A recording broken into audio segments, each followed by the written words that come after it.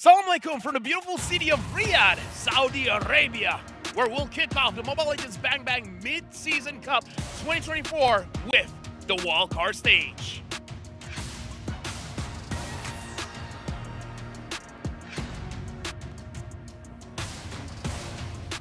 And hello everyone, welcome. My name is Good Boy LaFell, and I'm with Bad Boy Mergo, as you can tell from the hair. I don't know if my hair is considered bad boy. No, you're just bad. I'm just bad? You're just bad. Well, you're just good then, bro. I'm good. Good boy. Look at my hair.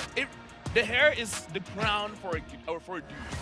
It is. It truly is the crown. And for you guys right now, we'll technically be able to crown the winners of Group A just today with 6 amazing best of ones. Yeah, honestly, this wildcard stage is going to be interesting. We got 2 groups where, again, we'll be showing you guys the format to really catch up, just in case if you guys have no idea what's going on for today, tomorrow, and the day after. Because after 3 days, we'll be looking at which team will actually be joining the top 16 teams in MSC. Well, you know what? Let's start with predictions here, LaFell, because we're going to be doing Group A, Oh, 6 simple, matches. simple, All right, simple. Group A, Group B is going to be Homeboys. Homeboys is not in Group A, bro. Homeboys is in Group B, I understand. But they're so good, they're going to Group A and then beat the rest.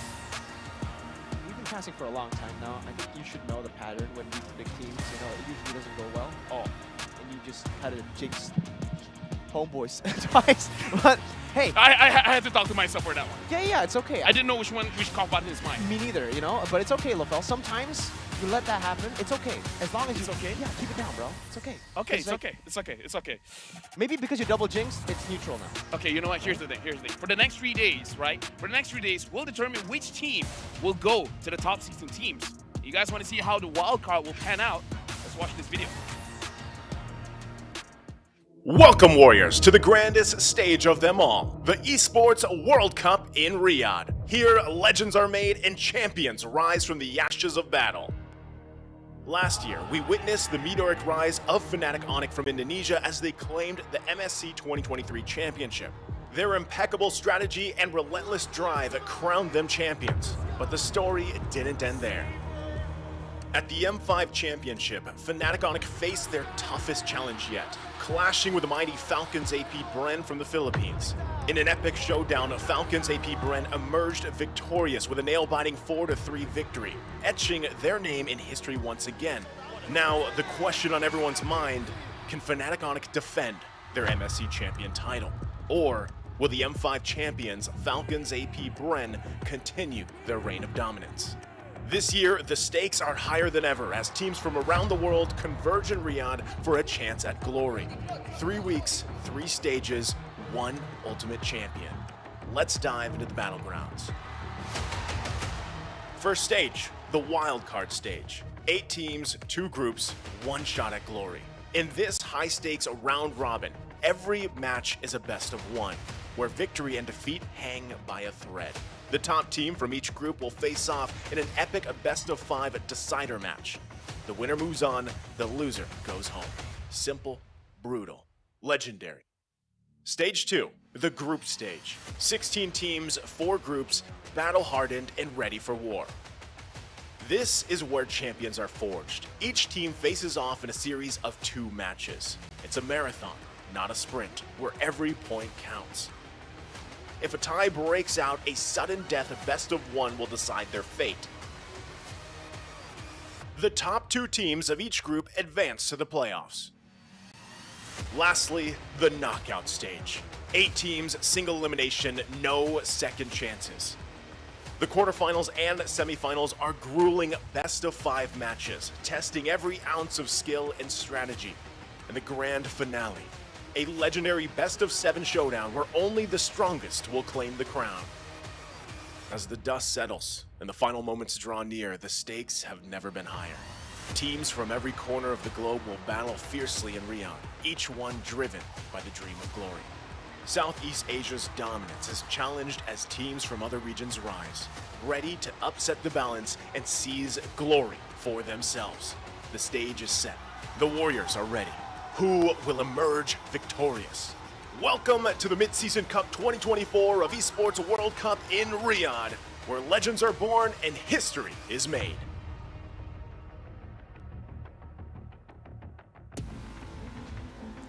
Simple, brutal, legendary. Shoutouts to Nice. So we got to talk about wildcard. Again, 2 groups, 4 teams. Only one from Group A, one from Group B, and then afterwards they're going to be playing a best of 5, where again, only one team will make it through and join the MSC. That's the simple part, right? The format, very, very simple to keep up with. It's a round robin, straight into playoffs, and then we'll have the first team, or the only team, rather, that would qualify to the main stage. But, man, the brutal part comes into that best of 1. Technically, even the main stage format is brutal, LaFell. Yeah. It's going to be, in a knockout stage, a single elimination bracket. So here, best of 1. Later on, single elimination bracket. And even in the groups, we're going to see 2 teams get eliminated from each group. Dude, here's the thing, like, the mental of the team is going to get tested because For sure. I heard that KBG are not good with that. Like, the moment they lose, they start going on a downward spiral. I hope, and the one that is actually bringing them up is Tracy and Saksa. So we got to talk about Group A, Xeno Zenith, Keep Best Gaming, Entity 7, S2G Esports, and for Group B, it's going to be IHC Esports, Train to Kill, Homeboys, Group Force. Now let's ask a simple question. Which group is the tougher one, and why is it Group B? You know, I think the question, why is it Group B? It's one of the questions of all time here. One of the questions of all time. If you take a look at the group itself, IHC, Train to Kill, Homeboys, Brute Force, the 3 teams with IHC, Homeboys, and Brute Force, I would say they're the top 3 teams that a lot of people are coming in in their heads, you know, with their expectations. Train to Kill, though, a lot of people in the community as well have just been talking about how great they were at team fights, and especially considering now in the meta, it is favoring those team-fighted teams, those damage output teams. TTK could be a solid dark horse, too. And now we got to talk about today's schedule. It's going to be starting with KBG going up against S2G. Afterwards, it's going to be Entity 7 going up against Zen, and S2G will be going up against Zen. But that's not all the matches that we have today. Those are only the first 3. Because afterwards, we will have 3 more matches. A total of 6 matches today, where we'll see everything from Group A. E7 going up against KBG, Zen going up against KBG, and then ending the day, it's going to be S2G going up against E7. And again, all these matches will be played with a best of 1. So it's going to be quite crazy. We're going to see the results of the group instantly on day number 1. And then later, day number 2, we'll get to see Group B unfold as well. And then the final day, it's done for the playoffs. Dude, with that kind of... I need energy. I need Rockstar, man. You know why? Yeah. Because you're a rock star. You're a rock star. Yeah, I need more energy. I need more energy. Tough, and man. I got that energy. We got to talk about the first team, right? Because I got to say, KBG, sweethearts. Because the last time I met them, it was during wildcard for the previous M series. And they say they apologize because they wanted to be in the top of groups. And they're actually apologizing like they couldn't reach their goal. And they're like, no, this time during the MSC wildcard, they'll bring it. But I gotta say, man, even Group A is gonna be tough for KBG. Yeah, for sure. I think it's going to be very, very tough for KBG. Group A, I think S2G and E7 are coming in as the tournament favorites or as the Group A favorites. Meanwhile, we have Xeno Zenith who improved their lineup as well, but I think we'll stick to KBG for a bit because in their lineup, they have 2 players that played on the M5 wildcard, but everybody else, it's a bit different. Yeah, and now we gotta talk about Keep Best Gaming, where coming in from China again, they have a lot, I don't know how to say it, they have been traveling, they've been screaming outside of China, making sure that they have more experience going up against Southeast Asian teams, and we do have to see Keep Best Gaming, how have they developed after their own run in their own region?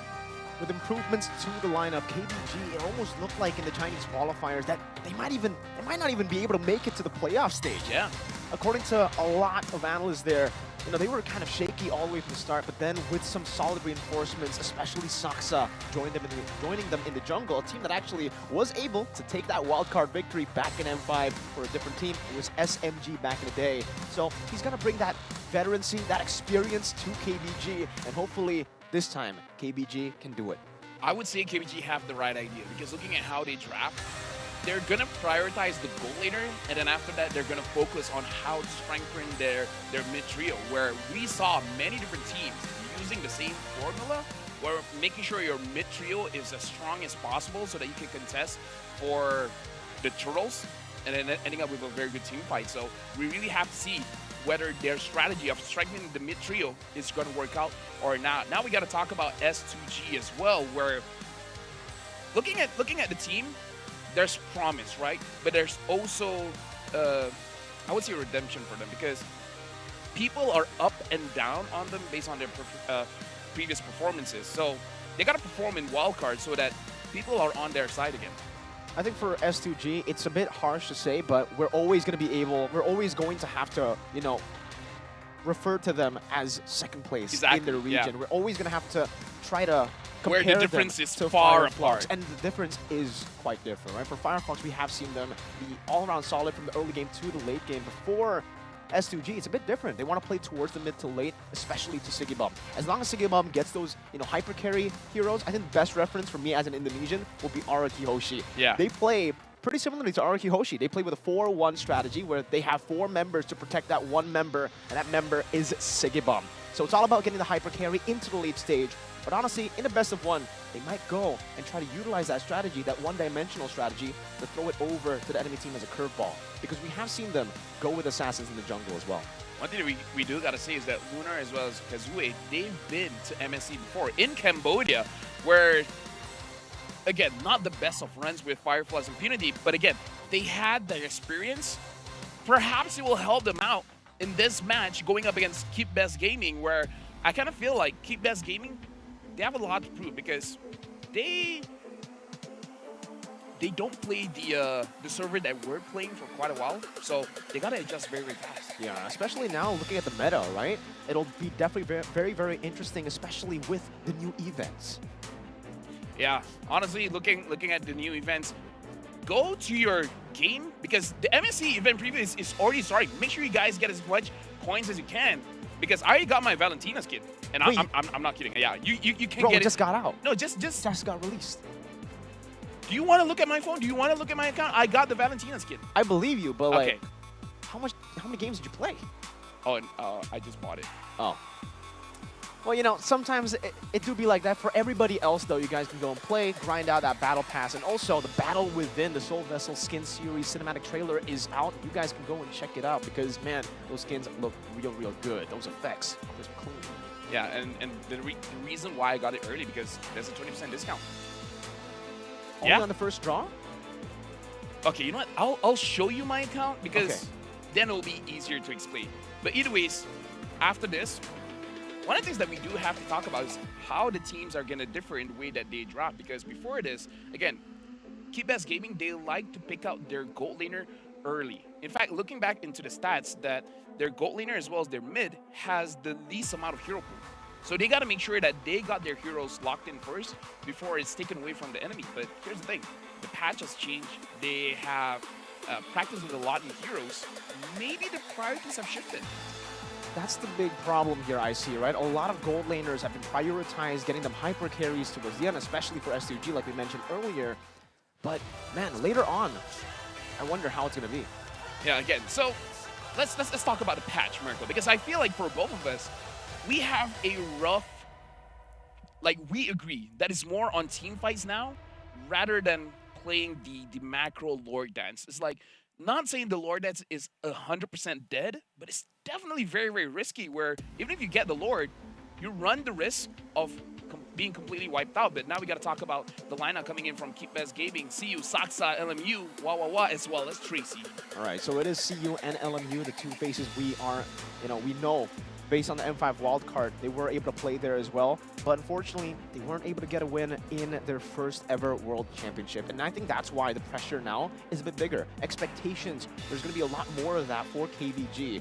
First year for China, everybody's looking at them as a new region. They're like, all right, first year, they're not really going to be a threat. Most people counted them out instantly. And yeah, with their performances, that's what it looked like. But now, it's time for them to shine. Yeah, but again, the first match going up against SDG is going to be very difficult for them because they got to increase the tempo somehow. Either increase the tempo or slow it down. Because going up against S2G, where going up against Sigibum has the potential to carry the entire team, you got options. Either you want to shut him down early or shut down the mid-trio, but we got to introduce the team. It's Lunar, Kazue, Begin, Sigibum, as well as Karo.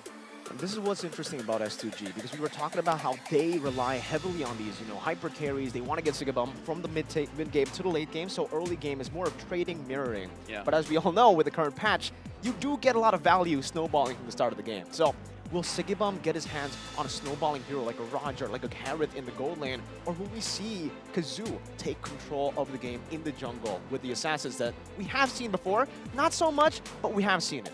Yeah, because again, Sky Piercer has been adjusted, but I personally believe that Sky Piercer is still a very strong item. The question is, do the teams want to put it on the gold laner or the jungler? Because again, if your jungler is a damage dealer, say a Link, say a Julian, say a Hayabusa, then might as well go for a Sky Piercer and just have your marksman to be the one handling the objectives. But if your marksman is going to be the one to carry the entire game, might as well get a tanky jungler. But we got to talk about a few things here. Zucian is a new hero, but will not be draftable in MSC 2024. So if you guys are wondering why neither teams are picking it up, it's not legal just yet. Sky Piercer as well. It has been lowered from 6% now to 4%, but after getting 8 kills, the maximum stacks is still the same of 12%. So I feel like the lethality is still good. It's just that the early game has been nerfed a bit, Mirko. Yeah, so you do get the snowball still. It's still an amazing item if you go for an assassin early game and you want to look for that mid-game power spike, but it is a bit tougher to get that snowball because usually 6%, it may look insignificant, right? It's a 2% nerf, but it's still quite massive, especially for a lot of the assassins who've been able to really abuse that. I call it the SPAs, the Sky Pierce abusers, bro. The spas. Warcry is good as well. Oh, Warcry. unlike Temporal Rain. Okay, look, I feel like Temporal Rain has its place, but based on our experience, Warcry is amazing in the side lanes, like the gold lane, the EXP lane. It makes it so that you guys actually win the lane, and some heroes actually proc it very, very easily. By the way, you guys see on screen, Beacon of Spirits, Zucian is going to be available on the 20th of June. So make sure you guys grab it. It's just not going to be available for MSC, but other next tournaments, it's going to be there. It's going to be legal. Going back, Warcry, amazing. Yeah, Warcry is amazing. I think we've been able to see a lot of different heroes play utilizing the Warcry, right? Even in lane. If you're a lane bully, I think it actually helps. Roger Yuzong. I mean, even in the jungle, technically, for the Lings, you know, these assassins, maybe not the burst type of assassins, but heroes like the Ling definitely get a lot of value with it. As long as you want to go for the longer team fights, it's kind of like a mini and a different version from War Axe, you know? In case you guys don't know, Warcry, after getting 3 stacks for 6 seconds, your entire damage, everything else, is going to be enhanced by 8%. And when I mean everything, it's like Yuzong, the Shah residue, the one that you're pulling from the enemy, even that gets increased by 8%. So exactly, right? Now that we have the 8% increase in damage, I've seen a lot of people try to combo it together with Focusing Mark. So you put the Focusing Mark on the person, you already get the additional percent of damage, plus the 8% again, and it creates, especially for assassins, a great way to pick off your opponents. This is going to be a best of 1, so we're going to give more time for the teams to draft. So we're going for a short break, but after this, it's going to be straight into the draft.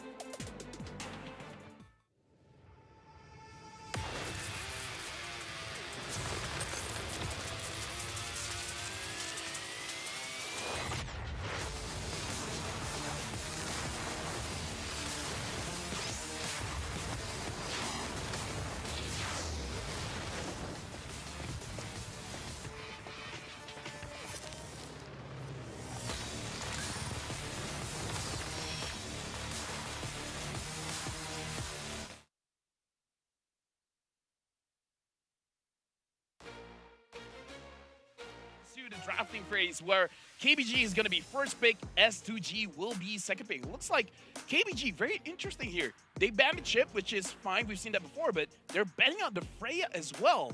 And S2G, they ban out the Harv as well as Louis. This Freya ban is very interesting. I mean, we have been seeing a whole lot of Freya, especially in my rank games, right? Freya is an insta-ban in the first stage. In Malaysia, we say Orangila. Orangila, or Metachiki, right? We've been hearing a lot of the Metachikis, but if you guys don't know, Chiki's like a, so it's like a cheesy, it's a kind of cheesy draft. You catch and kill, You catch a kill. And for the Freya, it's really good in the gold lane now, especially with the changes in the items, the fact that you can go for different ways as well to play it with different emblem sets, but they will go for the Chimp and the Mathilda. I have a question though. Loyi, Chimp, we've been seeing kind of a decrease in popularity from these two heroes, especially the Loyi with the Diversion nerf, but we're still seeing it here with the Roger still being the first pick prio. I think, by the way, whenever Roger's up for grabs, that is going to be first pick. I feel like Loyi is still respect because even though the Diversion has been nerfed, but the fact that you have this surprise element where you can catch your opponents off guard and then you win a team fight. And as we talked about, team fights are crucial right now, right? So even though the difference is 1 minute, 1 minute, 1 minute, but it causes a lot of problems for the enemy where they just don't know where the engage is coming from. And now we got to go back into the draft where KBG picking up the Roger. Incredible flexibility, can go in jungle, can go in the goat lane, and prime hero for a Sky Piercer, right? So it's a good spa user.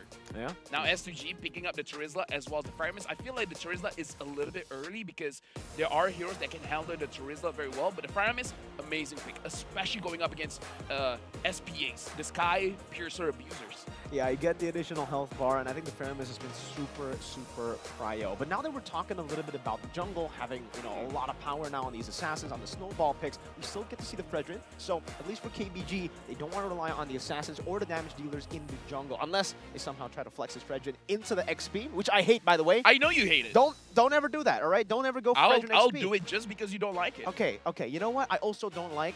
Well, actually, I do like the Charizla. I wanted to go, you know, in the opposite way. Because the Charizla. Okay, so here there's a big positive and a big negative to the Charizla pick, I would say, in this meta at least, right? Because with the jungle getting a lot more diversity, we're seeing a lot more crazy picks. The XP has suffered. Now we're only seeing Charizla, Yuzong for the most part. Those are the matchups that we see.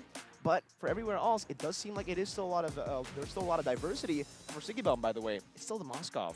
We saw a little bit of the nerfs coming into the Moskov, and it's still a mid to late game hero. You do need a lot of resources to get going.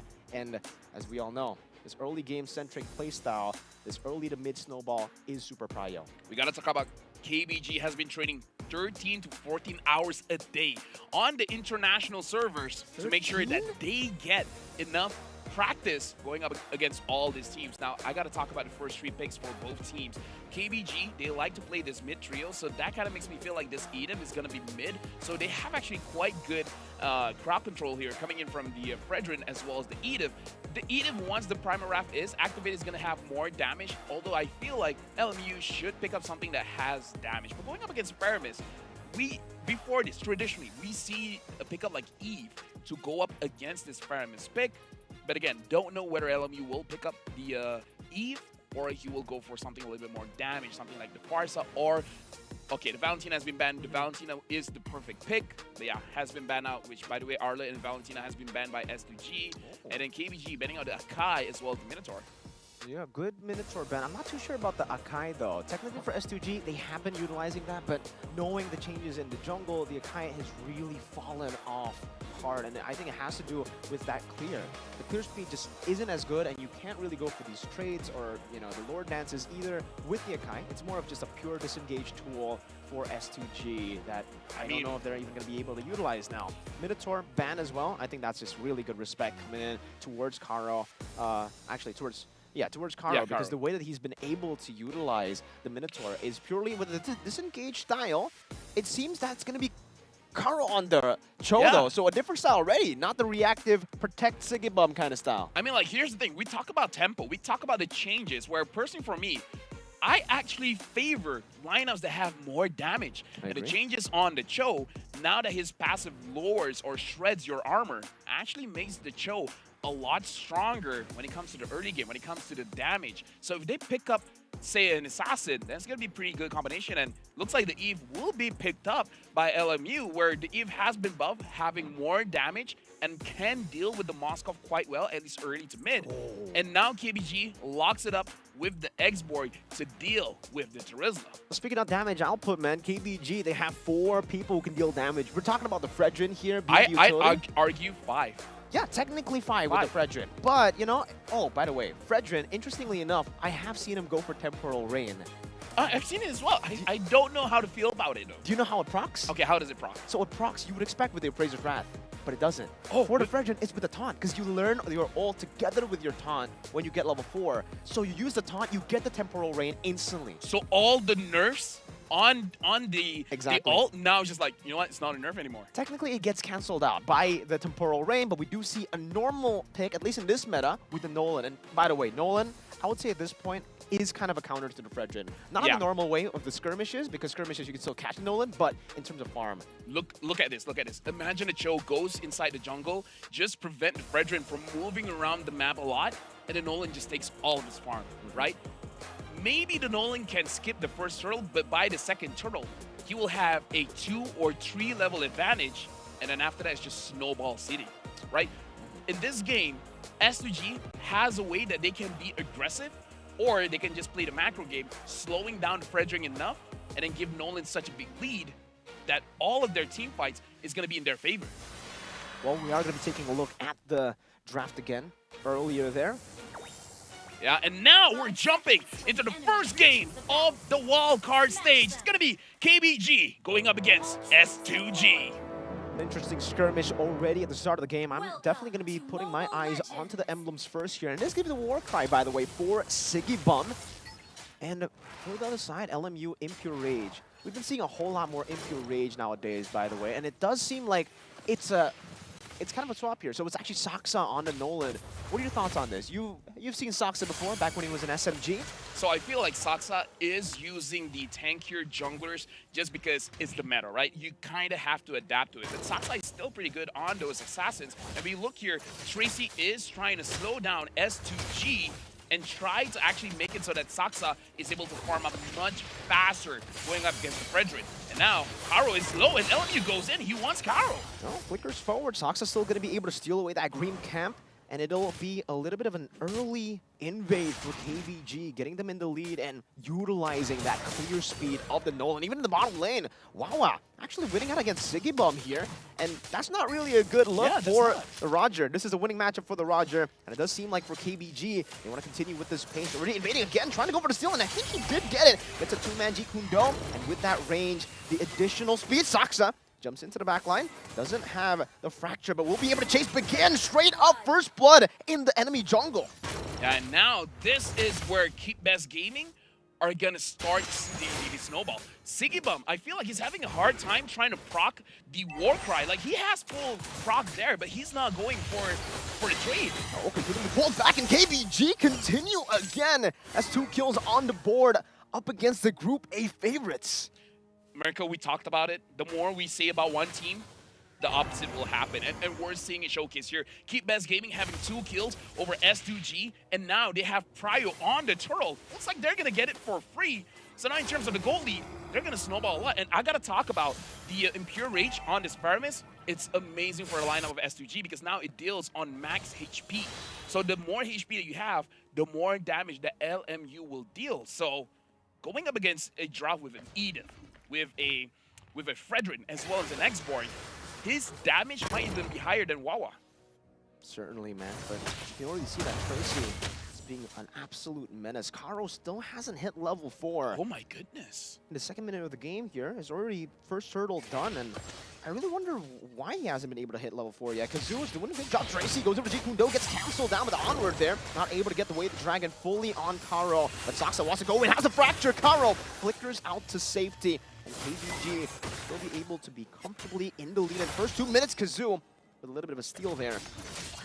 You know what's uncomfortable here is that seeing a tank jungler getting bullied inside of his own jungle. We don't see this a lot, and that's why we usually see the tank junglers being the prio, because you want to make sure that you have a good time farming up, and even if you lose farm, it's completely fine. Sigibum, as of this point, looks like he's having trouble, but LMU already using the ult. On the way, the Dragon straight into the fracture. Saksa to be able to pick up 1 kill. Now Spirit Destruction doesn't connect, but Kazoo's still going to be caught now as the passive keeps on going. Praiser's Wrath connects into LMU, and Kazoo's able to get out. Now Tracy going for the chase under the turret, looking for the last kill onto him, but it will just be Tracy traded in. A bit of overextension. It's just a roamer traded in for 2 members, as some of these skirmishes in lane are actually looking all good for KBG. Yeah, looking very good, in fact, for KBG. Now, in terms of goal difference, it's 11.6 for KBG, 9.7 for S2G Esports. Now, the thing is, S2G, they still have a way to come back into this game. Let Lunar have 2 items. He has War Axe. It looks like he's skipping the boots. After this, perhaps he's going for the Immortality. After the Immortality, he can start going for the more aggressive fights. And then maybe they can do something about it, because for now, S2G is losing all the lanes, but they're rushing this turtle. Try to get it now with the Fredrin. Tracy jumps into Jeet Kune Do, gets out with the Shunfu as well. Now Karo has the primal wrap, but that's going to be penalty zone, locking him down with his way. The Dragon actually brings them back all the way to damage for destruction as well, and that's going to be a steal for Saksa. Begin getting knocked up, and now straight into the collapse of KBG. 7-1. That's a good Shadow Stampede to bring Kazoo out of the turret as KBG continue this straight into the mid lane, giving Wawa all of the hits as Tracy zones him in the back. fact, I like the tempo that Kickbass Gaming is playing. They're picking on the pace, making sure that they're moving around the map very, very fast, and slowing down S2G at the same time. I gotta say, this strategy is working very well because of Tracy. The fact that Tracy slows down the mid-tree of S2G, giving so much space for Saksa as well as NMU to move around. Like, he might not be the overall MVP, but for setting all of this up, Tracy's the MVP, man. For sure, all the way from the start, setting up that steal on the green camp for Saksa, enabling him to be able to just farm and path up so well. He's 2 levels up on the Fredrin. Should just be down to 1 now as the 2 picks up the green camp again. And Sigibum is really struggling to get that snowball. LMU now as well having the glowing wand, so the healing coming in from S2G is not really going to be there. Tracy at this point, he can go for the pickoffs because Saksa has a lot of damage, and Saksa now has the Sky Piercer. So if we think that the early game is good, it's going to be much better. Thunder Strike, Sky Piercer, that's a lot of damage. It does seem like now the Purple Wolf is going to be invaded. Karo already down to a quarter of his HP. Will be able to regen back to half. As KBG continue this, poking onto the purple buff, goes for the steal, but Kazoo will be able to time that red tree a bit better than Saksa to recover. But it's still a 5,000 gold lead almost for KBG as they continue to scale up. And that's what's scary here. The Moscow, he can get to that late point very, very soon. Here's the thing. I kind of feel like S2G, they need to move as a team very, very fast. If they can get a kill onto Saksa, Saksa is 5-0-2, so he has the shutdown goal. If you're able to shut down Saksa, your entire team, this goal difference of 5,000 can be lowered to 2,000, or, you know, worst case scenario, 3,000. And at that point, there's still a big fighting chance. So for this turtle, I feel like for S2G, instead of focusing on the turtle, try to get Saksa. If you get the shutdown goal, it's big. Keep S Gaming can get the turtle, doesn't matter. Kill Saksa. That's objective number 1. Okay, but in the bottom lane, we can definitely see already Wawa dealing a whole lot of damage. Frog Armor taken out, forcing the last Insanity before the team fight even starts. And Tracy finds a way to drag and brings Begin back to the team. See you doing a good job in zoning them. KBG, Spear Destruction up top. It hits, and he goes for it. Now with the Spear of Misery as well, forcing the Purify out of Sigibum. Won't be able to go for the turret. Wawa continues this chase, has another Abyss Walker, but he decides not to overextend. A free turtle over to KBG, and Kazoo is going to be able to secure that now. Saksa puts on some damage. Karo as well in the mid lane, forced back, and that's going to be a free tier 1 to KBG. This is not good because S2G, the way that they draft, they have the X4 to go up against the Terizla. They got the Roger first pick. 100% they wanted to win the lanes. The fact that they did not win the lanes is very tough. Buff given. Begin still able to steal it away, but look at the damage just from the Ghost versus Lapel. Oh, Karo goes for Earth Shatter now, gets knocked up. No. Oh, even Kazoo gets cancelled. Dash away from that onward, or rather from that Zukindo with the onward. And LMU continues this with the Stampede. That glowing wand, man. Let's talk a little bit about that, right? The new changes to the glowing wand, you kind of have that NOD effect as well. Now you got the life bane, so that the healing, the sustain coming in from S2G is going to get cut in half. The shields is going to get cut in half. And you still have the glowing wand passive where you're burning your opponents for their current HP. So even you're trying to recall, it's going to be very, very difficult. And now looking at the items here, 3 items for Saksa, a lot of on-hit damage. And looking at the Moscow, he's just a few hundred gold away from the Demon Hunter Sword. And now he's completed his Demon Hunter Sword. So in terms of power spike, yikes. Keep Best Gaming has hit it. So now they can do whatever they want because they are at an end game point. Okay, Tracy walks up again, just trying to zone them away. Lunar's doing a lot of damage. By the way, Wawa, the fact that he hasn't hit the DHS before, and it kind of looked like he did already. Oh, yeah. Dealing so much damage. Lunar is so far behind the XP lane. Down, onward. Oh, no, not able to connect there. Not even able to go for the Earth Shadow. Gets pinned down to the wall by the Spear of Misery, and LMU just bursts him down with a Ghost Burster. Say goodbye to the Faraga armor. 2 Spear Destruction. I don't think he wants to take it, though. Just wants to go for the turret in the bottom lane. That's another tier 2 with Karo dead right as the Lord's going to spawn in the game. You know what's the difference maker here for Wawa? Is that he has the Inspire, man. Usually in tournament play, we see the Flickers. We see the Purify. So Wawa understands that he has to go big or he's going to go home. So he goes for the Inspire. And I feel like the Inspire is the reason why he's been winning the lane. And in the team fights, even without the Demon Hunter Sword, you see a lot of damage. And he's very generous at proccing the Inspire whenever a fight looks like it's going to break out. He will use it just to zone people away. I think now, for Sigiboom, the fact that, you know, he's down, he only has a Windtalker and a Sky Piercer. Not even the Endless Battle just yet. Meanwhile, the scaling hero. Wawa on that Moskov. Hold up, LMU walks up the Stampede. Tracy's doing a good job. He's getting out of these taunts. Earthshatter DCC with the Shun Fu. And you know, we've had a talk off stream about how good the Cho is. Yeah. As XP or as damage dealer, but now as a roamer, it seems, is it Prio, Lapel? I feel like it's only Prio because Cho is one of those heroes you can't make a mistake on. So if you're really, like, if you have 300 games on a Cho, yeah, Prio, definitely. Okay, so these turrets, that splash gonna be they're gonna be able to get rid of it before the Lord even spawns in, by the way, or actually charges in. So KBG have a very, very good road. Wawa, they're gonna go for the Spear of Misery onto Sigiboom, forcing him back once again. They're gonna go for the siege now. That's gonna be a good Earth Shatter and an armor combo. LMU forcing hop into Netherrealm. But look at the base turret, already taking very low in the back. Oh, it's a fracture for Saksa as the penalty zone knocks them down. A Spear of Destruction now pinning them down into the wall, but it's gonna be a good taunt there, and it will take Wawa down. Kazoo, that damage just chunking him down, but he's still able to survive. One tier 1 up top taken down. They're gonna go for mid lane as well, but now Sigiboom wants to go for chase, has the Lycan Pounds, gets kicked back by Tracy. An amazing disengage as they pick a base turret off. First Lord, Blast and Salmon in the 1v3 with the Farago armor. Tracy's still able to get Kundo out of it. That additional range. Dude, the extra 20% range, it helped out a lot. Tracy was able to survive with the Jig Kundo, and I gotta say for Keep Best Gaming, good news, bad news. Bad news, yes, Wawa got taken down. The good news is that he did not have any kills. So even though he was taken down, he didn't transfer any shutdown gold. So now we see the goal difference. There is not much goal difference that S2G was able to get back because now it's still around 8,000, 9,000 gold lead for Keep Best Gaming. So it's still them controlling the entire map. So if Wawa had 3 kills, perhaps they would have swung for S2G. But the fact that he had 0 kills, not much has changed. Interesting. Trying to walk up here, Kazoo doing a good job of consuming them and holding them off, but it's 10-3, a 9,000 gold lead in the first 11 minutes of the game as they just play it so disciplinedly at this point.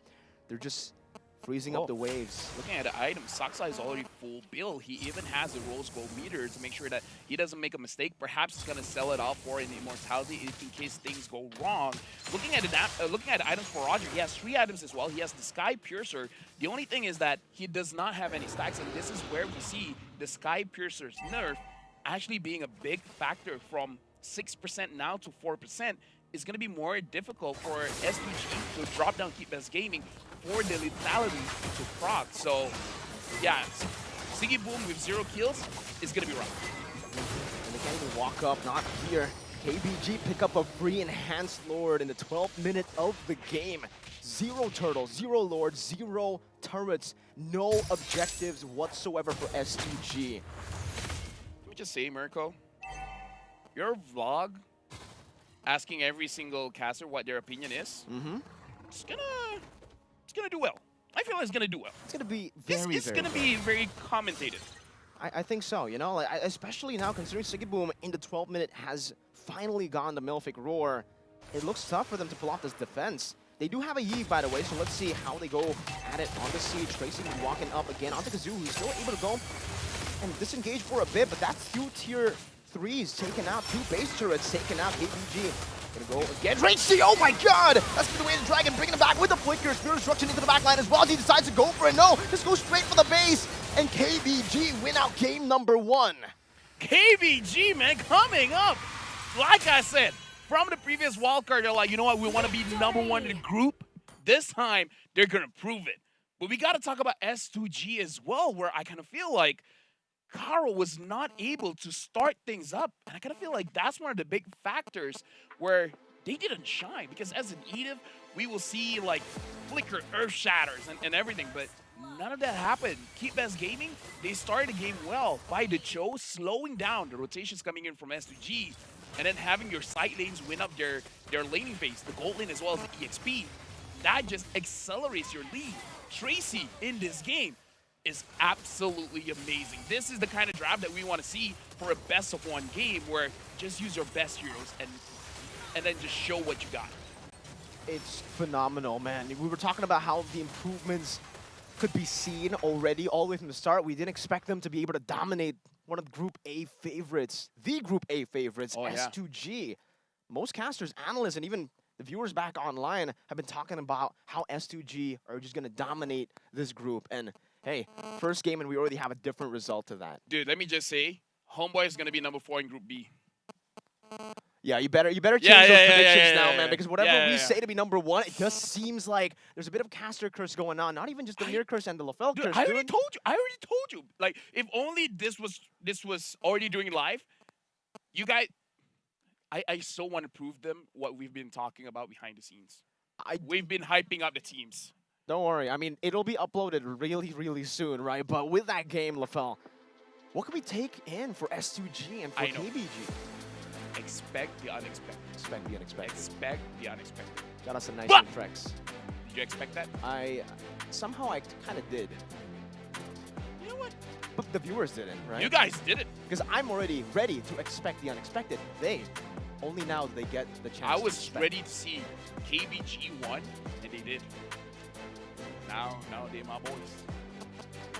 That's a bit of a switch up, ladies and gentlemen. And he did not say that beforehand. I said that 100%.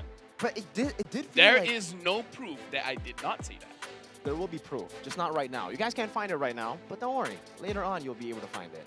Anyways, LaFell, S2G, KBG. It also feels like KBG were playing in S2G's way that we were talking about, right? They want to go for a hyper carry hero that scales off in the mid too late for Sigiboom.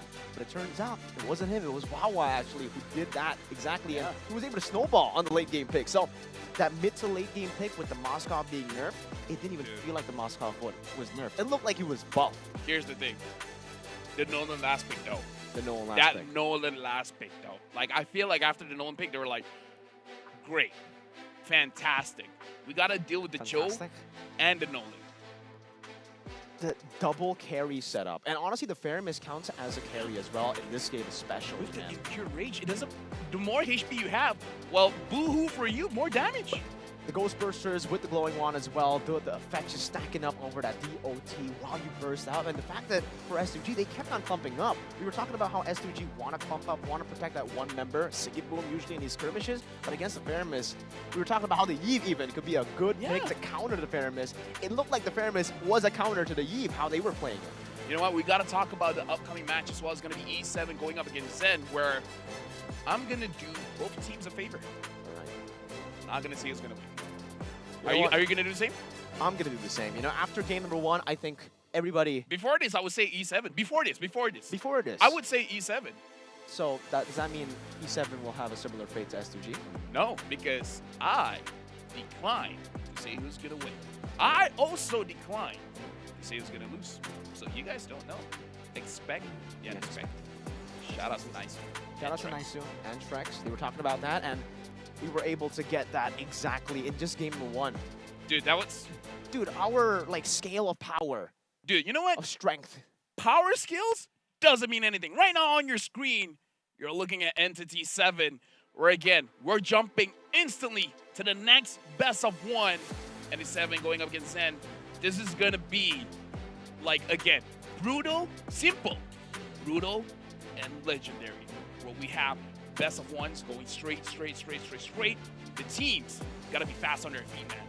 Oh, they certainly do. I think game number 1 was proof that right now it's all about the early to mid game. It's not about how you scale in mid to late. Even with a hero like the Moskov, it's not how we're used to seeing the Moskov, right? For the Moskov, usually you expect the Moskov to actually go and clear up, go and farm, wait till those 3-item power spikes. But because you have a Spear of Destruction, it technically already makes you an early to mid hero, depending on how your team plays it. Because in the first hurdle, if you do already have level 4, you can participate with your global ultimate with that Spear of Destruction. And that's what we saw. As long as he's participating in these skirmishes, he'll be able to get some gold, extra gold with the kills and assists that he picks up.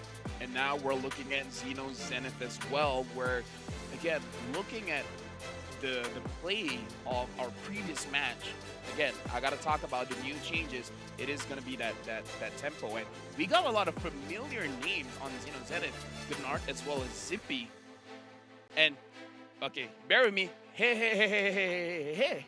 Well, I love Hehe. You know, I he's been in the love game Hehe. for so long. I think for Hehe, Joga, and Nart, they've been in the scene for so Yeah. long, man. I think they represented Vietnam already for in 2021 MSC. That was the first time I saw them. They were representing CyberX at the time, and the fact that they are still here and these 3 members are still also representing their country in a lot of different international tournaments, it's really cool. But they have reinforcements this time around. They got Zipix and Shocker as well, and these 2 imports have really given them, this team, a whole lot of a new level. I feel like imports in general always opens up more doors, right? Where you have one playstyle, you have one identity, but then bringing a different flavor, a different kind of salt, right? It's a different flavoring that really enhances the palate. Oh, hungry. The eataways. I feel like looking at the first game, the players are adapting very well to the patch. Oh, you nerfed the Moskov. We'll just put in a Inspire. It's going to be more dangerous, mind you. It's going to be more dangerous. But again, if you see the opposing side and you feel not threatened at all, it's like, you have an Edith, sure, but you're not going to catch me. Inspire all the way. If you can space out properly in these skirmishes, and especially if you already have an early to mid-game composition for the rest of the team, it just creates such a safe environment for the Moskov, and you can just go for the Inspire instead of the Purify and the Flicker that we are kind of used to now, or actually used to before. Not now, because maybe the Inspire is just the better option to go for now. You want to hear an interesting fact? Sure. Okay, let's go for this. Looks like Shaka is the leader and Big Bro, even though he's the shortest in the team. He's also the motivator of the team. He's the one that tells the team, like, let's go! I actually met him in the hotel, Oh, right? you So did? yeah, for Shocker and Zipix. I met them, and yeah, they're really cool. For Shocker, it definitely seems like him and Zipix, they get that synergy going, man. And if they both get that synergy, both get that snowball as well from the start, it'll be very, very scary for Entity 7. Because even based on the track record for Entity 7, that's what they've been able to play for. The early to mid, going for these team fights, forcing these skirmishes out of their teams. But this time, they want to do it. Let's talk about Entity 7. We've got Marquejo, Hide on Bush, Chan, Fury, as well as Erwin, where, fun fact for Erwin, back then he had to beg permission from parents to travel to tournaments. But now, his parents acknowledge his passion. Look at the hard work that Erwin had to do as the roamer of the team for the parents to be like, you know what? Chase after your dreams. Chase your passion. Yeah, I think I remember, you know, for Erwin especially, the fact that he was able to perform at such a high level. I think it was M4, you know, back then. With a different banner, obviously. It was Essaonce, if you remember, Lafel. And Erwin, Oh, yeah. he loves to go for these initiator picks, man. He's an initiator. That's his style. He wants to go for the Kufras, the Groks even, the big moment heroes. Here's the got thing. a lot of those heroes, I yeah. heard that he can use the Arlet very well as well. So the Arlet, like, again, we are more towards more damage. So if he brings that up, it's going to be pretty insane. But now we got to talk about Xeno Zenith. Hey, Joe, Shocker, Zipex, as well as Gnard is going to be the team. And again, a lot of familiar faces here where I still remember Zipex being a very good hyper carry for the team. And Gnard as well, I would say he's a pretty good initiator. It really is. I feel like for him being an initiator, it's amazing, but you guys are probably asking the same question that, you know, I was asking at the start. For Zippy and Shocker, the fact that, you know, these 2 members speak English, there's a Burmese import in Zippy, and it's a Filipino import in Shocker. How do they communicate with the team? And it seems Joe is the one that actually becomes the middleman here. He'll be the one to translate and to just go through the strategies with the coach as well. That was the first question for you for today? That was the first question I had, well, when I met them, you know, at the lobby. Because my first question for today was like, where's the toilet? I mean, We had different... I also asked that question today, technically, but that wasn't my first question. My first Right. question was, Where's the coffee? when will S2G qualify? You know, because I was expecting them to just stomp everyone. You know what? Rockstar. It's time for Rockstar. Time for Rockstar. So going for this game, I want more damage. Is that what you want to?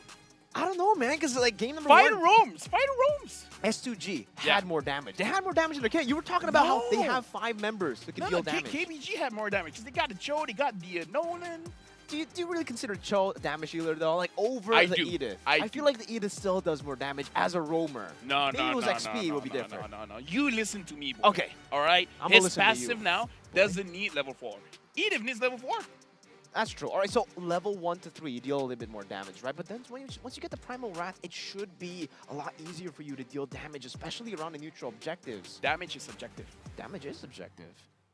Subjective. Maybe emotional damage hurts you more.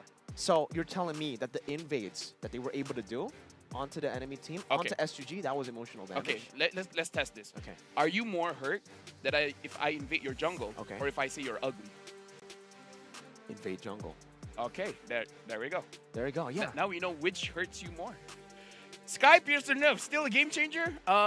Personally for me, if you have a better early game, Sky Piercer is a big changer. If you're putting the, let's for example, you put a Sky Piercer on in a time.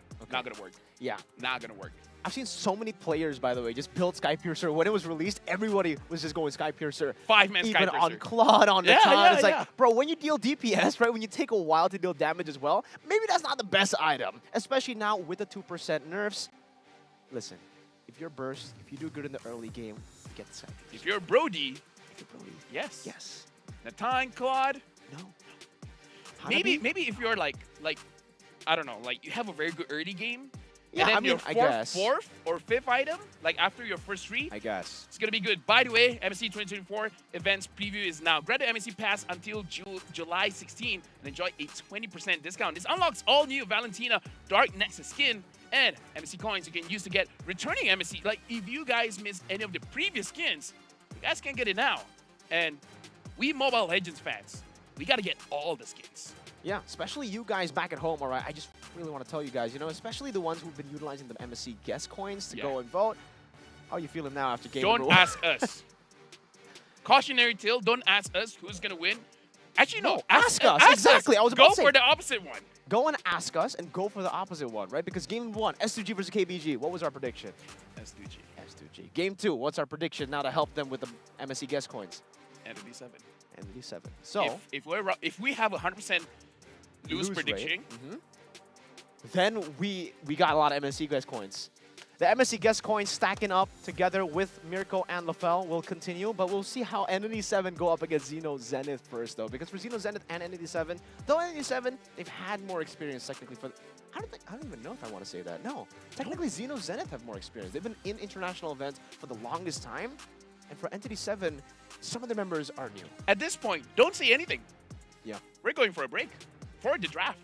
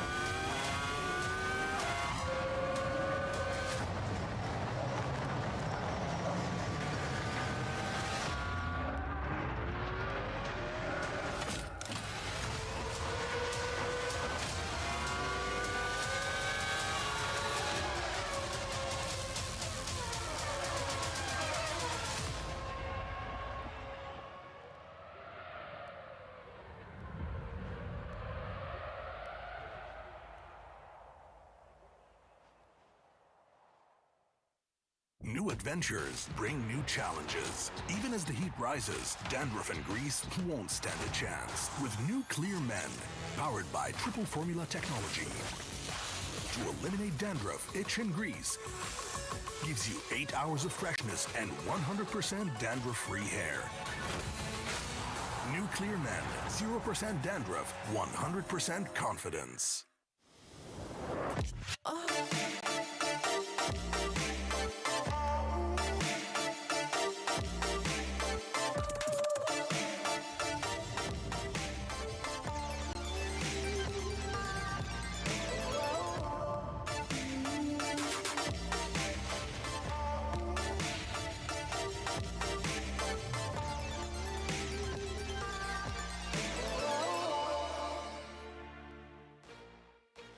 And we're back. And again, it's going to be the draft between E7 going up against Zen, where, again, quick reminder, this is going to be a best of ones. They gotta give their best draft and their very best gameplay. You guys can see on screen now. Both teams are getting ready. And you're back here with me, LaFell, as well as Mirko. They got one shot, man. And we did see that in game number 1, best of 1 as well. KBG were able to take the dub very, very dominantly. It was a convincing win. What was it, like 12 minutes? I think it was 13 minutes after taking that enhanced Lord as well.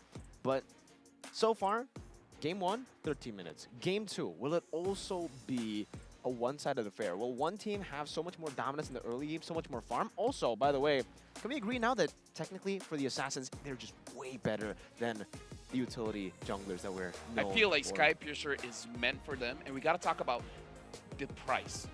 It's 1,500. Do you know the price of the boots? It's 700. 700.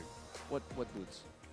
That's the average price of a boot. Like it depends. Yeah, it depends. Warrior boots is I believe like 720, and then the tough boots like 740 or something like that. But It's 700-ish, yeah. average is 700. Okay. You could actually buy 2 boots, or you could just buy straight up Skypiercer. It gives you adaptive damage and it gives you movement speed. So I feel like just to make it optimum, build the Skypiercer first item, have a very aggressive roamer that can set things up, give the kills over to your jungler, and then you can snowball. So to answer your question, we're going to see a quick game if an assassin is involved. If both are using utility junglers, then I feel like it's going to be a bit of a longer game, at most like 70 minutes. Okay, so at least here, when we take a look at Xeno Zenith, they are a team that actually are known to play it a little bit fast. But it's a bit different, though. When we're talking about how fast Xeno Zenith play, it's been fast, but through the gold lane, through the mid lane, rather than the jungle. Got it. I'm really wondering now if they still want to go for those assassin junglers, or do they stick with the plan that made them qualify to the wild card? Do they go for the utility junglers and bank on maybe a Harith or Roger? It didn't work too well in game number 1 for Siggy Boom, but that Roger also wasn't bullying the Moscow. Exactly. So I feel like if they get the Roger, play around the Roger, because the Roger is still a very strong threat. Even though it has been nerfed in terms of the damage to between his human form as well as his Lycan form, it has been nerfed. But again, if you get the Roger, play around your gold lane. Or they could just switch things up. Like, again, they had like a few weeks to practice. Maybe they just realized that if they want to go aggressive, maybe not a Roger, maybe something like a Brody, right? Maybe someone with a little bit more burst damage, so that the jungler just set things up, and then it'll be all good. Because I feel like we personally have not seen the full potential of every single draft for now. Like, I still remember Benny QD showed up on his Beatrix. Dude, it's amazing. Benny QD on that Beatrix, Skypiercer as well? No. No Skypiercer. Skypiercer, yes, but 4th item. So Fourth BOD item. first, Malefic Roar, Hunstrike. So it's all about understanding the situation, right? Yeah. If you get that snowball going from the start, even on heroes like the Beatrix, you want to go for the Skypiercer, but a bit late. Not the first item, unless technically you want to try to risk it all the way from the start, get that snowball. If you have a great matchup, maybe you could do that. But I agree, even for the Brody, you know, right as the Skypiercer dropped, I instantly went into the Brody. I played the Brody, spammed it, and it was great. But in pro play, the fact is, I think the big problem for a lot of these pro players and why they're not going for the Beatrix as much, the Brody as well, is because at this point in the gold lane, you want to go for marksmen who can actually flex their battle spells. If you're forced onto one, like the Beatrix Brody on just Flicker, it's kind of hard to go for that lane because there's going to be a lot of ganks into that lane. Yeah, so I really feel like you should pre-plan your draft to know what kind of gold laner that you're going to pick up, and then you decide your jungler. For example, we had a rule. It's not a clear rule, but basically it's like, if you're going to play a Claude, don't pick up the Assassin jungler. Like, for example, you don't pick a Ling and a Claude at the same time. Yeah. Because the Ling needs farm, the Claude needs farm. Is going to be very confusing for your roamer as well as your mid laner to figure out, do we funnel the jungler or we funnel the gold laner, right? So you usually be like, okay, one scaling jungler, one marksman that can save himself, right? But technically, that's what we saw for KBG. They went for the Moskov, needs farm, needs resources, Nolan as well. So I think it also really depends on how you want to go. I personally say Nolan doesn't need a farm. Nolan doesn't need the farm? He doesn't. Just want to go for skirmishes? No, I feel like what Nolan has to do is to out-farm you. Meaning, like, he goes for the farm, but not, like, hyper-farming. You know, he Not just, in the lane, just in the jungle. he and just invade. needs level 6 when you're level 4. That's Nolan's win condition. That's personally for me, because at that point, his damage is going to be scaling like crazy, and then getting the Sky Piercer. After Sky Piercer, all the other items are just trying to burst you down even faster than before. So personally for me, like, we can have our differences, but I feel like Nolan is about outfarming your opponents in the early game in the first turtle and the second turtle, and after that, do whatever you want. Yeah, I completely agree about the Nolan win condition being that you have to get a lead in the start, right? I think for most assassins, you want to get that lead as well. But honestly, it feels like in that game, especially in the early phase, you know, the Nolan, I agree. He goes for the invade rather than going for his own farm a lot of times, and he's able to get the space because of that roamer. So you have to go for a weak side in the gold lane a bit more. But sometimes, right, especially in the early game, you want to get, not the Claude, I think, you know, because the Moskov, he can get gold in different ways. We also mentioned that with the Spear of Destruction, not just purely on farm, you can go and participate in the team fights. So the Claude, the Natan, those hyper carries that are relatively more, you know, stationed in that one lane, yeah, it does feel like it's a bit tough. It's a good weak side still. Definitely. You can still do damage, and if you do get to the late game, maybe you can be the secondary carry. But it's all about the trio mid, I feel now, yeah? Yeah, I feel like the roamer as well, because here's the thing. Wishing Lantern is a good item going up against tank junglers, but I haven't seen a lot of pro teams using the Wishing Lantern. Like, we hear from players saying, oh, it's a good item. We haven't seen it being built just yet, right? Yeah. Right? Now, the thing is, I kind of feel like with how things have been shaping up, I feel like roamers with more damage or able to start a fight easier is going to be the prio. Yeah, so something like the Cho has more damage, Grok has more damage, Arlet has more damage, Edith at level 4 has a lot of damage. I feel like these are going to be prio. If you're good on picks like, say, a Kufra, where you can set things up, then perhaps that could be prio as well. Yeah, I think it definitely favors the proactive roamers over the reactive roamers. Like, even the Minotaurs now, you can still make it work, don't get me wrong, but it's just a bit harder to make work. It's almost like they have to start first and then you do the second. Exactly, especially because usually when we see the Minotaurs, all this, you know, for the reactive roamers, they're really good because you're already on the neutral objective. You want to play with the Lord Dance and you want to force them to jump into you. Not the Lord Dance, it's a bit harder to do. We haven't really seen that, by the way. We've seen 2 uncontested Lords in game number 1. I would really love to see the damage that the Lord can produce, because from the games that I've casted with the patch, these utility junglers, these tanky boys, these beefy boys are getting shredded down by even the first Lord. Let's just say one thing, right? Let's just say one thing, that the Lord is worth it, right? The Lord is worth it. But going for the Lord has its risk, where I kind of feel like if the opposing side is still... Okay, I have a general rule. If you want the Lord, burst him as fast as you can. You have a 10-second window, because after 10 seconds, it's going to be true damage. That physical penetration is going to be 100% true damage, right? So if you have enough damage to burst the Lord in under 10 seconds, go for it. If it takes you longer, say your jungler wants to hold it, and then everyone else is going to spread out, your jungler is going to take way too much damage, and then you lose a very crucial component of your draft. So I feel like for teams, if they see a situation, the opposing side is top lane, the Lord is bottom lane, we can burst this Lord in 8 seconds, go for it. If it takes longer, just wait. It's all about committing now, right? Yeah, Making a decisive decision. It's all about being decisive at this point of the game with this meta as well. If you can burst it, you go burst it. If you can't, you're going to be punished for it. And that's why we're seeing so many different utility junglers still try to go for the Lord Dance, but ultimately get shredded down to a quarter of its HP, and it actually just gives the advantage that you had over to your opponents. It doesn't even matter with the lead. Like, if you have a 2,000, 5,000 gold lead, it's, like you said, true damage after the first few seconds, and if you can't handle that, it'll be a comeback, I would say, mechanic that the enemy team could use to take the team fight. Like, here's the thing. Say Abaxia. In the previous patch, the Abaxia alone can hold on the Lord, right? All good. But Now, it's like the Baxia and the healer. So I feel like that's the big change, where if you want to do the Lord Dance, you need someone to top off your jungler. To the point where, personally for me, if anyone, absolutely anyone, this might sound crazy, if anyone is supposed to hold on to the Lord, is the marksman.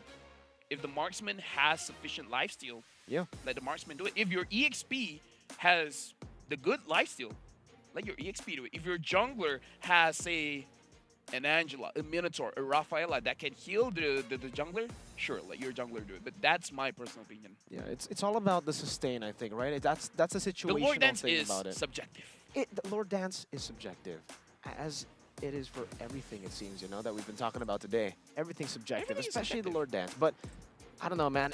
I think, yeah, I mean, it really depends on the marksman having the sustain. Because if the marksman doesn't have the sustain, you're putting yourself in a very, very tough spot, in a spot where you're very vulnerable. But it seems we're already getting ready. Yep, now we're jumping into the draft. Xenozenith is going to be first pick. Entity 7 is going to be the second pick. Looks like the Edith is going to be the first ban here. Understanding that it's going to be a very strong roamer / EXP laner, so they're going to take it away. The chip has been banned. Personally, looking at like all of the games, I feel like Chip, Louis, as well as Harif is going to be a second pick kind of ban. So the first pick has a bit of an advantage here. Okay. We're already seeing a little bit of a difference here when it comes to the bans. Zenith actually taking out the Edith and the Angela very, very early on. And this is what we're actually a bit more accustomed to, I feel, Yeah. right? For the red side to be the ones to ban out these prio picks like the Chip, maybe still even the Luo Yi. Even, honestly, for me, though, the Luo Yi, I don't think it's as prio. I think it's You feel prio like- still for like lower tier games, but top tier, I feel it's very, very easy to punish the Luo Yi. Because back then, at least, with the cooldown being so short, you can actually just spam the diversion Yeah. over and over again. Yeah, you can go for a lot of these creative angles, and you can also feint. You could use it to open up the map. You could get vision with it, but obviously, you can just send one member a few times. Now, you're kind of forced to think about it as a big ult. It has a big ult cooldown, which it should have, by the way. I like the nerf. It should, I agree. But it just makes it much more readable. Once you use it and you don't get what you want with it, you get punished for it. Okay, I see it now. Xenozenith, they ban out the Valentina. So they're asking Entity 7, which do you want to ban? Do you want to ban the Faramis or the Louis? Because Xenozenith, they're going to take either or. And I kind of feel like they want to first pick the Faramis here. Like banning out the Edith, banning out the Angela, as well as the Valentina, I feel like they want more sustain. So I feel like the Faramis might be the first pick, and if the Faramis gets banned, they might just pick up the Louis. Definitely. With the Valentina ban, it definitely makes sense that they want to go for something like the Faramis here for their first pick. And again, it's all about getting that mid lane also a little bit ahead for Zenith. For E7, though, Hide Bush really loves to go for the jungle, for the assassins as well. So getting the Faramis, we've actually had to talk about this even before, I think it was M5, where we're talking about the Faramis. On paper, it should counter these assassins like the Hayabusa, maybe perhaps like the Nolan, but in execution, in practice, it's a bit different. If you're able to bait out the Nether Realm before the fight even starts, it makes the Faramis technically useless. Yeah, so let Xenozenith pick up the Faramis, and then you yourself pick up like the Hayabusa, where the Hayabusa's farming speed now is about the same as the Nolan, so you know it's very, very fast. But it looks like, no, they're actually going to go for the Roger, but are they betting, are they like letting Entity 7 pick up the Faramis, and then they're going to counter with, say, like a Yuzong or a Lapu Lapu, or maybe they want to show that they can actually counter the Faramis with the Hayabusa? All right, so the Roger is just that prio at this point, right? It's so flexible with the Roger. You can go in the jungle, you can go in the gold lane. I have a quick question for you. You like jungle Roger more or gold jungle? I feel like with Sky Piercer, I kind of prefer him in the jungle, just so that he can join Agreed. more fights. Yeah, I have to agree, man. I personally like him more in the jungle. You're more active around the map early on, and you do get going much earlier compared to the gold lane, where you're kind of forced to farm, but the Luo Yi being left open will mean that E7 will be able to take it together with the Minotaur. We were just talking about how Erwin is a initiator, likes to go for these initiators. Technically, with the Luo Yi, does that make him an initiator with the flanks? If he does get a creative angle, he could be an initiator with this Minotaur. Honestly, with these first two pickups here, it identifies to me that they want to go for a tankier jungler, perhaps something like a Baxia. Because, again, with a healer, you can actually do the Lord Dance. Again, it's not as good as previous patches, but it's definitely doable. And Xenozenith, they pick up the Ling as well as the Terizla. Without the Angela, this Ling is going to be a little bit riskier, But again, still going to be pretty good. But looks like NT7, they're going to lock down the Moscow. So we will be seeing a Roger against Moscow again. Another Roger versus Moskov in lane. Theoretically, it should be a win for the Roger, man. Early game, especially considering, you know, early on we did see the Warcry. All right, another question, Lafel. Do you like the Warcry on gold lane Roger, on jungle Roger, or both? I feel like both, because I feel like Roger has a lot of ways to actually stack up the War Axe, because even with basic attacks, he can trigger the War Axe, and then afterwards change into the Wolf form, having extra 8% more damage, and then you just do a big burst just that way. Okay, it's going to be the Tigreal ban here coming in from E7, respecting Xeno Zenith and how they can actually lock some of these members down. So far with the Terizla, together with the Ling and the Roger, it's all about trying to dive, force them into the skirmish, and pin them down in the skirmish for the Assassin to deal damage, for that Roger to deal damage, and already you need to get rid of the Masha. When you have a Roger, Masha is automatically one of the biggest threats to you, because unlike, you know, usual marksman, you can't go for the Wind of Nature. Well, you can, but, you know, the duration isn't as long, and you do get punished a lot easier by the Masha. So I think that's a very, very good ban coming out. Good Grok ban as well here. Yeah. Together with the Tigs, we're talking about those picks. After I saw the Grok ban, I'm like, you know what? That's a very good ban, because having that pickup with the Ling, with the Roger, he can influence so much of the game, so that's a very good ban. The Barat's ban as well. Looks like Xeno Zenith, they're thinking this is going to be a tankier jungler.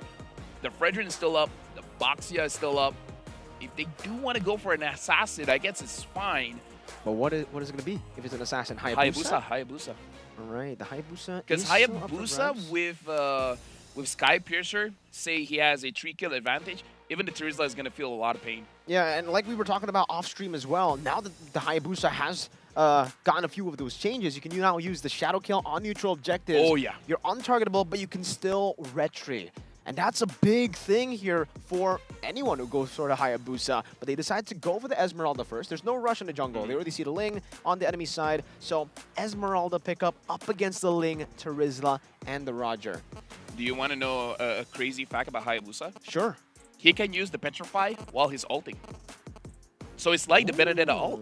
So the people that he's hitting, he can Petrify all of them. So you can get a 3-man Petrify with the Ogi Shadow Kill. That's an interesting fact, right? You know, crazy fun facts with Lafel and Mirko. Crazy fun facts for you guys, ladies and gentlemen, back at home. Maybe you might want to go to play, you know, some of these heroes like the Hayabusa in the gold lane, because back in the day, it was actually playing in the gold lane. Chiku is a pioneer. He was just too early for his time. It was too early. It was too early. He just had to wait for those changes on the Shadow Kill, and maybe now he would have made it to MSC, right? But okay, let's go back to the Ruby pick and the Vixana. Xeno Zenith with the Ruby and the Vixana pick. Now, I think it's all about overloading E7 with CC. Again, just the same strategy. A lot of damage, a lot of CC to lock them down and pin them down for the Ling and the Roger to execute. My only fear is that this Esmeralda could be a potential problem for Xeno Zenith. I'm just worried that the damage coming in from them is... Because even though Esmeralda has been nerfed, it's like a has been nerfed. It's a proactive nerf, because with the Thunderbelt changes, with the new Clock of Destiny, the Esmeralda actually pops off, and now the Dire off. So again, we're looking at lineups where both teams, they're just asking the question, who has more damage? It seems that's the name of the game, man, from game one as well. More damage? That's what we saw, and we were talking about how damage output wins you games. All right, so quick question here, E7 versus Xeno Zenith based on the draft. Who has more damage? You know what? That's for the comments down below. You guys can let us know. These guys are experts, Mirko. Let me tell you, man. If you want to look for advice, go to the comment section. That's where you find the best advice. Oh man, you know, this is we were agreeing a whole lot, Lafel. This is the first time I'll have to disagree. I'm sorry, man. But I've seen even my own live chat. They're not even, you know, normal sometimes. But it's okay for you guys. You can also just voice your opinion. You know, it might be wrong. It may be being wrong. right and wrong is subjective. Exactly. That's what I was saying. Expect the unexpected. It's as easy as that. And right now, the drafts are they expected? Are they unexpected? The Dairoth wasn't. They are unexpected, but expect the unexpected. We're jumping into this game, and we're starting with a pause. And there we go. Expect the unexpected. Expect the unexpected. We go into the game, you know, we got that camera and zooming in all of the moments. LaFell shouting. The producer. The producer. The producer understands. Understands. Expect the unexpected. Exactly. Pause. You don't see that coming. You don't see that coming. None of you guys saw that coming, Skibidi. man. What? Skibidi. Did you just say skibbity? See, you didn't expect that. I really did not expect that. Yeah. Not coming from you, man. You know, like that's a. I'm Gen Z. No, I'm not. If Gen Z means like Z as in old, you know, the Okay. last letter in the alphabet. Oh, wow, you're going there. Yeah, yeah. Dude, I'm not that old, okay? I'm only like 45. Wait, you're 45? Don't act surprised. What, you have 5 years to live or what? Oh, dude. LaFell and Miracle, ladies and gentlemen. L&M. We're good ML. friends. We're ML. ML. We're ML. Yeah. We made that joke before, like years ago. Yeah, I when we remember were it. younger. I was younger. You were younger. I was too young, you You know? were- yeah. Speaking of young, these players are also just still really, really young. The fact that, Really? that Nart, Joga, and Hehe, they've been representing Vietnam. They've been representing their region for so long, and they're still like really, really young. It's cool, man. It's really cool to see these players. You're cool. You're cool too, LaFell. Oh, thank you know? you. You You know guys what? It's watching at actually- home, you're cool. It's cool, but it's also hot here in Saudi Arabia. It's amazing. We get the mix of both. So if you feel like you're too cool, you can Go step outside. Yeah. Exactly. And then once if you're feel- outside, you feel too hot, come back in. come back in. Dude, you know what? I love it here. Me too, man. Honestly, everyone has been very accommodating. Yeah, even the players. I think we've been talking to a lot of the players, and every We single got one cake. of them. We got cake just earlier, and it was from Zeno Zenith's coach. No, it was from Homeboys. That was from Homeboys gave us cake. Happy birthday, wasn't it for? It's for their coach, Coach Jeff. Oh, yeah, Coach Jeff. Shout out, Coach Jeff. Shout out Coach Jeff. Shout out Homeboys for giving us cake. We're having the time of our lives here. Yeah, every single player is actually enjoying their time here in Riyadh. It's been amazing, and I guess we could see from the games as well. KBG, especially. It doesn't seem like they've been enjoying a lot of the food. I haven't seen them not because it's not good. Yeah, it's but because good. they've been practicing 13 to 14 hours, and we definitely got to see that, bro. Like, what? The Dude. different level entirely that Hard they were. work pays off. Not always. Dude, don't be like that. I mean, You like, gotta be a motivator. You gotta be a positive person. all right. Okay. Hard work is relative. It's subjective, LaFell. That's true. yeah. That's true. I've seen people working for 10 hours and they get nothing done. That's what I expected from the 13 hours of KBG. I'm not gonna lie. Dude. Like when that popped up, I was like, oh man, they're up against S2G, but maybe I helped them in a way. No, you did not. I counted No, them you off. did not. No. No, we can't take credit for this. No, we No. legit can't. I want to. Believe me, I want You to. did. You were like, oh yeah, KBG. I've always been supporting No, them. listen you know? to what I've been saying. All right. I know we want to, Okay. but you can't. So now the we is not usable. Only I. Only you. Only I. Not you, me. Sometimes it's great to have 2 L's in your name, you know, because 2 L's make a W. Oh, yeah. Yeah. I have two And L's an in my M name. can also make a W, you know, if you just Yeah, flip just turn it around. around. Yeah, turn it around. Oh, that's why. Anything can be a W. Not anything. An O can be a W if you're creative. If you say you can't, then you're not creative. Shots fired. I'm trying to figure out how creative I can be to turn an O to a W.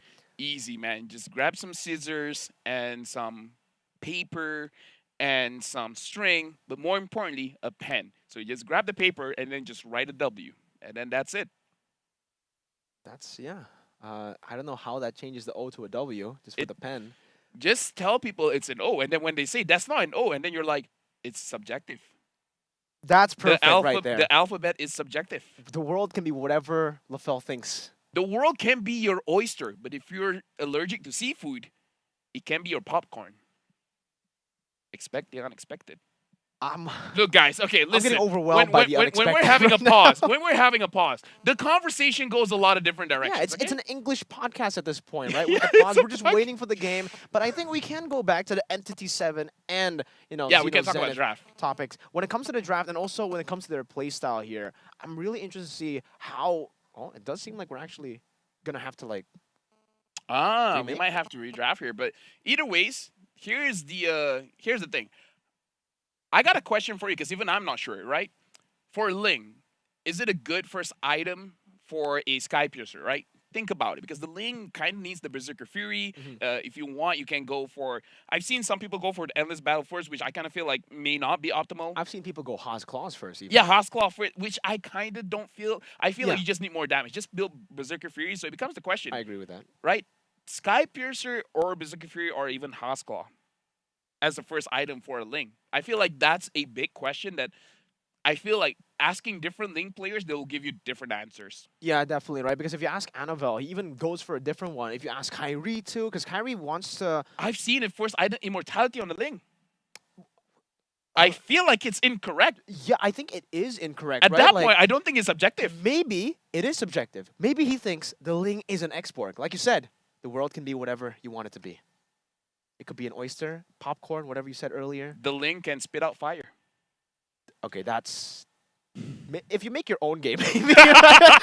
If you're a developer, you make your own game, yes, maybe you can make the Ling spit fire, but not in our... Unless they get a skin, which makes the Ling spit out blades fire. are on fire. Oh, that's cool. The blades are on fire. Yeah, at this point, right? There's a lot of different items, you know, that you can go for first, the template First for item, the yeah. Ling. But I think I can agree with you where I personally go for the Berserker's Fury and then maybe the Sky Piercer there. So you already have a little bit of damage, a little bit of crit as well in your itemization.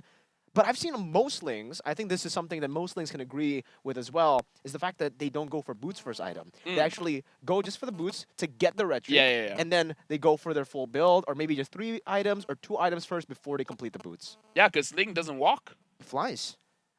Unless Jumps. he jumps unless you don't get your purple buff. Then, even then, you can with the changes to the energy. No, you don't. You don't You're have not as bad as you were before. You just have to be patient. You just have to be patient. Just sit on the wall, think about everything that life has ever done to you, and then, like how a Ling should be, move forward. You just move forward. Don't think about the past. Just keep moving. Just keep strutting. Just keep jumping. And speaking of jumping, we can see the phone of the players. They're starting to redraft. So it's either The Esmeralda pick. no, it's either the hero picks or like emblems. Like they don't want to set Emblems, something right. different. But either ways, we want to make sure that the players have the best experience because again, it's a best of one. One mistake is fatal. So if everyone's good, then we're jumping into the game. All of our marshals are gonna make sure that the players are having a good time. Again, we just don't know. It's gonna be exactly the same draft, or we'll be seeing some changes here. Absolutely. And for you guys, you know, just like LaFell said, you guys have to be patient, just like a Ling without a purple buff. Be And a Fanny. patient. And a Fanny. Fanny. A Fanny, a Ling, most of the assassins, you know, without the purple buff. Just be patient, wait for the time, because obviously we want to give these players all the time in the world to troubleshoot their problems. And, you know, fair play is our #1 priority here. So we're going to give them the time to do so with the pause and with the changes here. But it does seem like, at least I feel the drafts will be still the same. I think it might be an emblem issue because I'm not a big fan of the Esmeralda pick, though, I'll be honest with you. I feel like it takes a while. Okay, here's It the takes thing. a while, and you don't technically counter anyone. Usually we see an Angela Mathilda, maybe, and or Harith Angela, and you pick the Esmeralda because you get a lot of value. No, you know the crazy thing? To be fair, this is the previous patch, not the current one. I tried Esmeralda going up against Harith, did not have a good time. Like, no matter what, the Harith will out-damage me. So it makes to the point where I tried defense build going up against Harith, I do not win. I try a full damage build going up against the Harith, I do not win. Maybe the Harith I went up against is an insane Harith where no matter what I do, I'll just lose. But who knows? Because I'm not the best Esmeralda pretty. I can admit to that. I'm a roamer. I'm not an EXP laner. Yeah, I don't think that was a skill issue. I think for the most part, that's been the case. Even in Indonesia, MPLID, I think Ultra Ego tried to go for the Esmeralda to beat the Harith in lane. Obviously, this was before the whole I feel Esmeralda laning change. is fine, but team fights, yeah, it's a big difference. Yeah, but that's why we've been seeing Esmeralda, I think, pop up more in the jungle in some regions. And in the jungle, you do get level 4 really, really quick. Your farm is actually deceivingly very fast. So you expect Esmeralda to not clear as fast. I've seen the Esmeralda actually clear even faster than Nolan sometimes. Oh, wow. I Now think that's a big deal. Yeah, exactly. That's a big deal. And once you get that level 4, you go into these lanes, you get that snowball. And especially for the Esmeralda, it's kind of weird where in the early game, you're really, really strong. But you fall off in the mid game, and then you pick yourself back up in the late game. That's It's true. one of those heroes where usually we see a snowball, and it's early, mid, late, all the way. Or mid to late, depending on, you know, your power spikes. But Esmeralda, she has a bit of that dip. Because that dip comes in usually with the anti-regen items. And that's why now I really don't like the Esmeralda because it's so easy for you to go for that anti-regen item. The glowing wand for most mages now is a prio item. You usually True. get that first. If you don't go for that, maybe you can go for a defensive one like with blood wings. Blood But wings, yeah. the fact that you can get that so early, it already helps your team to deal with the Esmeralda. And now we're jumping straight into the second game of the day. It's going to be E7 going up against Zen. Where again, this is going to be a best of one. We'll see which team is going to win it out. And we're going for another pause. Expect the unexpected. Expect the unexpected. You guys thought it was just one pause? Nah, fam. Nah. Expect the unexpected. Welcome. Is this welcome to the English podcast again? Welcome to ML podcast. Welcome to the ML podcast. Yeah. For both Mobile Legends and Miracle LaFell. And now we're going to talk about Thunderbelt, where in theory is good. Stacking up your defense and then increasing your damage. That's the same thing, bro. Like we were talking about the SPA, the Sky Piercer abusers. We saw so many of that at the start of the game. I saw so many Thunderbelt abusers as well. And at some point, it's like, bro, it doesn't work on every tank hero. No, okay, here's the thing. I feel like on certain EXPs, it could do well. Like say Esmeralda, you can basically attack a lot going up against anyone. But the question is, do you actually scale up enough? Because we see contents where the stack is like 9999, and it's like, of course it's gonna look good, but that's against a bot. Against a real game, like how much is the average stat that you can get? Like 100 stacks, 200 stacks, maybe even just 70, right? Maybe you never even hit 100 in a normal game. Especially considering now the games are played at such a fast pace. So that early game, if you do get that snowballing all the way from the start, if you do end games, you will be able to get a lot of stacks. But unless you maybe, blunder a bit and make it go to the late game. But even then, I think it's just really, really tough for some of these teams to go from mid to late. Because the fact that now you can technically force the Lord, and it forces you to also respond to it. I don't know. How do you feel the Lord dance? Or not the Lord dance, rather. Now, there's really no Lord dance. It's more of a Lord step. I feel like what I would do is I see if the opponent is close enough to the Lord, I'll leash the Lord for, say, 3 seconds. 3 seconds, 4 seconds. I'll move towards the enemy team, and then I'll just dash away. I try to let them get aggro of the Lord, essentially. And then let the Lord, even if the Lord hits once after 5 seconds where the physical penetration is 50% or 60%, it's going to deal a lot of damage. Yeah, so it's all about giving the Lord over to your opponents. I mean, like at the start of the Lord, right? Not obviously not all the time, but honestly, at this whoever point, commits to the Lord, they find themselves at a disadvantage, even when you're ahead, technically, because you go for the fight, and if you get chunked up, especially your frontliner, or even your assassins, I feel like the neutral Lord, the Lord below 12 minutes, it's still okay. It's fine. Okay, let's say I leash the Lord, say a full 10 seconds. The opposing side comes in, I let them get the Lord aggro because every single hit of the Lord is true damage. Let them take true damage. I let my mage poke them down while they're taking the Lord. Allow them to retreat the Lord, and then after that, they're so low, you go in for the wipeout. It's a lot of 3D chess going on, but it's a lot of fainting. I feel like a lot of teams, they're experimenting. Like, is the Lord worth giving over if we get the wipeout? Early game, before 12 minutes, it's debatable whether it's better to get the Lord or better to get a wipeout. At 18 minutes, no debate, wipeout is 100% more worth it than a Lord take. Yeah, I think we have to agree on that, right? Because the Lord advantage would technically be for you, even if the enemy team gets that Lord. Maybe it'll all change when you get the 3 Lords spawning in 3 different lanes that we're seeing in the advanced server. Dude. That would be crazy. That would be worth dying for. Then that would literally be worth dying for. We've seen so many games. Well, actually, not so many. We've seen a few games where the Lord is ultimately able to end the game because the team goes for the team fight and they win ultimately, but the Lord just crashes into the base. And you can see, by the way, this is a hand of an MLBB Pro player with all that powder. You just gotta be fast with it, bro. I'm not that fast with powder. What? It like makes it so much smoother. Maybe I used the wrong one? Yeah. Welcome to the podcast where we talk about insightful things. Yeah. Some players use gloves, finger gloves. Oh, yeah, they do. I don't know, I'm a roamer. I don't have to do...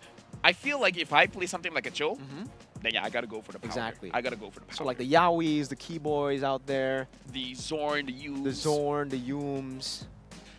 What I else? noticed you only mentioned Malaysian players here. No, you mentioned the Indonesian. I mentioned Yaoi. Oh, technically he is a player. Right. I feel like See? that's you true. got your bias. I got my bias. That's true. Okay. Right. Yeah. Oh man. All right. So nowadays, every player is an Indonesian player. You guys just claim everything. Oh yeah, man. I mean, I've gotten used to it. But Yaoi is People might- Indonesian. the Like, thing he is, can people- speak fluent Indonesian now. People never say I'm Indonesian. Yeah. Yeah, people don't say that. Do people say you're Indonesian? Yeah.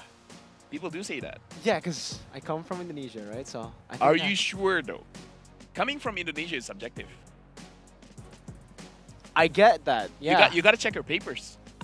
All my papers says I'm Indonesian. Oh, your papers say you're Yeah, Indonesian? I'm Then not maybe you are. Then assuming. maybe you are. Maybe I am Indonesian, right? I mean, we're figuring out so many things during the pause, right? We're figuring out the problems. We're figuring out where we're coming from. You know what? Here's the thing. Let me say one thing, Mirko. If I ever had to go through a long pause, I'm happy that I got through it with you. Say, man, it would be really tough, you know, if we were just talking about like theories all the time, and we're like, Yeah, oh yeah, yeah, well, yeah, this yeah. item. But I mean, like we've spoken enough of the items, right? Maybe we can ask them to participate. Maybe we could talk about the future, right? Now this is a podcast idea. You were talking about the three lords. Yeah. What if Wonton just makes 2 turtles? One on top, one on bottom. And then the teams have Same to decide. effects. Same effects. So it's like- Everything's the same, but you have 2 turtles, and it's like, wait, which one do we get? Which one do we get? And Or one of it just gives you nothing. So Yeah, you might, yeah. you might No, no, choose the just- wrong one. one, yeah, exactly. One gives you absolutely nothing, and one actually gives you effect. Oh my god. Imagine what kind of meta that will be. You know what? That's actually a great idea for Moonton, maybe for an April Fool's event. You know, something of the sorts, exactly. right? They could just make a game mode where Yeah. there are 2 lords, 2 turtles, and Ap- you have to guess which one's the right one. April Fools, you get the Lord? No. The opponents get the Lord. So when you kill it, the enemy gets it. So it's like, no, you get it. No. And you're like, wait, why the Lord is on that side? And then the Lord has a clown face or something. I don't know. And then he just does no damage. It charges to its death. So you get expect the No, unexpected. he hits and then it heals. Oh, dude. Oh. Oh, dude. But then that Healing would the be turrets? helpful to the enemy team, though. Like, wait, actually, it'll be helpful for you, technically, because it spawns on the other side. All right, I get it now. Right? It heals your turrets. Nah, that's a bad idea because it will is. prolong the game. Well, you know, it could be an April Fool's event, right? It's just It's one a fun day. little How event. bad can one day be? I've seen people after one bad day they change. The Batman doesn't. He doesn't change. He sticks to his guns. Wait, no, Batman doesn't have guns. But you know what I Depends mean. which version. Oh yeah, depends which version. Uh-huh. The dad version, he has it. Yeah, Mr. Thomas. Mr. Thomas Wayne. Mr. Thomas Wayne. All right, let's get back into the game now because it seems like more of the players, they've at least gotten back into the draft. I'm very, very sorry, ladies and gentlemen, to everybody watching. Please be patient. Just like a Ling, Fanny, all these assassins without purple buff, be patient because Be like a Natan. good things come to those who wait. That's what I Waiting. always tell my assassin jungler when he doesn't get purple buff, but he just tilts and surrenders. And that's why I don't play with him anymore. Shout outs to Farhan. No, Shout I'm out joking. to I Farhan. still play with him. You know, Farhan's great. Yeah, I just tell him to go gold. I go jungle, you know. so he doesn't talk. He's nice to his parents, probably. Yeah. Wait, how do you know? Do you know the guy? Of course, it's Farhan, man. I mean, to be fair, Who right? doesn't know Farhan? I can't throw him under the bus. I can't just say no, he doesn't. He keeps, I don't know. So I just gotta agree with whatever you say. All the compliments here. Let's just compliment everyone. Yeah, let's You have guys are great. Rockstar. Everybody watching at home, you guys are amazing. Thank you so much for being patient with us. We are still trying to troubleshoot the problem now for this game to start again. But yes, we are trying our best to start the match. You guys are amazing, by the way. And I saw the players' phones. They're going for a redraft again. But again, it's completely fine. It's the best of 1. What do you expect? If this is a best of 3, maybe they're like, it's fine. Let's just go with it. Oh, looking at the draft, it's the same. It's the same. Okay, so I believe it Even might the be an order is the same. emblem issue then, yeah? Yeah. So Maybe they wanted the Warcry, but it became Temporal Rain. Oh, that would really be bad, man. Like if I go for Warcry and I get Temporal Rain, is it just am I a Temporal Rain hater, bro? I'm You a are. TRH. I'm a Temporal Rain hater. I feel like Maybe on the Angela, we just like- haven't figured. Don't think about the Angela. Think about, let's say Hanzo, a Cho. a Cho. He Jeet Kundo's in, Then you get Shunpo's, kicks, and then he gets out. Or he gets in Yeah, but it's still really good if you go concussive, right? You get so much value out of the concussive. You get that wave clear, and I think that's, by the way, why the Cho is so meta, right? Right now, at least, well, when it comes to the damage, the range that you get with the Jeet Kundo, and also the kick, that's still the same. It's really good, but the fact that you have so much prio in your mid lane, it's kind of like the same thing with Grok. Why Grok and Cho? they do so well is because you get mid-prio almost instantly. Right as you get to lane, you clear it out, and then you get so many ways to actually enter the enemy jungle. I feel like it's just because there's so many good options now. I would argue Impure Rage is quite premium. And we're jumping into the game. Oh? Match 2 between Entity 7 and Zenith. It's confirmed, I think. It's confirmed! There you go, ladies and gentlemen. We're into match number 2 in the Land of Dawn. Okay, hide on bush. So it seems, all right, yeah, everything's the same. No changes whatsoever. It's Marquinhos on the Esmeralda, but it's a quantum charge. Everyone goes into the front, can doing some damage now with the dispersion and the rotation, forcing Shocker to flicker out to safety. An early win for Entity 7. That's a very big early win. Now all they need is for Hide on Bush to gank absolutely anyone, even get a kill onto Gennard. It's going to be huge. I feel like legit, with the start that they have winning the mid lane, Hide on Bush just needs 1 kill, and it will turn things around for them to put more pressure onto Zenith. Joe also here just walking up, and maybe this is why they picked up the Esmeralda, to get a little bit more prio in lane, but he is going to have to sacrifice that lane because it seems for he has frozen that lane. Here's the thing, even as an analyst, I am unsure about the real power spike of an Esmeralda. Like you just said, that early is strong, mid dips a bit, the late is strong. XP is weird as well. Yeah, XP in general is weird. Like I feel like with the new items, I don't know. Perhaps things have changed. If things are the same, then okay, fine, sure. The early he should be winning. But again, look at this. Marquinhos is losing against Hehe, but again, legit in side lanes, losing is subjective. Like, just not dying could be a big win. And it does seem like, you know, at least for us, ladies and gentlemen, you have to understand that in the best of 1 round robin where they only meet once, 1 loss could be really bad for you, because then you'll technically be forced to wait for the results, because even if you win all your other games, you have to wait for a possible 3-way tie, 2-1, 2-1, 2-1. But it already seems that in the bottom lane, Shocker unable to get level 4. Chan will be, though. Yeah, Hide on Bush is straight on a turtle. Penalty zone, locking Hide on Bush down. Wants to go for the red tree, but it's a bit too early. Nart is the one who picks it up now, and that's going to be Hide on Bush taken down. Marquinhos trying to look for the trade with the falling star. That's going to be Joe with the Tempest Ablaze onto the back line. Chan able to flicker out on the lockup, but now the Eternal Guard catches him, and it's going to be Marquinhos gets taken very, very low, but is still able to walk away. Gets that Purify out. I would say, which I feel like you will agree, that's a big mistake coming in from Hide on Bush. He used his Retribution way too early, and Gennard was able to take it. So Zenith getting the turtle and a kill. Yeah, Fury a bit too early with that Purify as well. It seems for Entity 7, that's been the pattern. Hide on Bush with an early retreat. That was an early Purify from Fury. And it might be the jitters playing on stage, LaFell. This seemed like for Entity 7, aside from Erwin and Chan, I think Erwin and Chan have been great in the early game as well, pushing the tempo. We gotta look at the replay here. Hide on Bush, use the Retribution early, and the fact that the Revenge Strike coming in from Hehehe was able to hit him made it so that he cannot deal enough damage. Now I'm looking at Joe. He had maximum stacks on the Warcry. It looks like it still wasn't enough. No, diversion up top. They spot Joe. They go straight onto him, and they burst him down before he can even go for the Tempest of Blades. Nart and Zippy safe up top. Okay, so now I'm really looking at a team.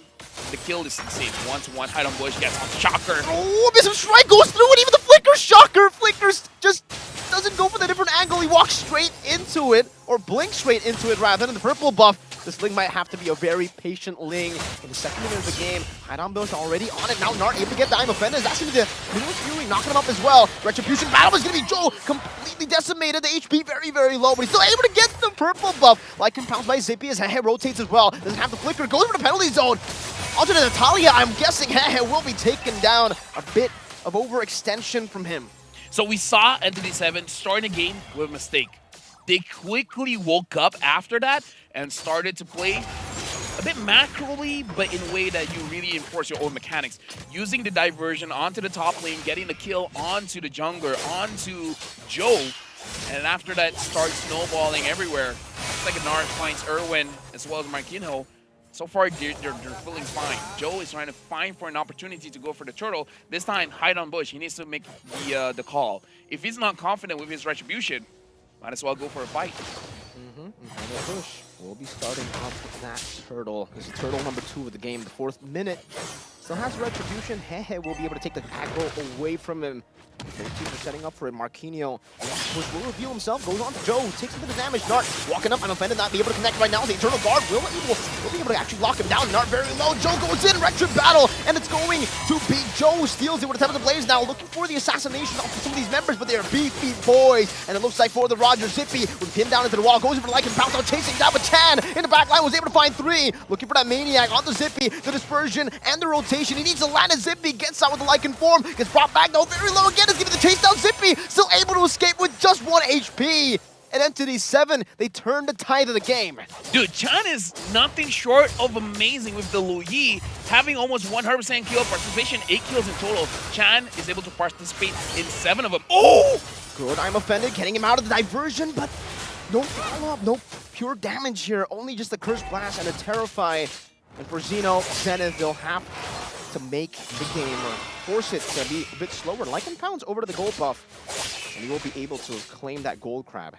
I saw the first the item on Hide on Bush, and it looks like he's going for a tankier die-off here, where his first item is the Blade Armor. So he's really thinking that he has enough damage from the kit of a die-off, so he's going for full defense to make sure that he doesn't go down to Zippy, doesn't go down to Joe, even able to survive the damage from Hehehe.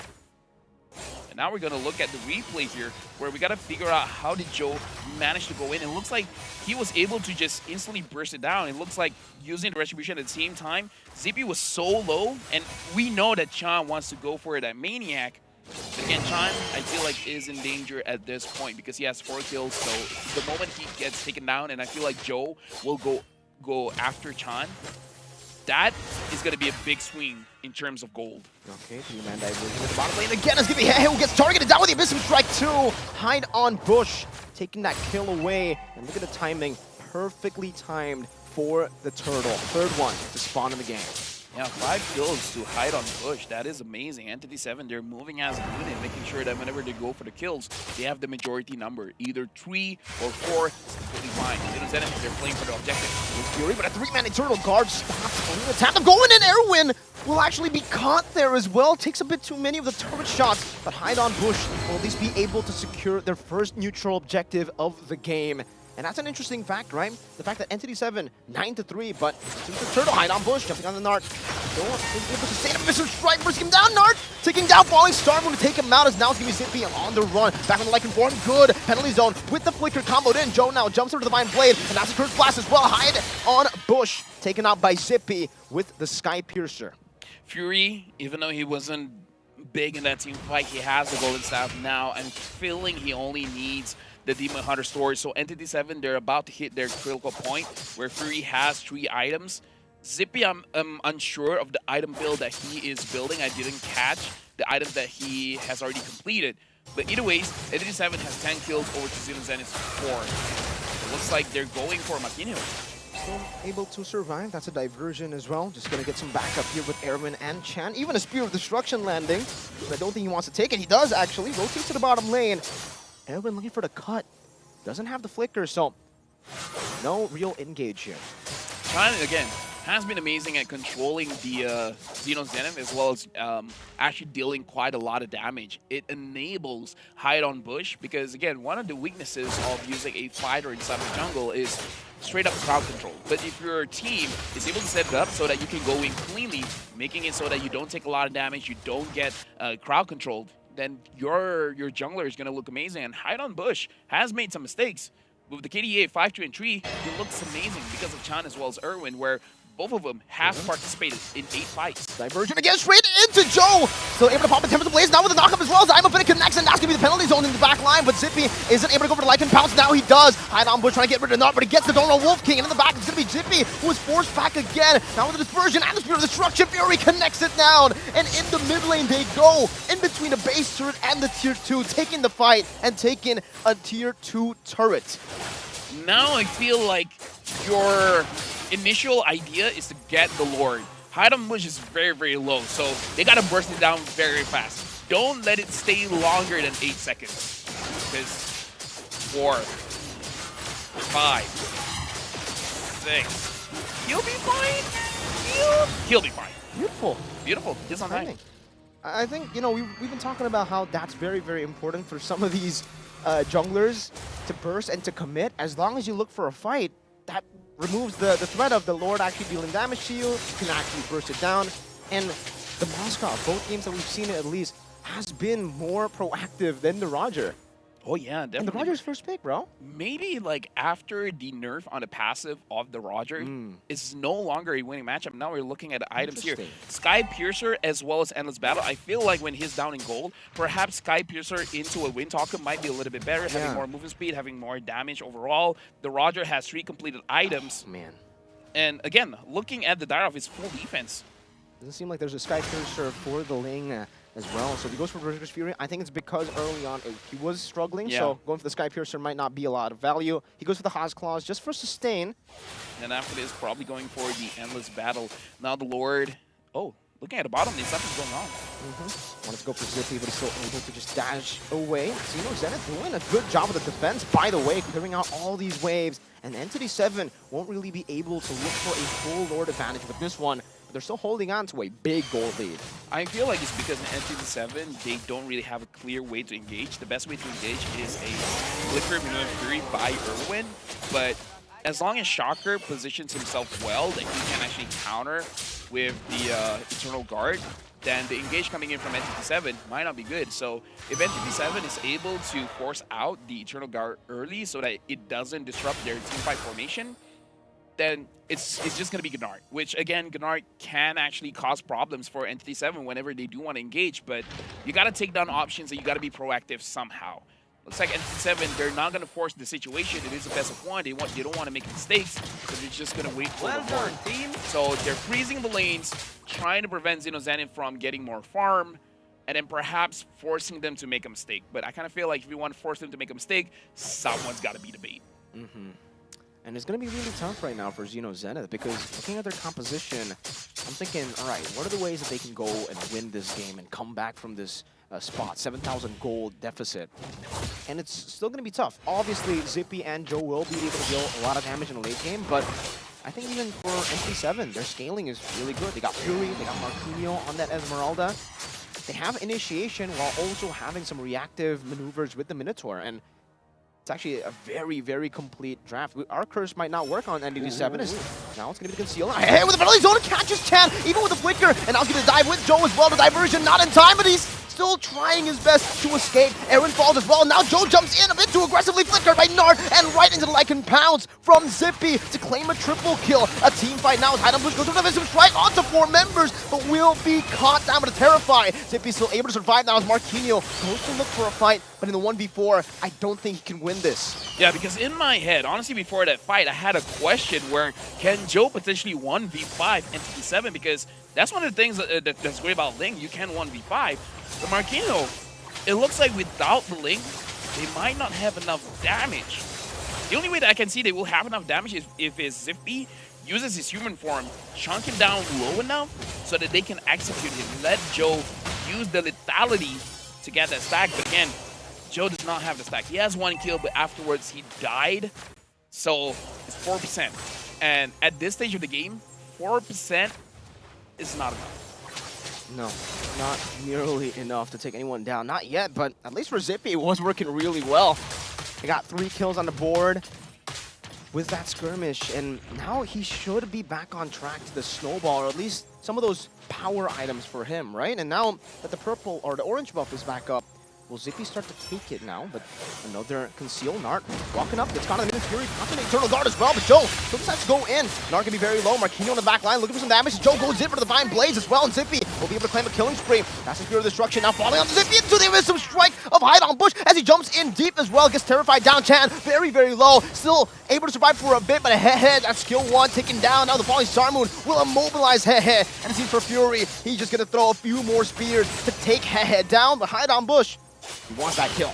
Yeah, and at this point, in 7, they got a question. Do they go for the Lord? Because Joe is still up.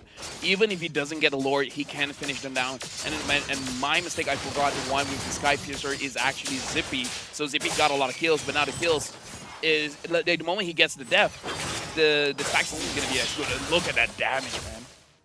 Man, it does seem like they will be able to commit onto the next Lord as well. It's going to be an enhanced Lord now taken by Entity 7. Immortality for Erwin too. Now we got to look at the replay here. The fact that Erwin was able to start things off and able to get the Eternal Guard quite early, which is pretty good. Zippy, this is where it's very crucial. He was able to get the kill, but he was immediately get onto by Hide on Bush. The Hide on Bush able to get a kill onto Zippy. That turns things around, because if Zippy was staying in the fight with the lethality proc, he could have potentially wiped out Entity 7. So Hide on Bush, very good targeting. Find Zippy, make him a non-factor. Once Zippy is not in the game anymore, even Joe does not have enough damage. It seems now Hide on Bush already with a Rose Gold Meteor too. Let's see how they manage these waves, because early on their wave management wasn't the best. Doesn't seem like it's going to be a 3-wave setup as well. Joe able to hold out in that top side of the map as well from that wave to shove into his base. Red doesn't get Eternal Guard to knock Erwin up. Lord does get a charge down into the mid lane, still works some damage. Now it's going to be base turret number 1 taken down in the mid lane as they look to work on the bottom side as well. Xeno Zenith still able to clear out that Lord up in the mid lane. But Entity 7 will be able to siege down another base turret down below. 11 minutes in. And Entity 7 here, level 15. So many. I think the timer might be wrong, by the way, right? Enhanced already? Either ways, Mirko, you know what? This is not a podcast. I do have to say, Marquino has been showing up with this Esmeralda. We had our doubts, but the Esmeralda is working very, very well as someone that goes to the back line. It's more of a disruptor. As a front line, as a disruptor, making it so that Zenith, their teamfight formation is not clean. Again, finding Zippy! Out of all members having to play, Zippy still able to flicker out with the volley. Starmoon catches him in the back into the knockup. Fury kills with Joe, and Narc won't really be able to go for it. I'm offended, tries to go for it onto Erwin. Now with Joe down. In the mid lane, like a counter going throughout the waves. Entity 7 can they actually go for the end here? The waves are still quite far away. Bottom lane will clash first, but Xeno Zenith can constantly go back and forth from the fountain. They get the resources back. Hide on Bush with the jump again. You can see that damage. Zippy with DHS, now following Starmoon as well. We'll put the Purify out of that Terrify. No big resources. Ends up just yet, but look at Fury staying objective up top, taking this base turret down. That's another massive advantage for Entity 7. They look for it again. Marquinhos just in front, already going for some damage. Eternal Guard as well. That's going to be Zippy finding the shot down. Fury very low as well. Now give it Zippy with the Lycan bounce again, but Fury gets the Flask of the Oasis from the Motivation Roar. Trying to run away, goes and throws out the Spirit of Destruction, dodges from another, but Joe continues the chase to find a Defiant Blade. 2 for 1 in favor of Xeno Zenith. That was a very good defense coming in from Xeno Zenith, and again, it is all because of Zippy able to get that lethality. The last one, Joe was able to get a kill for himself. Now the orange buff is available. But looks like Hide on Bush has something to say about that, but he is 1 against 3. Does he want to go for it? Narc takes a lot of damage. Good sidestep into the knockup, and now it's going to be Minus Fury from Erwin. Oh my god, able to completely turn the tide of the team fight. Hide on Bush with the chase, picks up the double. Shocker secures a purple buff, and right into chat he goes! Dispersion rotation, 1 last shot to Shocker. He gets a Terrified down with a passive. Now Chan able to walk away from that penalty zone of Hehe. Chan still very low, looking to go for these waves though. There's super many waves pumping together. Erwin taking that knockup down. The Hehe, the dispersion and the rotation doing a whole lot of damage, and Chan might be able to get rid of Hehe now, as that's the final rotation to take him down. Shocker, 1 man versus the world. It's Erwin who's recalling in front of him. 2 tanks, 1 mage, and now it seems for Shocker, he won't be able to go for the defense. All the mini waves stacked up together. Entity 7 take down Xeno Zenith. You know what? We had the conversation whether the Luyi was still worth a ban. And again, even with the nerf for the diversion, the yin-yang reaction is still a big threat. A lot of damage, a lot of crowd control. So again, one of the mid lanes that you gotta respect. And we gotta look at the highlights here where Entity 7 actually didn't have a very good start. A lot of blunders in terms of using the spells prematurely. It looks like Xeno Zenith, they were a little bit too lax. Entity 7 was able to find weaknesses in their formation, and Hide on Bush was able to get a lot of free kills in this game. So many free kills, and it was all because of diversion, but I think for Entity 7, right, they use the diversion in the way we expected before the draft. Now, with the Luyi, you can't just send 1 member. You have to commit onto that diversion, utilize it properly, and that was what they were able to do, constantly finding ambushes. Yeah, and again, Chan has been absolutely amazing on the Luyi, demonstrating the prowess of controlling a team fight. And again, it's like you got the muscle memory or you got the instincts that you want to clump up as a team, but going up against a Luyi as well as a Minotaur, is generally not a very good idea. And we got to talk about Hyatt on Bush. The fact that this Dyrov went basically full defense. Sure, he has a Rose Gold Meteor, but again, for all intents and purposes, it is full defense.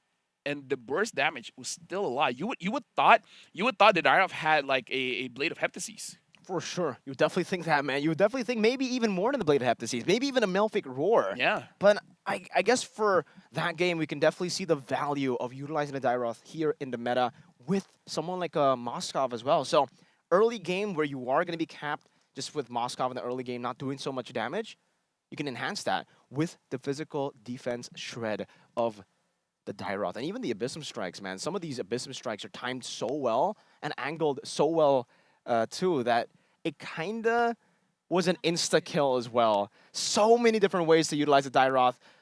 I think the only blunder for him was, that early retry with the first turtle. That's it. And he played it very well after that. Yeah, because I kind of feel like, sure, he had a few deaths, but I feel like it's all about trading, right? If you die, but you're able to get 2 or 3, like you don't have to directly get the kill yourself. You could just set it up for Chan. You could have set it up for your Moskov. So if you die 1 death, and then you're able to get 3 kills, overall, that's a net positive. So again, the Dyrov was an amazing pick by Hyde on Bush. But again, I really feel like Boogie is the big impact winner, my personal MVP for the game.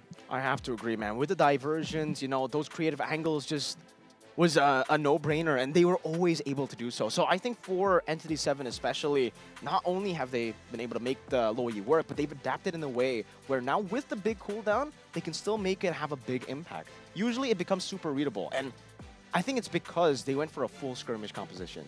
Because even Esmeralda, it makes sense now, because all the way from the early game, utilizing those diversions, you want to try to force the pace on your opponents. And with these sustainable heroes that can still deal damage as well, you find so much value. On top of that, technically the Moskov can choose whether he wants to join just with his ultimate, right? Like, you have the diversion for the 4 members, then Moskov's like, all right, sometimes I do, sometimes I don't. I can just farm in the bottom lane if I don't.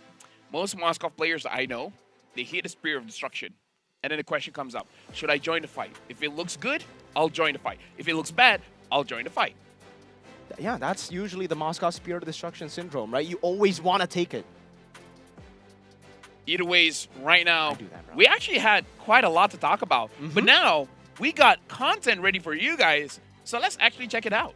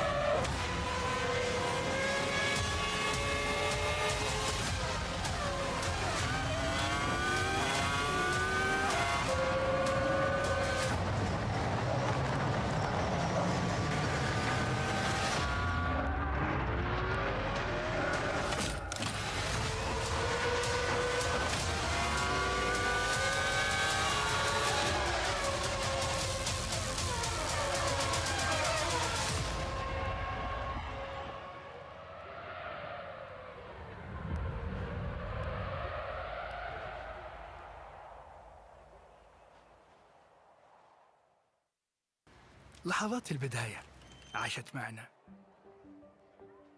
كنا نحسبها وقت للتسلية بس، نحسبها بس ذكريات. عبود أعطي أختك اليد يا ولد. ابتكرنا فيها ابتكارات، وإذا بغينا قلبناها خرافات. كنا نحسبها بس لمة وصحبة وسهرات، انتبه نو ترى نو. لكن كنا نشوف عالم ما حد يشوفه. ليت يشغل وقته بشيء يفيده. الله عليك على اليد صوت. عالم كبر وعاش فينا، عالم الحماس فيه يوصلك كل مرة لحلم أصعب، بس ما يصعب عليك. بارد معك وين ما تروح.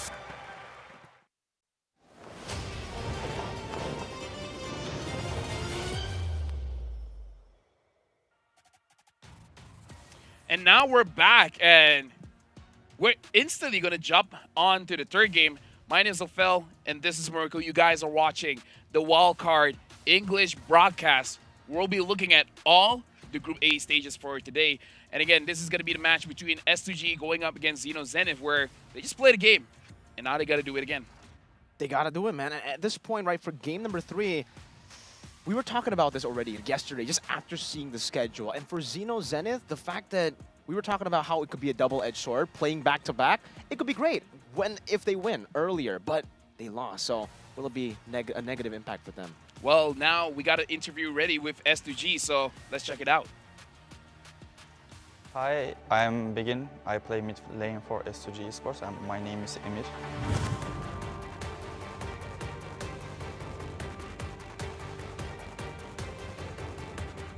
Actually, we can say that FF always go to MSC or M Series, but to be a second team, or maybe we can say there are not a lot of teams in Turkey. I mean, they just disband their teams when they lose.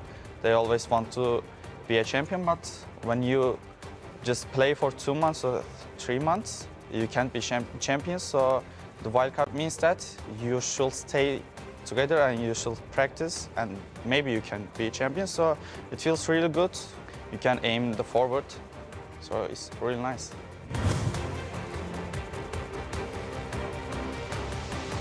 Maybe I can say it can be the easiest group during all the MLBB history.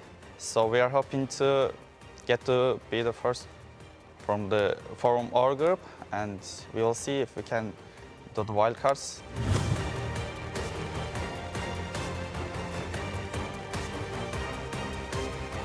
I think all the teams are not prepared enough because there is a new patch. It's like only 1 week. So it will be hard for everyone, and it's really hard for us because our match is the first match. If we can say it's the easiest group, we just looked at our opponents and what do they play. For example, we saw the explainer of KPS Gaming plays Freya, his main champ, so we can see that if you can do something, not only banning his heroes, maybe we just watch and see what he does, then we can do something against him. So for our group, we didn't practice a lot, but for wildcards, we did good things, so we're gonna see.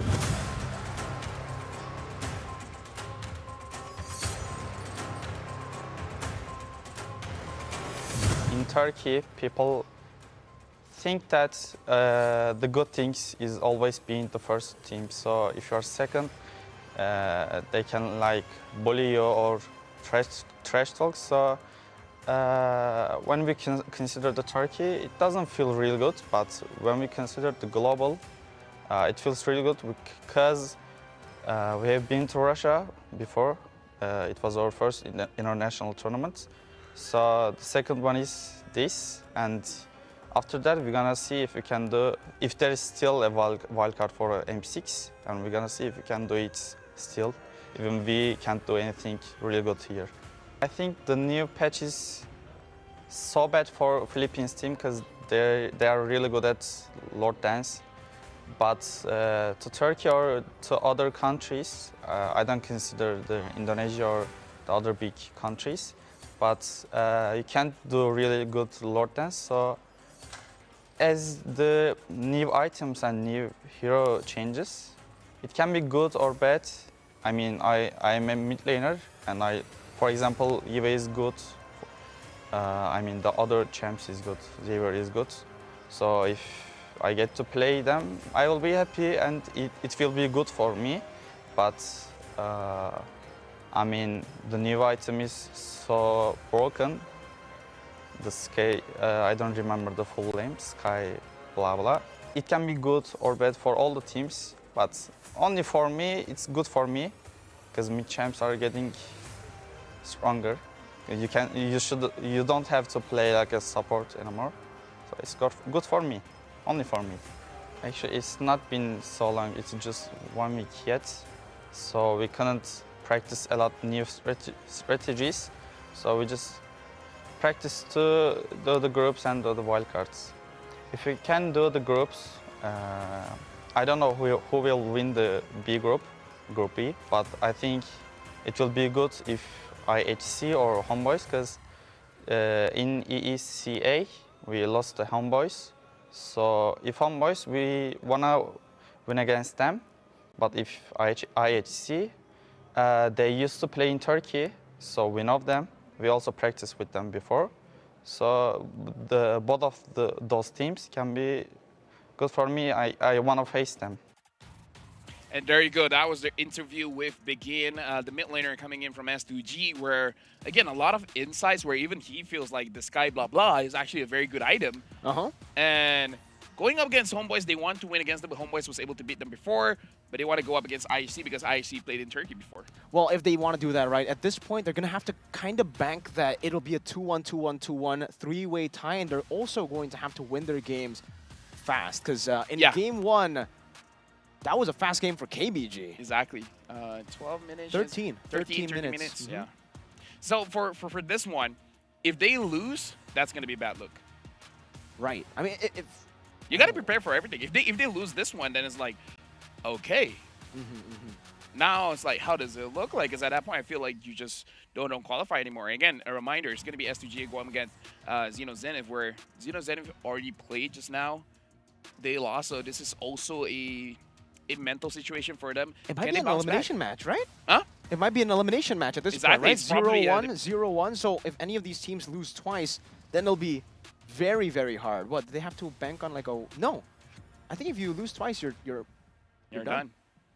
Elimination match already super early on. We didn't expect it to happen this early, but technically, yeah, we can see it already in Group A. We will get the results of Group A just with the 6 matches that we have today. The first 3 matches, we expected to just, you know, be a reader, the start of maybe seeing all these teams show their gameplay, and we technically did. At least now, S2G and Xeno Zenith, maybe for their game number 1, it was more of a, like they were still trying to read things out, trying to get rid of the jitters. Speaking of reading, we actually got a report coming up. So let's actually look at the team report video. S2G is the first late game team that we get to talk about, and it's amazing to see how they play. I think hyper carry would be a good term to utilize for S2G because that's what we see from Sigibum. If he gets his hands on a Claude, on a Natan, it's all about getting him from the mid game into the late game to become a carry. But in the early game, expect them to be trading around the map, getting Sigibum to a good place. Even the Roamer actually plays mostly to accompany Sigibum. They play in a very unique way that actually just, it's technically 4-1. It's technically protect Mr. President, and Mr. President is Sigibum. But even though Mr. President can carry sometimes, even though he gets denied, expect them to go for some assassins in the jungle to turn the tide and flip the table on their opponents. And now we got to look at the lineup. It is going to be Lunar and Kazue, Begin, Sigiboom, as well as Karo, where again, personally for me, I feel like they need to be a little bit more proactive in the mid trio. Begin didn't have a very good game just because we saw Tracy constantly getting that weighted dragon onto him. Looking at it, man. For Sigiboom, you know, that guy earlier, the content guy, he was talking about how Sigiboom needs to get the hyper carries, but in game number 1, we didn't see that. He was kind of forced on a pick like the Roger, went for the early to mid, tried to adjust, and it didn't really do too well. Before you bully our report guy, okay, I'm gonna back him up. What is it saying, man? Okay, the thing is, the report guy, he reported things before it happened, right? He doesn't know what's gonna happen. He had his predictions. Was it based on like, you know, S2G's performances in Turkey? It's based on his what you said. Okay, so now that we're seeing it, maybe that's why they tried to adjust, right? They're like, all right, maybe we're good in late game, but what if we try early to mid? That didn't really work out for them. You know what? I'm gonna stop you right there because I want to hear what that guy has to say for the other team. Let's hear their report video. Xeno Zenith, they have 3 veteran Vietnamese players here with Nart, Joga, and Hehe, who've already been representing the region since MSC 2021 when they held the banner of Cyber X. But it just seems like they were missing something. And it seems Xeno Zenith, they were able to find what they were missing. They were missing someone in the gold lane that could carry the game, and someone in the mid lane also who could build that stability all the way from the start. Shocker and Zipix, both great additions to this team, but still, it's unfortunate we get to see such a high potential lineup play super safe. We did see in the regular season, for them at least, that they were trying to go for these crazy picks. They're trying to, improve in that weakness point of theirs, which is their flexibility and their versatility. But in the playoffs, they went back to their safe style. If they stay safe here with their team fights, with only going for prio picks, it's not really going to be good for them. So I'm expecting that versatility from the regular season to play into the wildcards. So now we're looking at a lineup: Hehehe, Joe, Shocker, Zippy, as well as Gnart. Now, Mirko, you saw what the report guy said. Do you agree with what he said? I think I have to agree there. You know, you like what he said? I like what he said for Xeno Zenith, yeah. Not so much for S2G, because it didn't play out, right? They didn't go for the late game picks. I don't know what he was talking about for S2G, but Xeno Zenith, I think got it spot on. They tried to go for the normal prio picks, and that's kind of what hurt them. They played super into the prio, super into the meta. Maybe they're not comfortable on that, and maybe we'll have to see that change for both, technically. For Xeno Zenith, it's about utilizing that regular season, how they've been able to find these new picks, creative picks, to become a bit more versatile. At this point, you've got nothing to lose, so go at it. And S2G, you've also got nothing to lose. You have to, well, you have a lot to lose, actually. Both of them are fighting for elimination. You have a lot to lose. At this point, it's an elimination match. Go all out is what I'm trying to say. Exactly. I understand what you're trying to say. S2G is going to be first pick. Xeno Zenith is going to be second pick. Looks like the Matilda as well as Louis getting banned out. So what is going to be the priority pick coming in from S2G? Again, Faramis, Roger are on the table. The Chip as well as the Angela getting banned out. If Xeno Zenith doesn't ban the Harif, then perhaps S2G is going to get it. But I can't think of another prio ban that you want to take away. For S2G, looking at the way that things have been... Ban Moskov and then pick up the Roger. That's the thing, right? Do they want to ban the Moskov and then pick up the Roger, or is the Roger still prio? Was it them that, ban Roger and pick up Moskov. They banned the Roger. They did. They banned the Roger. Maybe it's because they don't want to pick the Roger up, right? So maybe at this point they just want to go... I'm not even too sure about the Moskov. I don't know if Sigiboom wants to go for that, or does he want to just go back to what was working for him in the Turkey Championship, Natan, Claude, and then go for utility jungle. Expect the unexpected. Expect the You unexpected. expect him not to pick up the Moskov. I mean, that's why he will pick up the Moskov. Think about that. Never mind. Moskov gets banned, but the Harif is open. The Harith is up for grabs, but it's not what S2G are usually known for, right? Yeah, that is early to true. mid again. So what are they going to go for at this But you point? can't let the Harif go because the Harif with the war cry, I get it. I will cry. Yeah, the Warcry Harith makes people cry for sure, even grown men like LaFell, but I can cry like a baby. they're already hovering over it, so it should be the Harith pick, right? But they're also hovering over the Minotaur now, so a few different picks being talked about for sure by S2G. They decide to go for the Harith, and it should be the Harith into the hands of Sigiboom in the gold lane. So now Xeno Zenith, how do they respond here? They still have prio picks like the Faramis, and then going up against the Harif, it becomes the question that, do you want to go for a fight or gold lane? Because traditional gold lanes don't do well going up against the Harif. You will always get bullied out. So you can pick up something like the Claude where you're okay to get bullied out as long as you get your farm, but I don't know. I feel like that's a very big risk in a best of one. They're going to pick up the Terizla as well as the Fredrid. So you got your tanky, beefy boys in the front. All you need now is damage. Yeah, I'm not too sure though, man. Terizla, at least in the first, or in I the would say second game he or so. missed a lot of ults. Exactly. He missed so many ults, and at least for S2G, they learned from their mistakes now. They got the Harith, and they added the Nolan too, and that was one of the ways that KBG were able to shut down the Fredrin. And the It was Grok. the out level, and now the Grok as well. I believe in game 1, was it banned out? No, it was game number 2 that was banned out. Grok. I think it was banned out by Entity 7, actually, but the Tigreal gets left open, and this was a pick that was banned out as well. The Tigreal by Entity 7 for Xeno Zenith. Can I say I like S2G's draft because we talked about how damage is so good. All the picks coming in from S2G has a lot of damage. Picks.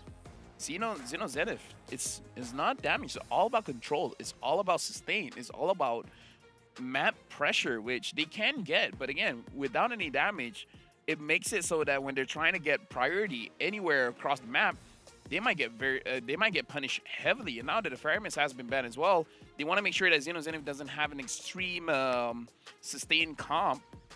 Now, whoever their gold laner is has to be a hyper carry, so they might pick up the Claude. The Claude.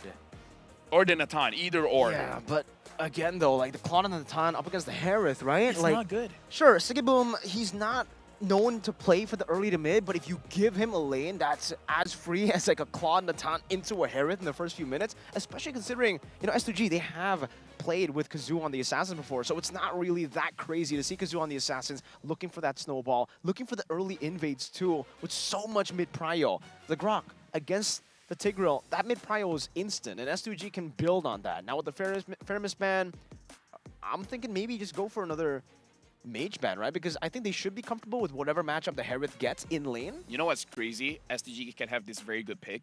Pick up the Aurora, because there's a lot of people in the front line. You can freeze all of them. So it's potentially going to be good. And we talked about the Claude. I feel like the CC ban kind of showcased that they want to pick up a Claude, someone with attack speed. So banning out a Claude, forcing Xeno Zenith if they want a Ultra.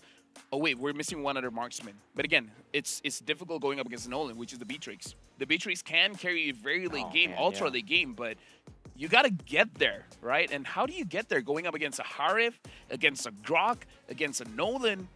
At this point, any kind of hero you put in the gold lane, it's not going to have a good time. Yeah, and we were talking about it already before, I think, game number 2 even, right? With the Moskov, the Claude, the Roger, even the carry sometimes. Why they get picked up more often than the Beatrix, the Brody, and even the Clint is because you are very flexible when it comes to the battle spell. You can go for multiple different ones, but usually it's Purify Flicker, those two, which grants you, you know, a defensive maneuver. But now with the Claude, Roger, Moskov all banned out, and the carry really not finding a lot of value here against damage dealers. Usually you would want to pick it up against tanks here, but with all these damage dealers, they go for the Valentina. They can't go for a big wild charge ultimate. They can take it away. Now with the Gourd and the Ruby, though, there we go. Even more damage to stack up against it. And the last pick coming in for the side of Xeno Zenith. Was it going to be gold lane? Place your predictions I feel like below. because they did take away the Ruby, because there's a chance that they could pick up the Ruby, but if they do, they don't have enough damage. I feel like it's Natan, Beatrix, because otherwise, I guess a carry could work, but going up against a Gourd, going up against, like, either way, I don't see a gold laner. I might be missing something here. I gotta be frank. I might be missing something. No, they pick up the Natan. I don't know. I'm a fan of S2G's draft. It feels like it's easier to pilot. For sure. I feel like, especially considering, you know, the meta has shifted to a way where the early to mid is super prio. I don't know about Xeno Zenith here. They're basically going to be forced to funnel over. This was, by the way, for Xeno Zenith, basically they're playing S2G's old style in Turkey Championships. They're playing to funnel for Zippy into gold lane and maybe expect him to carry later on, having the Valentina as cover. Technically, all 4 members, it's cover picks. These are all 4 heroes picked up to peel for the Natan. It's protect Mr. President. I'm just worried about one thing. What? We like S2G's draft. Maybe Xeno Zenith has a chance. Maybe they do. Entity 7 proved us wrong, though. So for the people who tried to, you know, pick the opposite of what we predict, we were very, very sorry. We thought, you know, just after stop game listening 1, to us. Just stop listening to us. You know, make your own decisions, but even then, it might be wrong too. And now we're jumping straight into game. It's going to be STG going up against Xeno Zenith, where again, we're looking at a comp that has a lot of damage, going up against a comp that's trying to protect the president. I gotta say, this president is going to be hard to protect.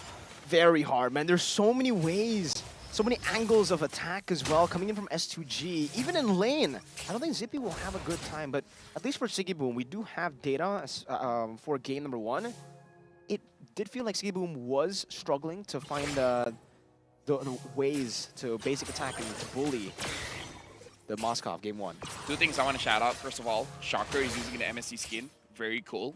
Grab the MSC skin, guys. And Zippy is using the Purify. So this is very good for Nolan. This is very good for the Grok as well as Sigibum on the Harif, making it so that your HP is low. What are you gonna do? Flicker? Nice joke. That's pretty That's true. heh. That's and we have seen that for a lot of times. Sigibum doing a bit of damage there over to Zippy, punishing him for walking up to go for the gold cannon minion there.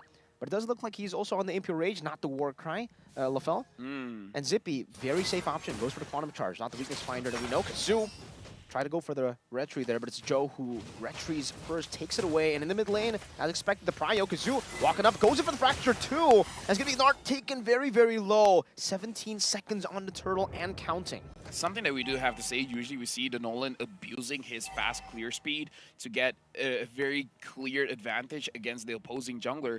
But in terms of the levels, it looks like there's no difference between Kazoo using the Nolan going up against Joe that's using the Fredrin. So he's not really achieving what the Nolan is supposed to achieve. Still a level lead though, that Kazoo has gotten over here. Not gonna go for the neutral objective, actually gonna go and look for a trade over to the purple buff. Nart spots it out, Shocker instantly rotating towards the bottom side there, as Nolan tries to go for the purple buff, but will not be able to do so, giving over a free turtle, and there are no trades on the board for S2G. Very good map sense coming in from Gnart, but again, this is the worry, right? S2G has a comp that can go very aggressive, but so far they're not being aggressive, and the fact that the Harv is not winning hard on the lane, this, if they don't pick up the pace, Xeno Zenith is going to be very comfortable. It's like, we want to scale up. If no one's going to stop us scaling up, then we're all good, man. This is the kind of game that we want. Yeah, for S2G, this is not the game that they want. They want to force the pace, look for skirmishes around the map, but so far that hasn't happened at all. They're the ones to actually evade away from a skirmish earlier. Goes to the purple buff, and he wasn't even able to get it. Now not even going for the invade, Joe will be able to pick up the purple buff. And the fact that the Fredrin is the same level, that's an implosion right into the shove back, but it's going to be caught by the wild charge on that barrier. First blood to begin, and now it's going to be Sikiboom who gets caught and gets taken out by Shocker. Can I say that's not what you want to see if you're an S2G fan? Because this is the kind of game that, before that Hey goes in and he gets begin. So overall, perfect trade for Xeno Zenith. And there's nothing that they can do on the other side of the map. Zippy just spaces out and now clears up the wave. Natan scaling, Lunar getting some gold, but on this Ruby, she does get a War Axe. That's a power spike. That is a power spike, but we talked about this, how we really like S2G's draft, so Xeno Zenith has a chance, and they have a chance right now because Zippy is going to get his first item relatively uncontested.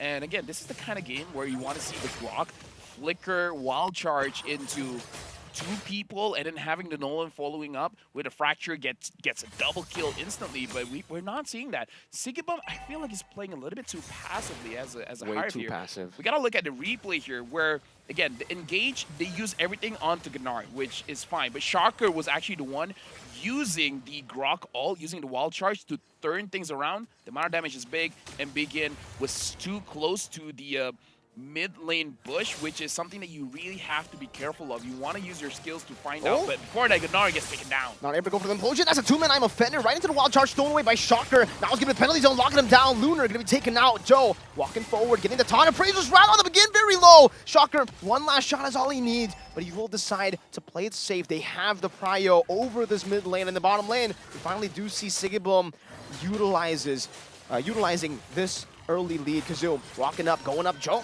getting knocked up, but not able to go for the taunt. Kazoo with the Fracture, Shocker flickering out of it.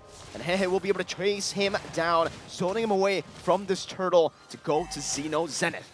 Yeah, and now the turtle being there, Shocker as well is doing very well. He has the glowing wand, so a lot of damage is going to be held, and now he can actually deal with Sigibum because the shield is going to be lower, and the Natan is winning against the Harv.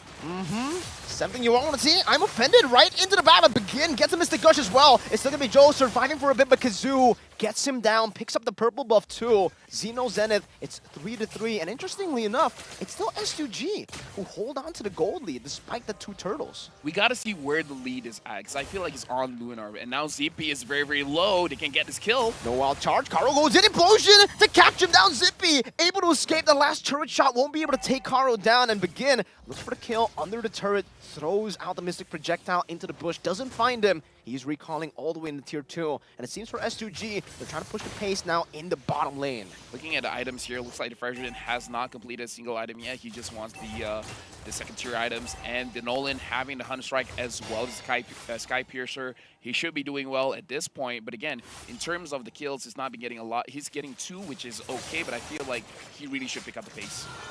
Joe wasn't able to go for his orange buff, by the way. That was a good invade by Kazoo. 6 minutes in, now it's the first successful invade so far for S2G as they continue into this mid lane. But they're playing towards that mid lane. Hehe. Look for an angle. It does seem like for Lunar, he will be able to find the offended right into the wall charge and the fracture, but it's onto a Terizla. Hehe. Going to be the one with the last laugh there. How do you do it? How do you do it? There you go. It's unfortunate they use their engage tools to disengage. So S2G, they're utilizing this draft not the way that we thought it would be utilized, where you would use your tools to initiate a fight and then grabbing the kills, giving it over to your carries, the Nolan as well as the Harris, especially because you have the Sky Piercer now on the Nolan, but it looks like they have a different idea. They want some kind of power spike before they go in. Damage placed down into Hehe, but still damage reduction with the passive there, able to escape. Meanwhile, no Demand Force there. I'm offended, able to bring Gnart in, but Implosion will be able to find it. Now it's going to be Begin who finds the kill, but okay, Shocker jumps with the wall charge, and now it's going to be the Implosion again. Oh, Ready, doing so much damage onto the back Lunar, forcing going for the flicker onto Hehe, but will still be able to survive with the Body Smith. And that's another win for Xeno Zenith around the turtle. That makes it 3 neutral objectives. 3 neutral objectives, and now ZP has 2 items. Right? All he's waiting for is the Holy Crystal. Once the Holy Crystal is built, it's going to be difficult for S2G because it looks like Kazoo does not have a lot of opportunities to go on to Zippy because Gnard has his eyes on this Natan, making sure that Natan is able to survive any kind of engage. Same as Shocker. Shocker can go very aggressive and deal the damage, but every once in a while, he can dash back to his own carries because look at it, Kazoo is going to try to kill him. Fracture as well, Zippy! Whoa! Gets out with the entropy. Good reaction time to stop that from happening. And now they'll still be able to pick up a tier 1 down below while also scaling up. Yeah, and again, he has 2 items. After this, he's going to have the Holy Crystal. And I kind of feel like with the threat of Kazoo, even though he was able to survive, perhaps having a Blood Wings would help him out a lot. Shocker, now having the Enchanted Talisman, is going to be able to spam his skills a little bit more. So a lot more Terrifies, a lot more damage, a lot more healing for himself, and trying to stop S2G Esports. Because at this point, S2G, their engagers are not engaging. Caro. Oh, that's a shove over, but he still has that power of nature to get out. Some anti-CC as Xeno Zenith pushes down in the bottom lane. Kazoo does get the Melfic Roar, by the way, so it's still pretty good for S2G. They are also technically scaling into the mid-game. And now Shocker going in. That's an Implosion Flicker combo by Gnart, now shoving him back all the way for Zippy to take the kill with the Entropy. Kazoo up top trying to go for a trade and will be able to go for that trade, but it's only a tier 1 traded in for Lunar. Yeah, like any kind of advantage, you would want to get it. It's just that S2G, I kind of feel like they missed their window. And now Joe is getting attacked, but it looks like he's going to be fine. Same as Gnart. Shoves out, just dashes through, and Shocker steals away the Wild Charge too. Mystic Gush being used up in the mid lane to go and clear out the waves. And it does seem like for Xeno Zenith, they will utilize that resource being wasted in the mid lane by going for the Lord. You start that ticking time bomb now as the Lord gets stronger and stronger by the second. Joe still holding on to it. Gnart getting chunked quite a bit as well. Caro looking for an angle to go in, but now Lunar gets shoved in. Gnart going for the Implosion as well. Connected on 2, and Caro did not have the power of nature. That's a good Wild Charge to disengage now as Demand Force gets popped in, but Shocker steals the Wild Charge, and Siggy Boom will still be able to purify out of that Hehe. Force the flick around, and the Mystic Gush doesn't connect. Xeno Zenith back on the Lord, looking for this first Lord, and it should be an uncontested one unless Kazoo is able to go for the steal. He has the orange buff. He is 2 levels ahead. He's gonna dash in forward. Gnart able to knock him up and shove him back. Shocker doing some damage back, and Gnart will still be able to survive. Now Siggy Boom goes in for Synchro Vision, and there's a Mod Force. Hehe gonna be caught, but the Lord has been slain. Shocker doing some damage. He goes in for the kite as well. Siggy Boom very, very low. Joe walking up, going for the stab, but Siggy Boom is still able to survive. This is actually very dangerous. I feel like Xeno Zenith should have been punished there because they hold on to the Lord for such a long time. S2G could have forced a fight there, and allowing them to take as much damage as they can from the Lord. The additional damage is going to come true, and they should have gotten the kill. And looking at the goal difference here, 1.1k gold difference for the gold laners. Zippy now has the Holy Crystal, so it's not going to be a good time for Caro as well as Lunar, where I don't think they can tank the damage anymore. At this point, you don't want frontline the Natan. You want to engage straight onto the Natan, take him down as fast as possible. Now Begin has his additional item. He has more penetration at this point, the Divine Glaive, but I don't know. I'm not so sure how much it's going to help for the next team fight. Yeah, for Xeno Zenith, they've scaled up already. That was a good timer, actually, for Zippy to pick up the Holy Crystal. 10 minutes, usually expected in the 11th minute, so able to beat the clock by 1 minute. Shocker, again, able to steal that wild charge with the IMU. And look at the way that Xeno Zenith are playing with the Lord, slowly but surely building up waves, but it will be crashing down into that top lane, and Begin is actually able to keep it within the distance outside of the turret splash, and they will be able to get rid of it before it actually crashes in. So, good job by S2G to fend off for now in the 11th minute of the game, but still, a big problem for them is they're relying on a snowball. We gotta look at the damage dealt here as well. Valentina has the highest 35,000 damage dealt. Harif only 31,000 damage dealt. So it looks like, at least in terms of damage, S2G, they're putting numbers on the board. The Gord as well, doing quite a lot of damage, but looks like the Grok is gonna frontline a lot of damage, and Xeno Zenith, they're just waiting for Gunnar to start things off. Caro's just trying to open up the map here with the power of nature, trying to put those barriers down as well, but Zippy.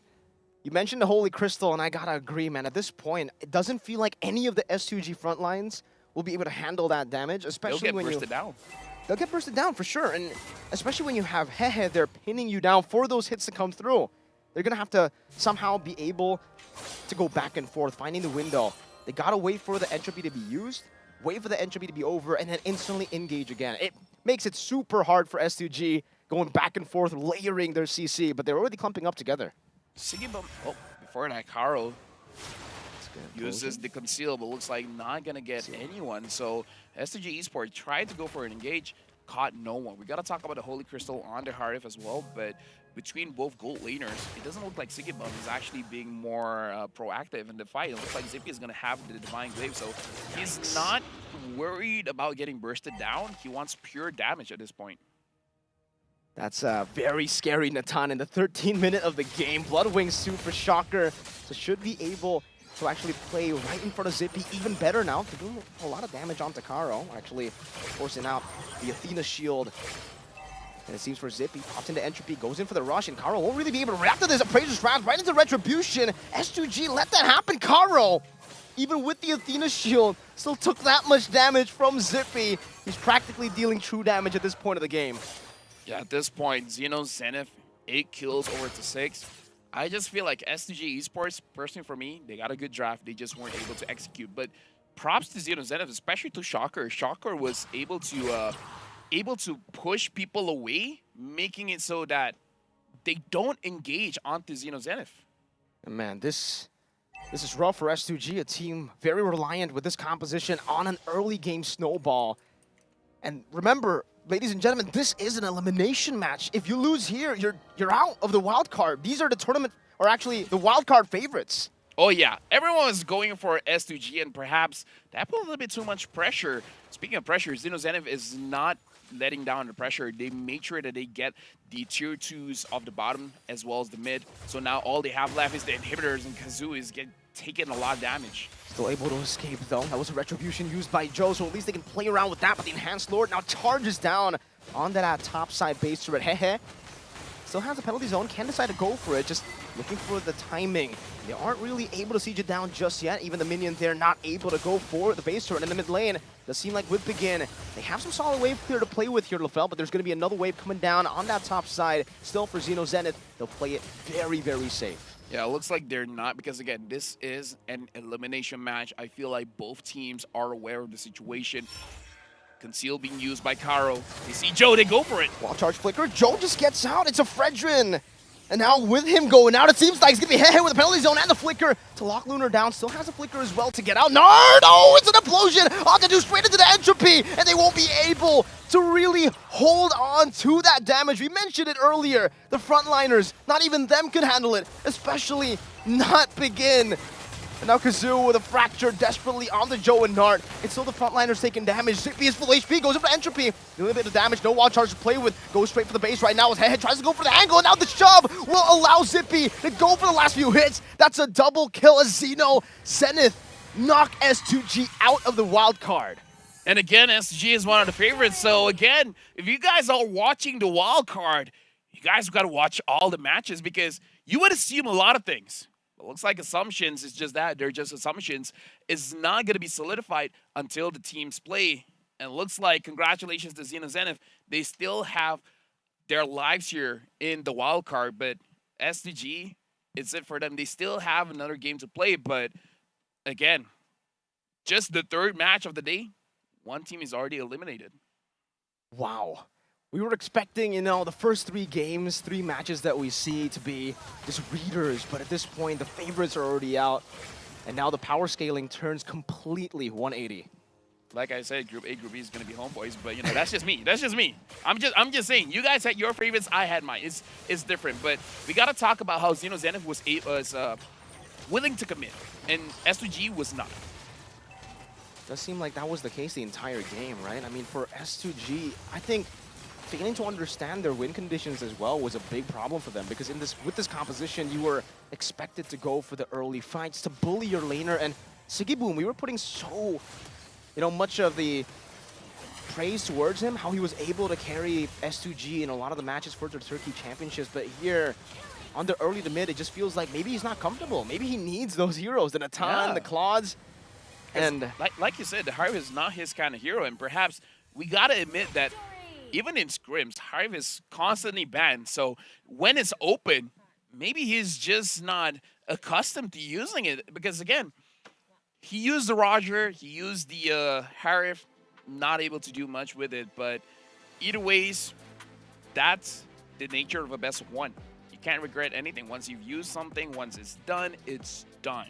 And with that being said, we gotta give Xeno Zenith again congratulations, but it's not gonna be easy because more is coming. Speaking of more is coming, the MSC 2024 events preview is on now, so make sure that you guys actually participate because, again, up until the 16th of July, you guys can enjoy 20% the discount. This unlocks the new Valentina Dark Nexus skin, which you guys saw in the game just now. And if you guys get the MSC tokens, you guys can actually purchase the previous MSC skins that you guys missed out on. It's so easy for you guys. LaFell has actually already bought the skin, so he went for the other way. You guys can play, access the skin later on, or you could buy it if you're as rich as LaFell, Here's the thing. I have something to confess. Okay. I'm not rich. I didn't buy it. Mirko bought it for me. Yeah, I have to confess. He lost his luggage, but he's like, you know what? It's fine. I can still buy you a skin. You know what? I really wish I was, in that kind of mood, after losing my luggage. But unfortunately, you guys can decide if I was lying or if he was lying or if he was telling the truth. Expect the unexpected, though, when you're listening to whatever LaFell says. Right. It could be a lie. It could be the truth. That's the coin flip. That's the nature of everything. And with that being said, I got to say, Mirko, it has been a pleasure working with you, my friend. See you tomorrow. But that's it from us. After this, we're going to be changing the talents. It's going to be Rose and Eterna casting for the next game. So we'll see you guys tomorrow. Bye-bye.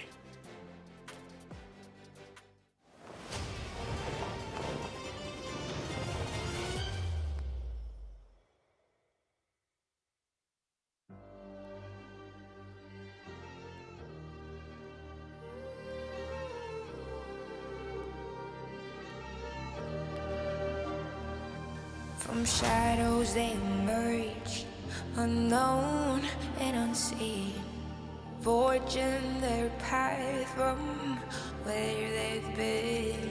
From weakness to strength, they'll rise anew, transforming their fate, destined to pursue.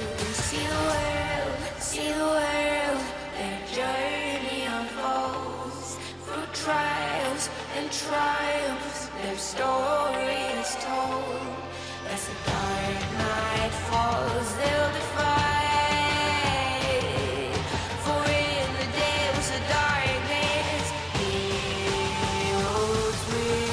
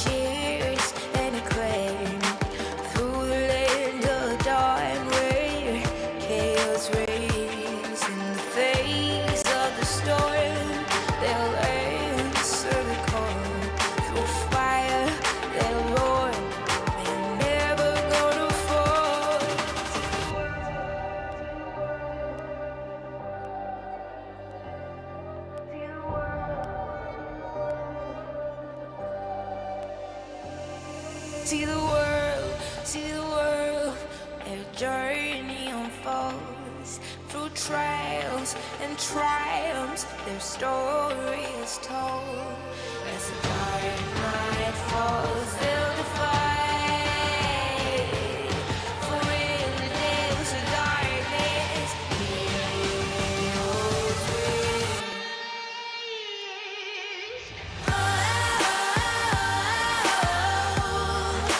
Rise of the heroes, rise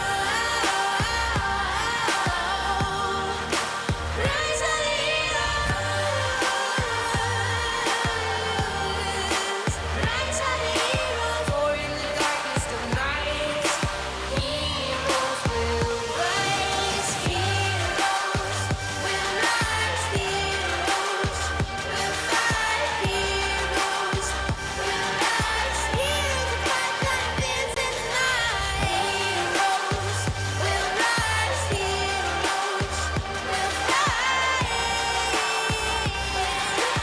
Heroes will rise on the fears in the night. Heroes will rise on the heat of the fight. Heroes will rise, shining fears in the night. Heroes will rise with fire in their eyes, breaking through barriers, reaching for the skies.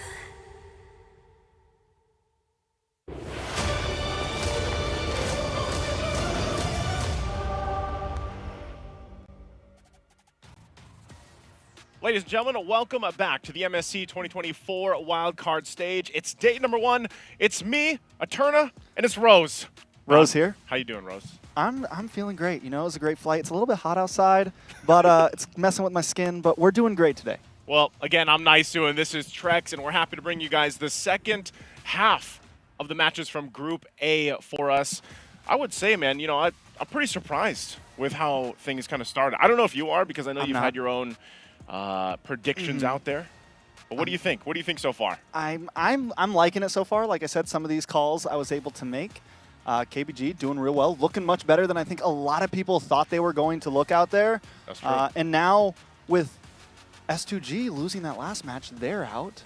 We still have a big match, E7 versus KBG. We have some deciders coming up. We have possible tiebreakers. We got a lot of things coming up in these last 3 games.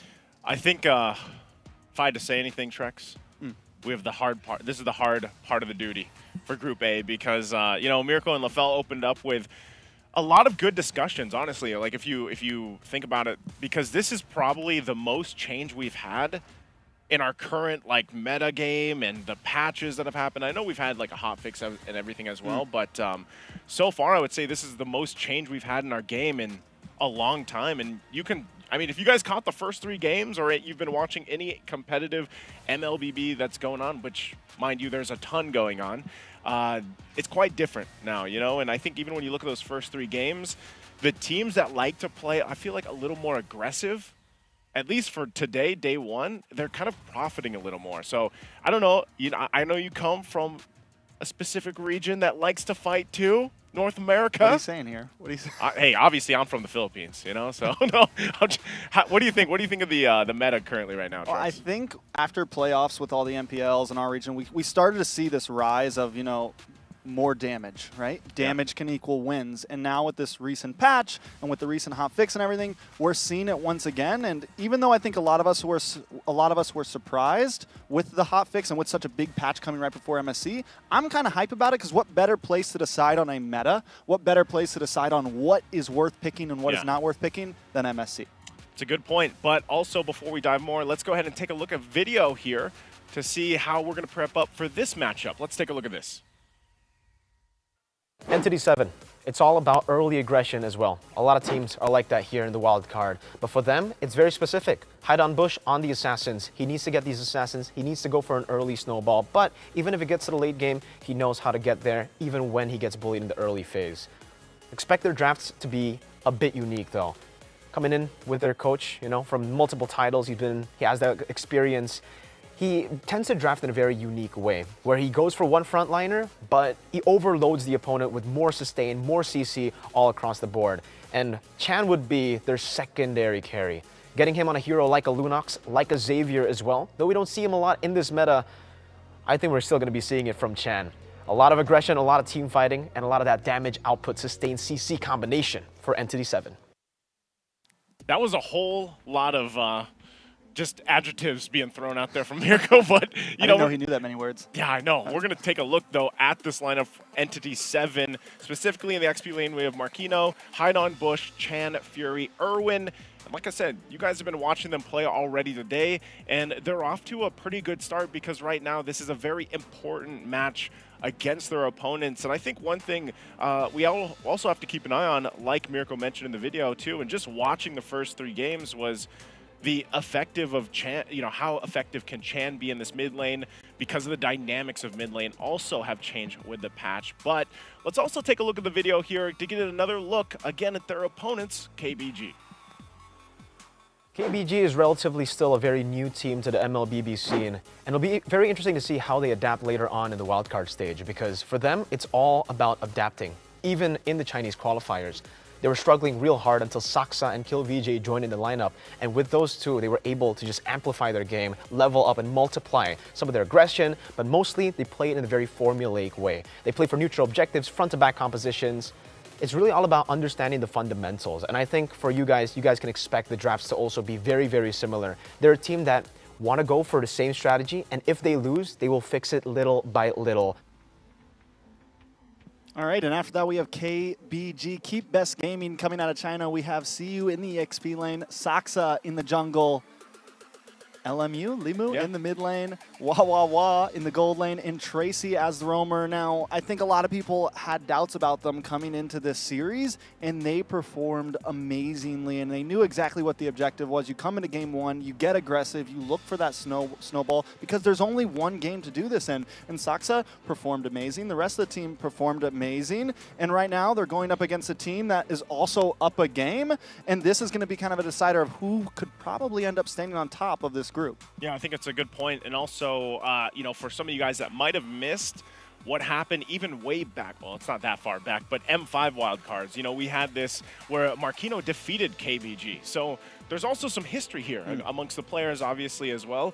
But that was when he was under Imperio, and that was kind of the first time that a lot of people got to see some of these players from these regions that, of course, are rising up in ranks, I would say, because this is it right here. This is basically teams fighting for avoiding the elimination and trying to lock in that top spot to go to the possible chance to get that last chance to enter the group stage here. So we know exactly what's on the line.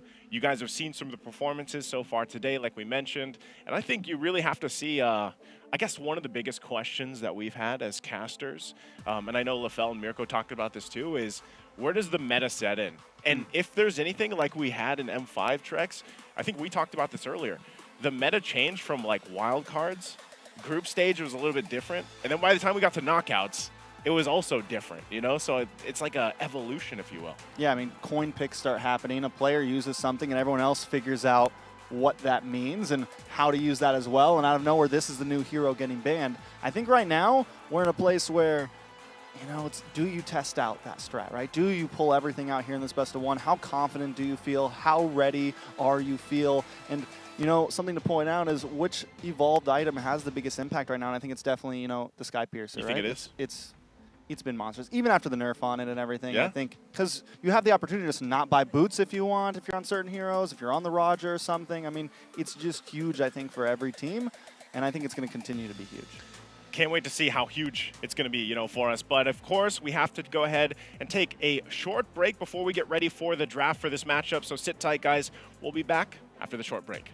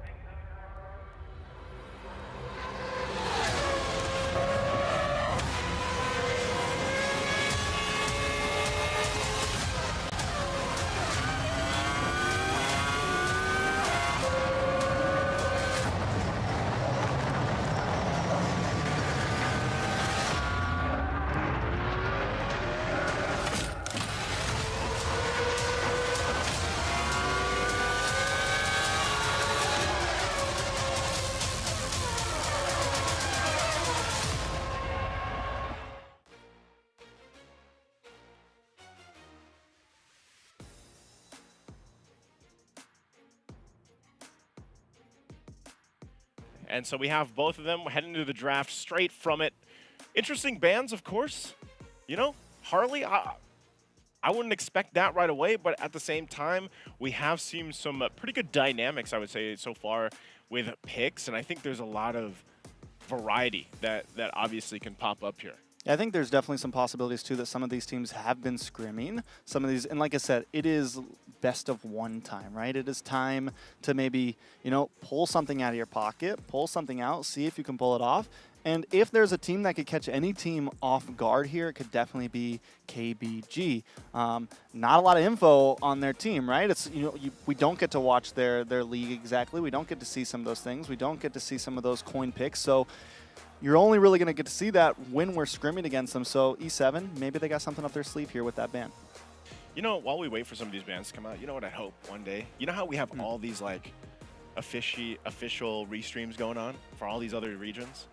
I hope eventually we get one of, you know, out there in China as well. We get a little English restream that can go on, you know, I saw some of their, they've been posting content. I saw one of their Yeah. casters like, it was fun. It was a little fun poking, but they, you know, they believed that they had some of the best junglers in groups. They said their jungler for KBG was going to make good work of the rest of these teams, and so far, they're holding up. So far, they're holding up, man. Well, I'll tell you a thing or two about Saksa, man. Like, he is, obviously, Saksa, I feel like when I looked at this lineup from KBG, I knew that he would actually play a pretty big part in, obviously, some of their success and the change of the dynamic, because with KBG specifically, like, I think last year's wildcard, that was a big time for a lot of them, and I know we've heard a lot of, like, the online content going out, you know, their first time in the M5 wildcard was really exciting to see what they brought, but it was just unfortunate they couldn't get past it. So now I think the improvements that we're seeing from them and some of the new players obviously coming into this lineup and making it work better so far for them,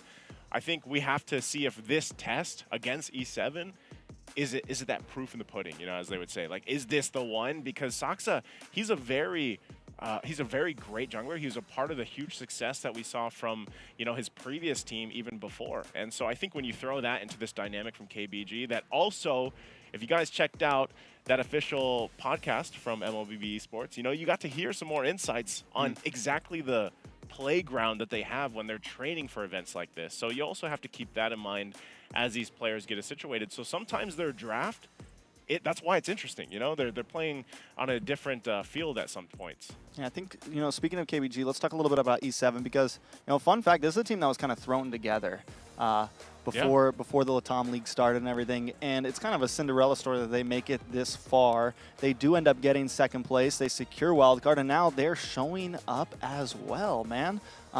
Both of these teams, I think, you know, kind of unexpected to do so well and just kind of, because those last games, they were kind of dominating. It wasn't like extremely close to say almost. Both teams really showed up. So I think we're in hopes here for a really good game between these two. It's sad almost that it's a best of one. But again, that just kind of adds the depth. And I think another big thing to point out for both of these teams is it being a best of one and them playing these games so much back to back. It's got to be a little wear and tear on your mental, right? Let's say you get into the first 5 minutes of this game and you're behind 3,000 gold. You know, it's very easy to fold under that pressure and just be like, oh, we're already out. You know, we're already out. But I think what's going to be huge for some of these teams is being able to keep themselves together, even if they fall behind a little bit. Yeah, I think that's a whole dynamic, right? The best of one format. It is brutal. It is legendary, you know, as some people would say. And I think that's part of what makes it so exciting. I don't know. I guess it's so fitting, at least when I think about it, like in consideration that this is a wild card. Like, it has to be a little wild. What more than having some best of ones, you know what I mean? And coming down to the line here, I guess we're getting a glimpse at through the cameras here what they're going through, because we can't see all the picks just yet, but you know, that'll probably get us situated for the teams. And I think really when you're talking about Entity 7, like you said, this is a team that I feel like when they're at their best, it's really when their jungler is able to pop off and get the farm they needs. And I think any of these junglers that can shine in this new jungle meta, where, you know, it's not all utility anymore, you know, and the utility it still works. I feel like Fredrins, Barretts, Martes, you know, all those are still a possible choice, but I think a lot of the teams are just happy and refreshed that if they really wanted to, I know we saw the Harley ban earlier, but if you really want to, you can throw in the Lings, you can throw in the Nolans, you can throw in these Roger jungles, these more hyper-focused junglers if you want. Yeah, I think there's just a lot of room, and I think as we see, back to the point of the meta evolving throughout MSC, as we get to it, I think there is going to be some balance between the utility and the assassin. I think some of the very good teams will still be able to use the utility to counter the assassin, but you have to be, if you're going to pick a utility against that, against that Ling, you need to be willing to, go for that invade early on. And I think when you're in this best of one stance, it's scary to take that risk, right? It's scary to be like, do we really go for the invade here, even though we have the winning comp in the first 2 minutes? So I think we're going to see some of those things, and I think as we move on, it's really going to lay down in stone is Assassin the new, is that it, right? If it was, would you are be there happy? Still some possible? I think I would be happy if it's balanced. I want everyone to want have a kind of one-sided. counter, right? Yeah. I don't want it just to be Assassins. I think there should be, I'm hoping, it looks almost like we're at a place where there's a few utility picks that are good. There's a few assassin picks that are good. There might even be a Roger jungle that's good. And that will evolve it to maybe a marksman jungle, maybe this or that. Who knows? Maybe a Claude jungle or something. Get crazy. The only one I could actually see working right now would maybe be a Natan being put in the jungle. I know he's done that before. Natan's actually fit in the jungle before, previous meta. But I'm just not sure how he works now. And I think we'll see teams go ahead and experiment. Maybe that was a ping check. Yeah, I was going to say. That Harley's gone. The Harley was sus. I was wondering, what's... Okay, so obviously you're a Turner, by the way. So everything I said about it was just pointless. Yeah, you know what? You can leave it at it because you never know, Trex. We're in a new patch. If teams want to ban out Harley, let them ban out Harley. We're not going to count them out on it. It is the wild card. Wild bans. Wild bans. Wild brutal. Picks. Yeah, legendary. Unexpected. Expect. Expect the unexpected. Right now, though, these are the bans obviously coming out. So Luyi, Harith, we have the Nolan, the Chip.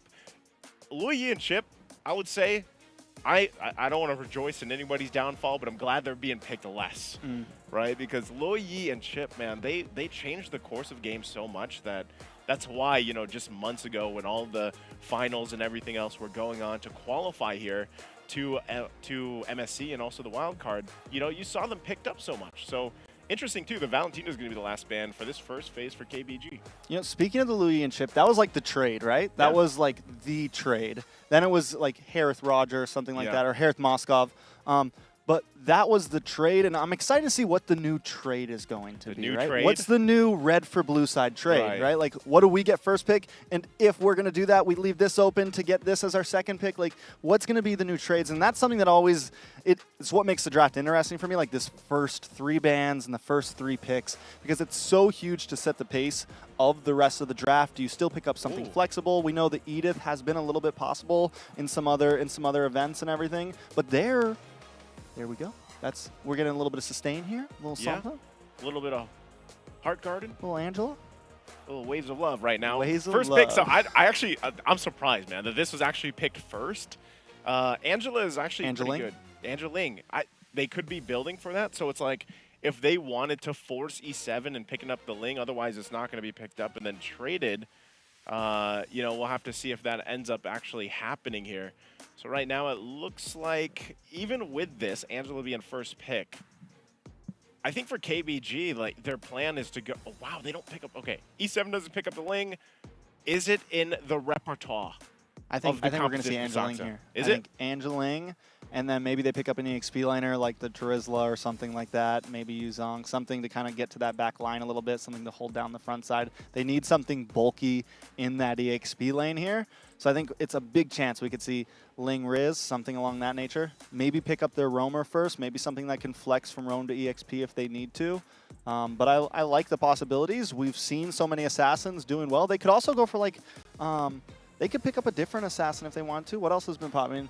We still have so many possibilities, right? I feel like it's been a lot of Nolans, Lings, Rogers. There's the Riz. Trizla. Wow, okay. Cool. This is, I would say Claude, Angela is still a good combination, though. It's if it's not the Angeling, it's, I was going to say Angelad. It's Angelad. That's another good combination for your you got your marksman locked in. Moskov has struggled a little bit. I would say, like, since, you know, this nerf he went through, which I feel like Mozkov needed. Yeah. I feel like for a while, he was way too strong.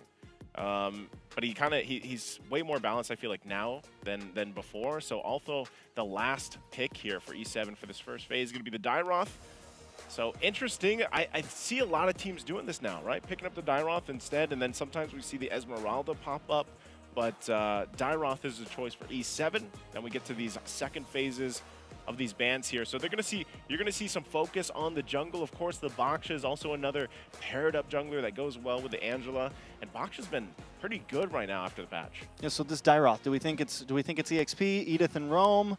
Or maybe Dairoth could flex the jungle. It's always like a possibility. I don't know. We haven't really seen it yet, but definitely a possibility. There goes the Ling ban from the side of E7 though. Good So choice. KBG now, what do they really have left to pick? And I think, you know, do they go for something a bit more steady? Just pick up something like the Fred? Are they waiting for that last pick to really get spicy, you know? Yeah. If they don't pick up jungle, I think, or no, they have to pick their next 2 picks here. E7 gets next pick. So no matter what, E7 has some counter ability if KBG goes for some sort of spicy jungle pick, you know? I think this is why I am a fan of the current forming meta. Again, I'm not going to say it's formed, like completely formed yet, because this is different for its MSC. And even Wildcard. Wildcard meta, like I said, is also very unique in its way, but I love the fact that you have so much flexibility. Yeah, you don't know exactly where the Dairoth is going to go. He could actually go in the jungle. Edith as well has been a pick that's been placed in the XP lane, or it's been Rome. You could actually, you know, flex those two as well. Obviously, the Mozkov, we know where it's going. So with those last bands, it's going to be the Barretts. Minotaurs picked up. We now have the Rome locked in for E7. I'll tell you what, man, this is a ton of crowd control available. And if they really wanted to round this out for E7, they pick up the Vexana. Vexana would allow just airtime for E7 to utilize against KBG's lineup. And there's so much, you know, so then we confirm Dairoth jungle. Yeah, it could be. Dairoth jungle? Dairoth jungle. I'm thinking if they wanted to go this way, you do that Dairoth. Hey man, maybe they get real crazy and just do Mozkov jungle and Edith Dairoth off lanes. That's too wild. I know we're on the wild card. This is wild card, bro. It's day one. It's wild card. You know? But I don't know about Mozkov jungle. All right, KBG on the gun now. Need to decide on something.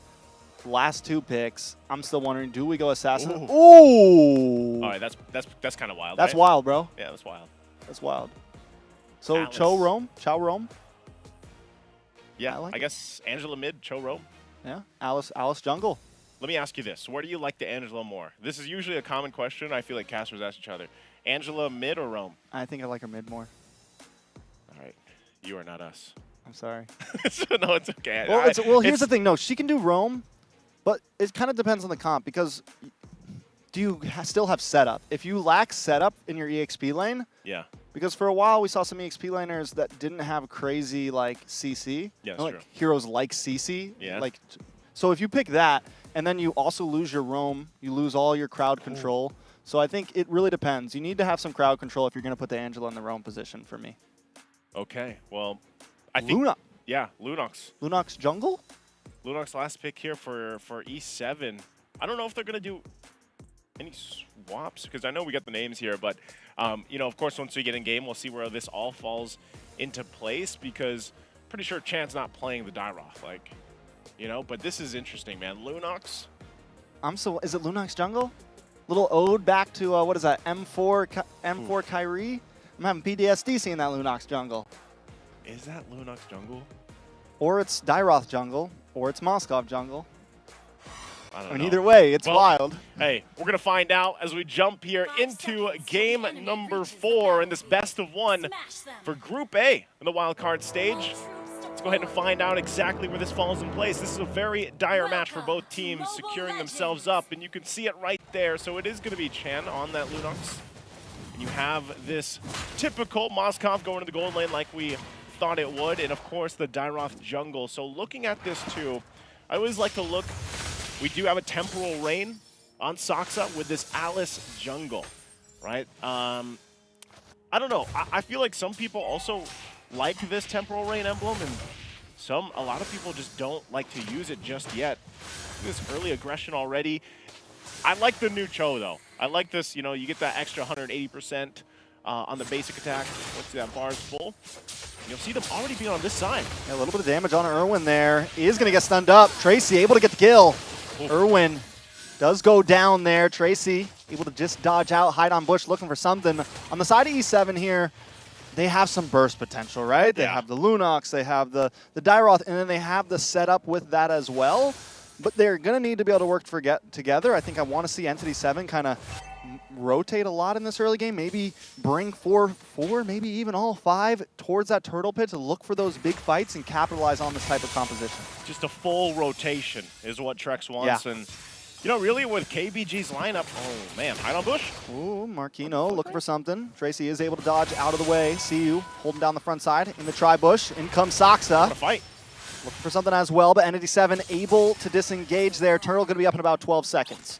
All right, 10 seconds away from that first objective. For KBG, honestly, they can't really pull the go signal just yet until Tracy, you know, has this advantage, has that level 4. But the fact that they already did get that kill, you know, it gives them this little room, I would say, to breathe on this Cho pick to kind of play around with. But once he gets that level 4, then Entity 7 really has to watch out for the setup potential. They have their own as well, though, especially with an Edith. So half health on the Turtle. Yeah, Turtle's going to go to the side of Entity 7. Chan able to secure it. Marquino able to get the knock up. Down in the purple buff, though. Sasa does get knocked up. Irwin trying to get away, but the damage coming in. Hide and Bush will go down. Next up on the list, Marquino taking some shots from CU. He's going to have to get out of town, though. 3 members trying to collapse onto him. Picks up a heal from LMU, and both teams disengage, but keep Best Gaming walking away 2-0. Entity 7 gets the Turtle. I'll tell you what the biggest difference I see in KBG this time around for the wild card. They're much more disciplined. In the rotations that they have, Tracy able to get away the Dragon onto Chan here. Chan able to Brilliance. use the Brilliance. Going to be safe, should be safe, will be safe. Okay, going back to the point, KBG is much more disciplined this time around, I feel like, than what we saw in the M5 wildcard. You can definitely see kind of the impact that I mean, even bringing Saksa has had for them, and some of this shot calling as well. Tracy doing an amazing job on this Cho pick, very aggressive. Just hope that, you know, he's able to kind of manage that and not get it too aggressive that it punishes him. But as we look at these items kind of fall into place, no first items locked in just yet, but well on the way here. Saksa now on this side of the jungle. Might want to put some pressure here. Wave Dragon. Nice way the Dragon onto Irwin, though. Fury going to come in. Saksa. Oh, Tracy. Able to dash away there. Here comes Fury. Gets a couple shots off onto Tracy. E7 trying to collapse onto 1. Oh. They find 1. Saksa able to go down. Chan picks up the kill. That's 1-2, but the gold still at a standstill, Naisu. It's 10K, 10K. NE7 looking for more, though, in the purple buff. LMU trying to defend along with Tracy. The knockup comes in. The Nolan's Fury. Tracy goes down. CU trying to help out, but unable to connect onto anybody there. LMU now just defending the mid side. CU needs to try to get out of here. Marquino locks in, knocks him up, and takes him out. NE7 going to walk away with a lead there.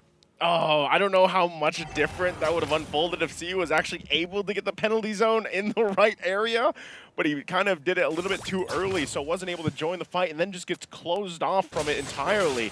So with that, Entity 7 really on this upswing will be able to get those kills. Now the objective, they got 2 turtles under their hands, and they're furthering this gold lead at this point. It was kind of a stalemate for a while, but now with everything falling into place, you can see it happening. Even looking at the gold difference here, gold lanes, you know, gold lanes are doing okay, of course. You know, Fury's farming up. Spirit Destruction has been landing. Wow, he actually follows up with it, but he's just going to go back to lane after that. I'm not sure if they were going to get the call. Irwin was there.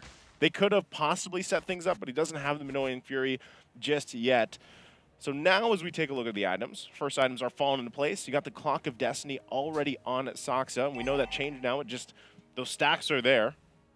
Then you have the Enchanted Talisman here, of course, for Chan. So, you know, kind of, I think one of the big power spikes for this, while we take a little breather here between the teams, when we talk about power spikes, Trex, who's got the better mid-game power spike from these two lineups? I think who do you think? Mid-game, I think Entity 7. I think they kind of have it early, and as long as they have the lead, they will have a nice mid-game power spike. They have the Dairoth. He's gonna pack more and more of a punch as this goes forward. And then the Lunox as well. Whether you like it or not, Lunox is late game, but also has a decent aggression in early and mid. She can still shred down. Also has the escapability with the Brilliance, can kind of work around some of these big skirmishes during these neutral objectives. I think when we take a look at KBG, they're kind of waiting, right? Yeah. They kind of want to get to that late game, but the problem is NE7 also has some late game possibilities with the Moskov, with the Lunox and everything. So it's kind of a toss-up. I do kind of feel like if it gets to very late game, KBG may have the advantage. What are your thoughts? Oh, you know what? It's been so long since I've seen also an Alice utilized in the jungle that I'm just kind of wondering on how good this will play out later on as we jump back into the game here. Scaling-wise, obviously, for the lineup for KBG can be good, but it really relies on just letting Claude get to where you need to be. You know, you need those 3-4 items to really be able to shine on that Blazing Duet for Wah Wah Wah. And that's something that can happen here. We're on the other side. You already know. Hold on, bottom. A little bit of damage on a Wah Wah Wah. But the Heart Guard comes in. Fury now taking the damage himself. May go down here. LMU able to take that kill. Would have been better in Wah Wah Wah's hands. But it's okay. KBG just needs some pressure on the board. Yeah, they at least get that kill down, you know, and they're going to actually put some pressure on the Tier 1 possibly here, unless it can be defended by Irwin. But that's what I was saying. You know, Claude really has to be able to farm up, get those multiple items that he needs, and then you can really shine. But even with that, like we already just saw, with a Heart Guard enough, if he's able to outplay or outmaneuver with the BMI, then you can make it. Oh, hold on. Ooh, Tracy. The damage from Chan right now is just bonkers. And this is what I mean. Like, the Lunox is expected to be late game, but the mid-game damage right now coming from ND7 is definitely vicious. It's, I mean, he's not even hiding on Bush. Like, he's just there, you know? And this Dyroth, the damage threat is really good paired up with this Moskov, and that's kind of what we're seeing here. And we haven't even talked that much about Marquino. You know, Marquino's damage with the Primal Wrath, the setup potential is all great, and that's why Edith has really risen in stock in a lot of these teams' lineups. He's going to go ahead and whittle down here. They have 3 turtles now already in the hands of Entity 7, so they're well on their way to having a really good first Lord take once that's up in a couple minutes. Here's one of the big problems, though, from Entity 7 is they haven't really... Oh, wait a second. A little bit of damage. Oh, but the kick comes back. LMU does go down. Tracy tries to save the day, but unable to do it. I was just going to say Entity 7 needs to start taking towers, and they read my lips. They take the mid lane, which is a huge tower, because now the rotations are in. Marquino able to get the knock up onto CU. Oh, they're going to just want that purple buff, but ND7 might not give it to him. Sasa brings out the Blood Ode. Big hit in the backside. Lots of damage on to ND7. In comes the Blazing Duet. Hide on Bush. Getting melted down. LMU able to put another kill into the pocket as E7 back off Marquino. Now in between 4 members. Taking shots. Shouldn't be able to escape this. Wah Wah Wah picks up the kill. It's a 2-for-0 trade. Keep Best Gaming trying to get back that gold. You see what I'm saying? Like, KBG's discipline is so much better now, I feel like, as we see. Look at this replay. They actually had a good initiation this time around. I feel like CU wanted to make up for the last penalty zone. Makes it up here. Great hard guard into the Blazing Duet. And just the follow-up that they have here is really good. And then the call-off to just go and get that kill from Marquino. So, you know, some of this shot calling that you're seeing happening in real time for KBG is a very different KBG than before. So, honestly, with this game, the best of one, and knowing what's at stake here for both these teams, Trex, it could go either way once we get to the Lord. Yes, Entity 7 got all 3 turtles, but KBG's got some good fight in them too. I mean, look at the items. He's only got a DHS and a Corrosive Scythe. He's working on that 3rd item. Probably going to pick up the Golden Staff. Might choose to take some defense, though, too. Could pick up an early Wind of Nature. But right now, KBG showing that they can actually contest and fight against Entity 7 despite them really controlling some of these objectives. So now the Lord's up. They're going to go ahead and just full-on start it. They'll keep LMU up top. Look at this pushing. Saxa trying to find a way in as Fury just melted down. Penalty zone in the backside. Only finds Chan, but Saxa comes back and gets the stun onto 3 members. More damage coming out. A nice way of the Dragon. Marquino goes down and Sasa able to take another one. Fury finds Tracy, but the Lord still don't know. Sasa takes it. It's 4 members down on the side of Entity 7. Nothing but Irwin left. KBG take the lead and start to bring the game into their hands. What a fight from KBG, and they're going to get so much off this first Lord here. They might even knock on the shields of these base turrets of Entity 7. And as I was calling it, you know, it really depended. Where were they going to be able to fight on that first Lord? It looked like Entity 7 wanted to rush it, and they did. They brought it to a fourth of the health, and then they lost the fight. Now, CU has had 2 great setups with the penalty zone. You're going to find Entity 7 on this defense. Again, this is a best of 1 for them. Very crucial to get to that top spot right now on that journey, and it looks like they're going to have to do their best to defend this base. Half health on the Lord. They should be able to clear it. The Brilliance already being popped to Tracy. Look at him just standing here menacingly, but they'll go ahead and work on that. So they're fine, but Entity 7, it's looking, you know, the lead they had, it's now lost. They're down about 3,000 gold. You can see some of these spikes happening. The item spikes are happening. Those items of the, you know, the second, third, fourth items are being locked in here. Some defensive items as well. And I got to say, man, CU has really stepped up after just that one minor mistake he had, you know, with the penalty zone. A lot of these penalty zones are the things that are setting this up for KBG to fight on. Yeah, we're starting to see the Dairoth fall off a little bit, right? Hide on Bush, 0, 3, and 3. Yes, he packs a punch, but the defense just isn't quite there. He just locked it. He has the Radiance.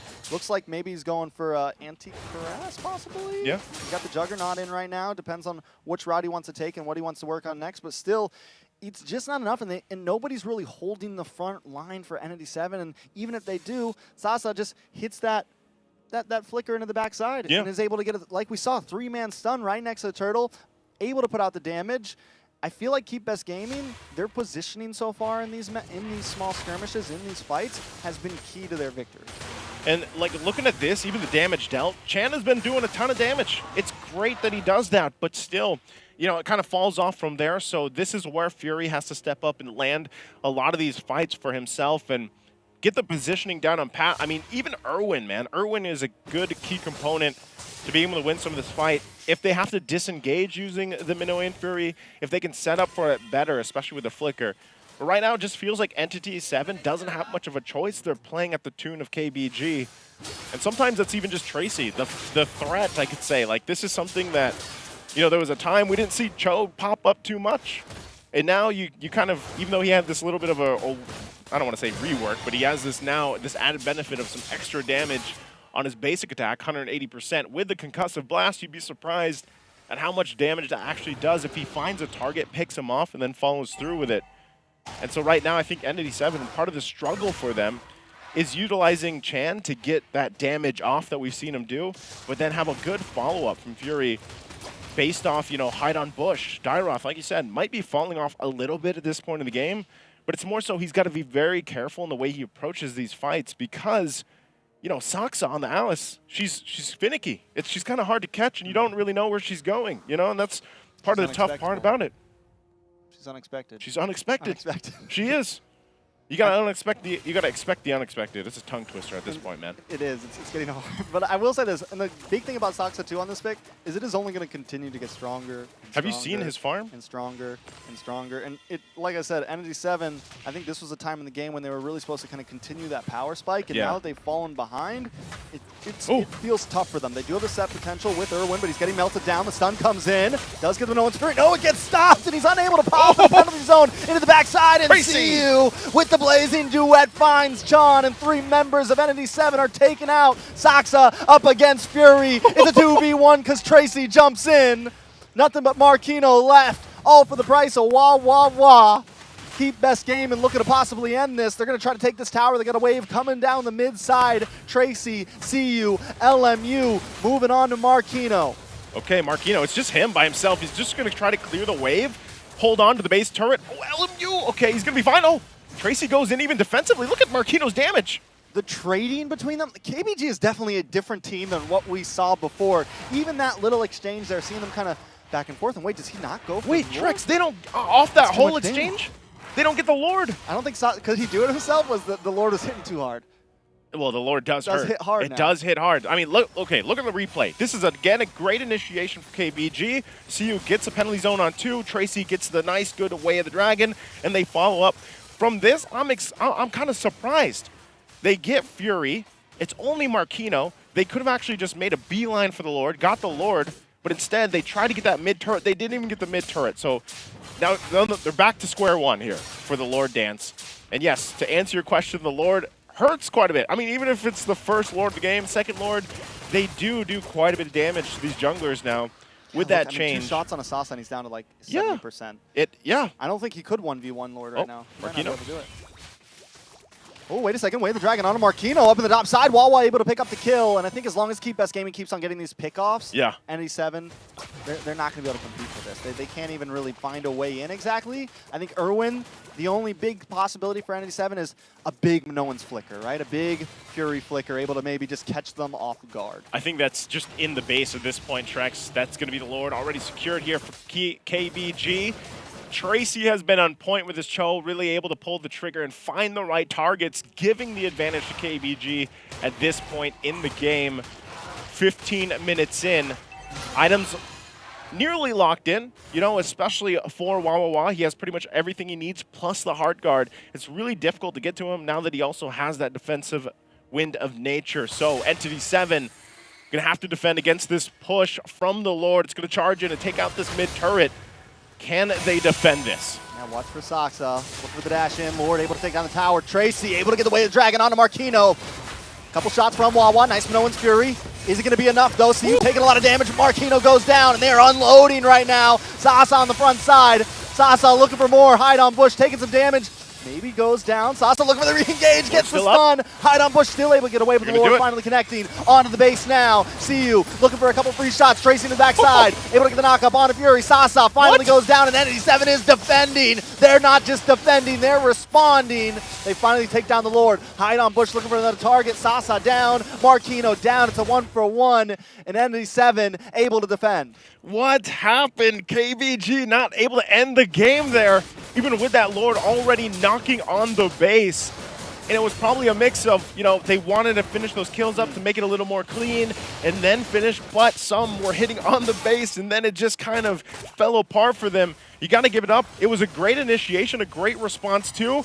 You know, it took a little while for that entry. Once the Heart Guard was used for Wawawa to go in, you're going to see that unfold here. You think they could push this one in, but it was a great defense from Entity 7, really clearing the best they could, pumped out a lot of damage, and then KBG kind of just, they didn't know what to do at that situation. So then they find themselves at least with 2 turrets down in Entity 7's base, but they're going to find themselves in a similar situation where it's like, all right, Tracy, we're counting on you.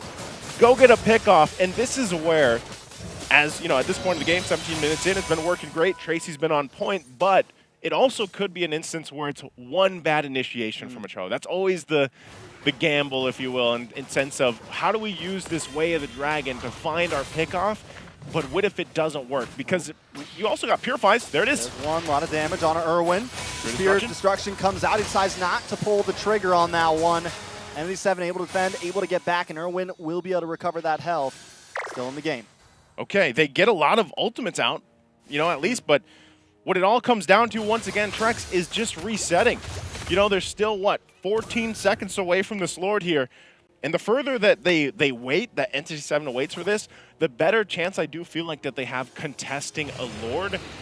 But the biggest thing they have to kind of counterplay into is what I just said with Tracy, if he gets the Way of the Dragon off. And that's why you have those Purifies. You have some of these defensive items now. You have the Crown picked up as well here to play around with to try to stall something out, because this is a crucial one. This could be a game-changing Lord here as both teams kind of get it situated. They got the information.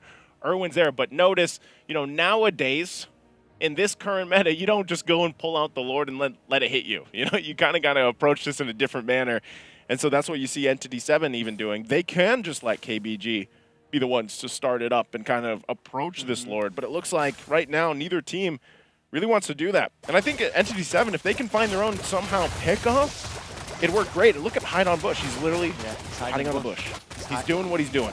That's, I mean, and he's got the position. He's going to try to look for the angle here, and I think that's why Entity 7, you mentioned it, let the other team start it up. I think Entity 7 is looking for that, but something to point out is Wawawa has been doing a great job of controlling that long lane.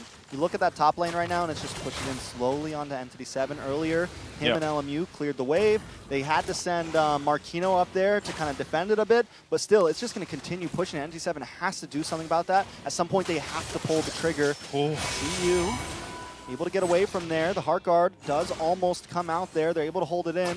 He's looking for it. Who's he going to put it on? Sasa or Wawawa? Still goes. Still not doing it. Yeah, going to be I mean, very calculated here. There's the hard guard. Ooh, big kick onto Irwin. A lot of damage onto Irwin. Sasa able to pop the immortality onto him. Spirit Destruction does come out. Sean looking for the getaway, but Sasa able to find him. Next might be Hide on Bush after he finds Wah Wah Wah. The Hide on Bush popping off right now. Looking for the damage. The Truncheon comes out. A lot of damage onto Sasa. Might go down. Fury able to get no. Hide on Bush gets a kill. It's 2 for 1 right now. Entity 7 popping off, but minions are on the base. Do they go for this Lord or do they go back to defend and clear? Oh, they have to defend. Look, they can't even actually commit to this Lord because CU and LMU are there. They might start it up, but this is still going to be a push and pull between both. The final turret in the base of Entity 7 will go down, and that might have been a long enough time for KBG to get back for this Lord fight. So Fury, the last fight, he just popped off in the back line. He was free hitting, so they have to solve that issue. He still has the Purify available. There they go. Once again. Fury's coming online right now, and he is going to be a problem. Even though they took the nerf, Moskov in the late game is still an issue, as we can see. We saw with that last fight, he's up in the top side. He's able to use the Spirit. He's able to clear the lane, use Spirit Destruction to get in the midst of things, output enough damage. You have Hide on Bush who can kind of reap, clear things up. I mean, Entity 7 holding this game together well. They've taken back the lead. Oh, man. Interesting. That last item locked in from Hide on Bush is going to be the Malefic Roar as well. Yeah. So a little more penetration to deal with. And that's what's blowing up KBG's defenses. If he's able to get the setup that he's looking for, and then Fury just pops off from the backside, shooting off these spears and everything else, it's tough for KBG to deal with on the front side. So now the tables have turned here. Entity 7 will be marching in with this Lord in the mid lane. They're going to want more. Champ. And looking for the engage here. Lord down about half health. CU also looking for something, but taking a little bit too much. Sasa into the backside, though. Way the Dragon does connect onto Hide on Bush. Hide on Bush takes a heap of damage, but Tracy takes more, taken out from Marquino. Saxa, though, still holding down the backside. Looking for LMU, looking for something. Wah Wah Wah goes down. Saxa goes down. Entity 7, all 5 up against Keep Best Gaming. Keep Best Gaming tried their best, but Entity 7 should be able to clear this out. They still need some minions, though. Don't have any minions yet. Waiting for a wave to come. It's 40 seconds. That is going to be it for KBG. Just some time will tell. Brilliance with the base. Last wave will be pushing in here. They're going to take that turret to clean it up. And here they go. They'll go ahead and take this game in the best of 1 against KBG. Further in their lead in Group A. Sheesh. That's all I got to say. That was a good game. I mean, all the way down, we went to 23 minutes there. Yeah. 22 minutes on that one. KBG back and forth. After we saw some of those first few games, those first 3 games, we felt like these were the 2 teams we needed to keep our eyes on. And Entity 7 holds their composure. Both teams held their composure until the very end there, but Entity 7 ends up coming out on top. Very, you got to respect Entity 7, the way they, I mean, think about it. Early game, they had control of objectives. As we look here at the highlights, early game, Entity 7 had control of all the turtles. They got all 3 turtles, actually, in fact. They played with the lineup that they had, especially early on. There was a good response from KBG, I mean, throughout the entirety of the game. But the story here for Entity 7 really was, had control early game. They lost it mid to, early, late game. And then KBG knocking on the base of Entity 7 at one point. We're not able to cap out and finish the game. And some way, somehow, Entity 7, their team fighting around these Lords got way better the further they got into the game. At this point, again, look at Fury. He's just in the backside unleashing. And KBG used everything that they had to start the fight, or at least to respond to starting the fight, that they didn't have anything to finally get to Fury. And that was kind of the problem here. And even this last fight, it was a very tough fight to be in for KBG because they got split off. And Fury's just firing off again. No one was able to really touch Fury. And that is one of the strengths of a Moskov. But I feel like the same can be said when you have a Claude, especially with an Angela providing you that support. So really this was just, I mean, both lineups were working really well. But Entity 7 at the end of it was able to just kind of have that fortitude to turn things around. And then when they got that lore and they pushed in, they knew they had it. Yeah, I think something huge we saw was KBG during the mid game. They were playing as a unit. They were playing very well as a unit. you know, you could see the teamwork, and then as that game went on, it felt like NT7 started playing a bit better as a team, and it felt like KBG was they were spreading out a bit too much in some of those fights. They were letting little members get picked off. Sasa was going for the engage, and we got CU way down here or something, you know? And it felt like they weren't as cohesive when we got to the end of that game, and when you have two teams of kind of equal caliber, those are the decisions that make a team lose. It's a good way to put it, because really it's those minor decisions, especially towards the late game. And honestly, this is, I would say, you know, a game that goes a little bit later than some that we've seen, but, you know, that's where you have to have that fortitude to be able to turn things around even when you're down and then cap out the game there. So great best of one that we just saw, and Entity 7 pulling through, but leading us into the next matchup. Let's go ahead and take a look at this quick video. My name is Joe. I'm the jungler for Xeno Zenith. I am Shocker. I'm a mid laner in Xeno Zenith. Hello guys, it's me, Masaraf. I'm the explainer of T2K. Hello everyone, I'm Bob from T2K. My role is Maze. Okay, so I'm gonna brief you guys on this game that we're playing. So basically you two have to compete against each other. So I will show you an icon later, and then you have to guess what it is. Okay. So basically who can guess, then you have 1 point. Okay. So I will show you in like 3, 2, 1, and then I'll show you. You don't have to raise your hand, you just have to quickly like answer. Okay, so for the first one, 3, 2, 1. Phobius, right? Phobius. Is it Phobius? Yeah, it's Phobius, bro. Phobius second skill? Yeah, second skill of Phobius. Okay, I think Shocker got it first. But let me check if it's like correct. Yes.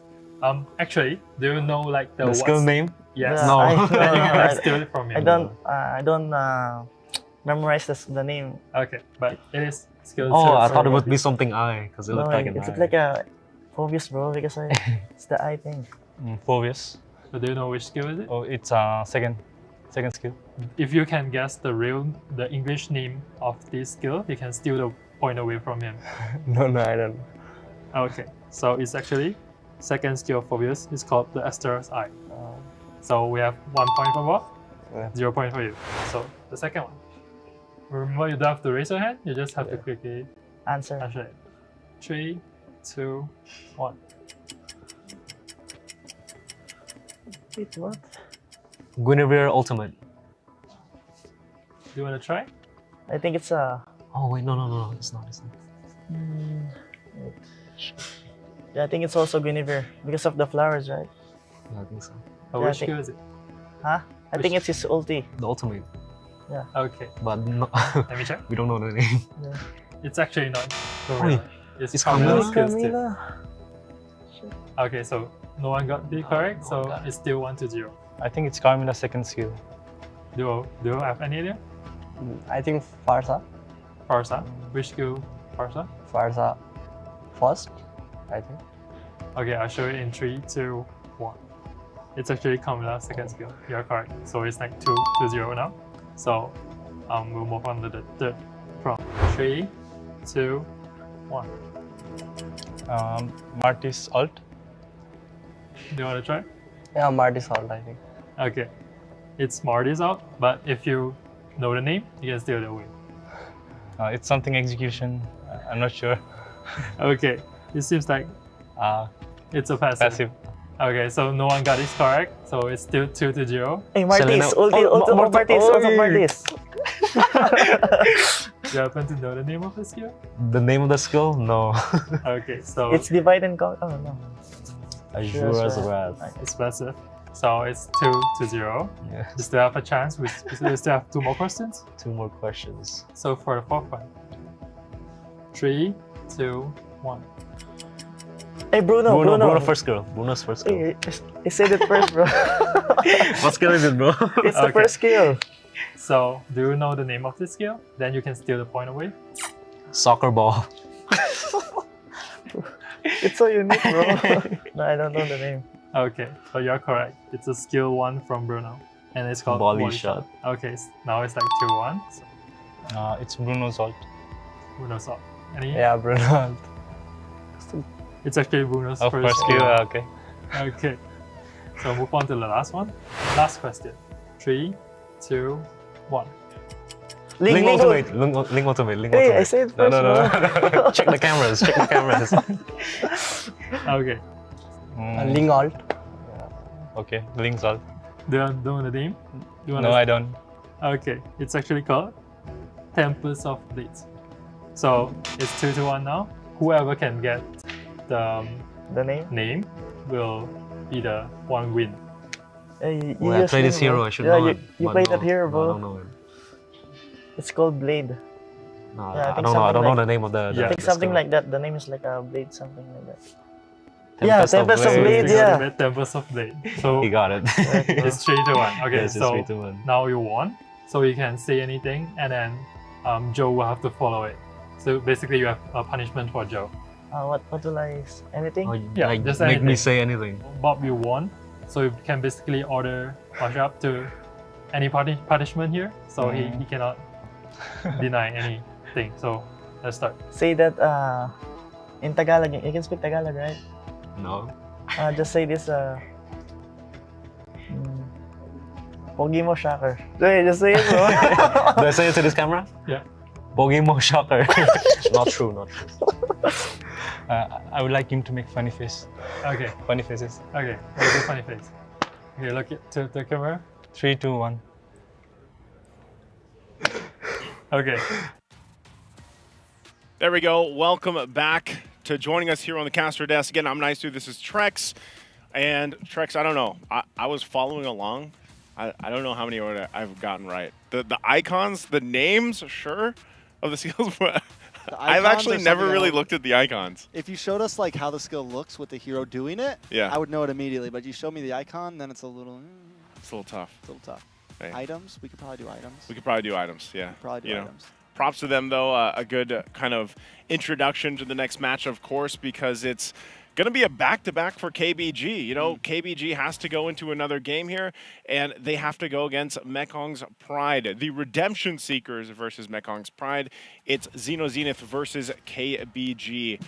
The battle of multinational squads. This is actually very interesting because, you know, from what we understand, I think you always have to kind of think about the dynamic of different players being imported from different teams. And I've always wondered about the communication, like how are the comms, you know? And from my understanding as well, you have, you know, teams over here on Zenith. I believe there is one of the guys speaks 3 languages. I'm trying to think who it is. I think it's Joe. I think it might be Joe. He speaks like 3 languages. He's probably a part of that whole communication part of their success here. But I think for KBG, even with Soxa, like we heard, that they actually are learning, you know, a little bit of I think it's Mandarin to go ahead and talk with the other members, of course. So, but even when we looked at the previous game, KBG, like their synergy, I would say, is there. It's improved because, again, going back on the history that they had from the previous wildcard, man, KBG looks a lot better. It's just they weren't able to end a game. And honestly, we see some of the best teams in the world not being able to end games. But let's talk about Xeno Zenith here and their lineup once again for today. It's Hehehe, Joe, Shocker, Zippy, and Gnart. You missed a couple of Hehehes there. Well, you know. You didn't pronounce it right. I can't do it that long, man. Because then I would actually have to count it. I think it's 7. Pretty sure it's 7. And he's actually performed pretty well in the XPs. You know, Zenith. Yeah. I mean, we definitely need to see some more for them. I think this will be a good test for them going up against KBG here.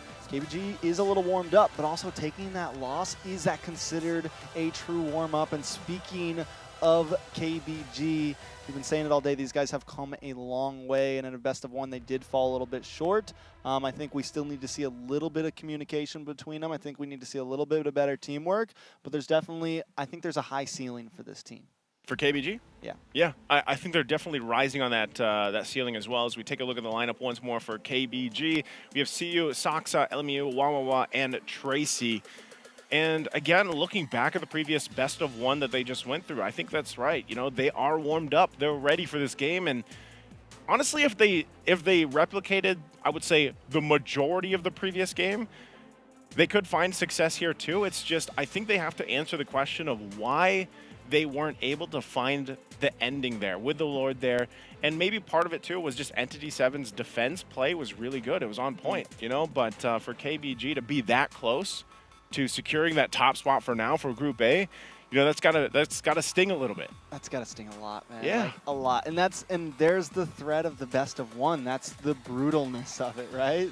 That's what happens. And taking a look at the leaderboards right now, ND7 2-0, Keep Best 1-1, Xeno, Zenith 1-1. At this point, S2G pretty much out of there, right? We already said it. They're not going to be able to make it, but Xeno, Zenith still has some opportunity here. Keep Best Gaming still can try to get that 2-1. I think there's a lot of possibilities. ND7 also has another game at the end of this, and they have an opportunity to just kind of clear the board, right? If they can get their final win today, then it doesn't matter what happens in this game. So both of these teams need to pull something off here if they want to stay on the board. And again, it's going back to the point of why these best of ones are so crucial, because with that, you see how, you mentioned it earlier, you know, how that one mistake or misplay might change the course of your chances to being that top spot and going forward, you know? So this is also an important matchup, of course. All of these have been, and it's really coming down to the wire because we only have 2 left. So before we get ready for this next matchup for KBG against Zenith, we're going to take another short break before we head into the draft. So sit tight with us. We'll be back after this.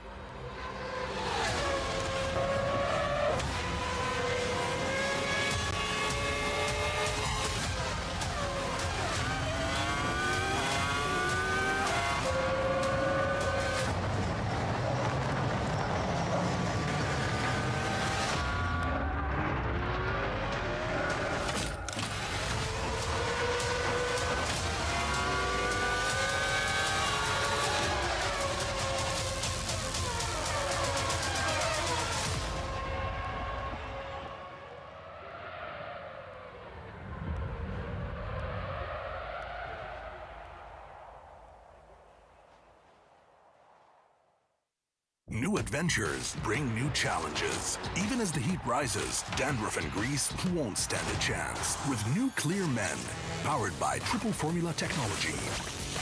To eliminate dandruff, itch, and grease, gives you 8 hours of freshness and 100% dandruff-free hair. New Clear Men, 0% dandruff, 100% confidence.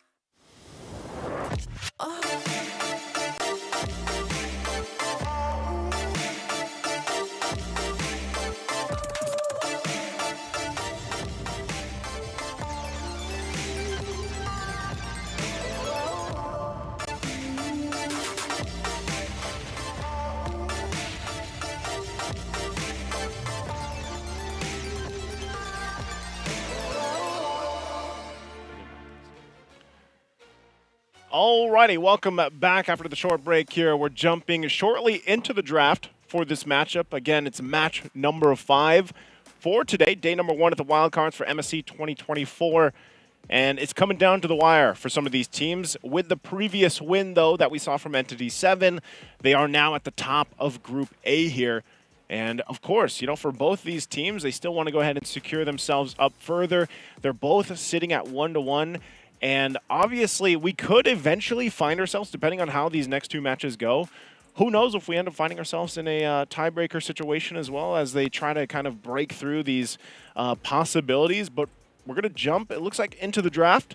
we'll see how things kind of play out here. It is going to be KBG on this blue side, and for Xeno Zenith, man, on the red, they're going to get those 2 picks that we've seen a lot of teams utilize so far and some of the strategies that they have with these games. I would be surprised, though. We did see KBG pick up the Angela first in the previous game. I wonder if they still want to go that route, like go with sustainability and healing as their game plan composition. I mean, yeah, I think we've seen a couple different strats from KBG, right? We've seen a couple different ideas come from them, and I'm wondering, do they still have more? Do they have some more pocket picks? Do they go for something like an Alice jungle again, right? Or do they get back to basics? Do they want to put Satsa on the Noland or something? It kind of depends on how these bans fall out. But we've seen a lot from the side of KBG, I think, just in terms of draft and in terms of how far they're willing to push the envelope. Zenith, on the other hand, I still think we could see a bit more from them. Or is it smarter that they're just kind of, keeping things tight? It's a good, kind of good thing to look out for. That is the Angela ban, though, so it is going to be taken out. And then KBG decides to take out the Harith. So Harith, Valentina, Louis, the chip is gone, like you mentioned. And this last ban from Xeno Zenith, what do they not want to deal with from KBG? So far, too, I would say if KBG wants to kind of lock in, maybe this is the time where we see Saksa play an assassin jungler, as it comes down to this is their last match, at least for Group A. And I think if you're holding on to something, whether that's a niche strat, cheese strat, whatever you want to call it, something up your sleeve, this is the time to bring it out. In this situation between both teams in their current situations, Novaria is going to be the last ban from Xeno Zenith. So a lot's left on the table here. And I think really if you wanted to, you could just kind of play with the fact, pick up a Roger. You could flex that enough. Roger is flexible enough that he could fit that role of jungle assassin. Very snowball-y, could build up. You could also park him in the gold lane. So that's one of the picks that I would kind of think about contesting here for KBG if they want to go that route. And for Xeno Zenith on the flip side, I mean, even the same thing. It's really up to where do they want that carry to happen? Where do they want to get those power spikes in the composition here? Do they want to start early against KBG? Because KBG, they play a little more defensively now and a little more discipline that you see, but they're going to lock in the Faramis first pick here, who usually also has, I would say in recent competitions, has been banned out quite a bit as well. Yeah, I mean, it's been banned out, it's been picked. I think it's a lot of possibilities. But here's the thing, what we've been seeing work is that big burst damage. LaFell said it earlier in the day.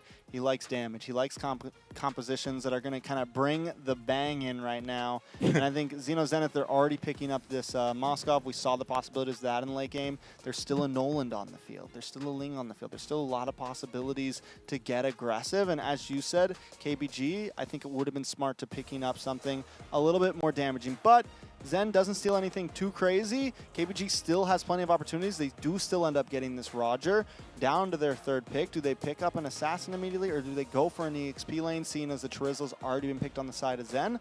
I think Edith could be a solid pick here for KBG. Oh, yeah. Edith has been, I don't know, Edith is going to be a mainstay for a long time, I feel like, currently, at least throughout the course of MSC.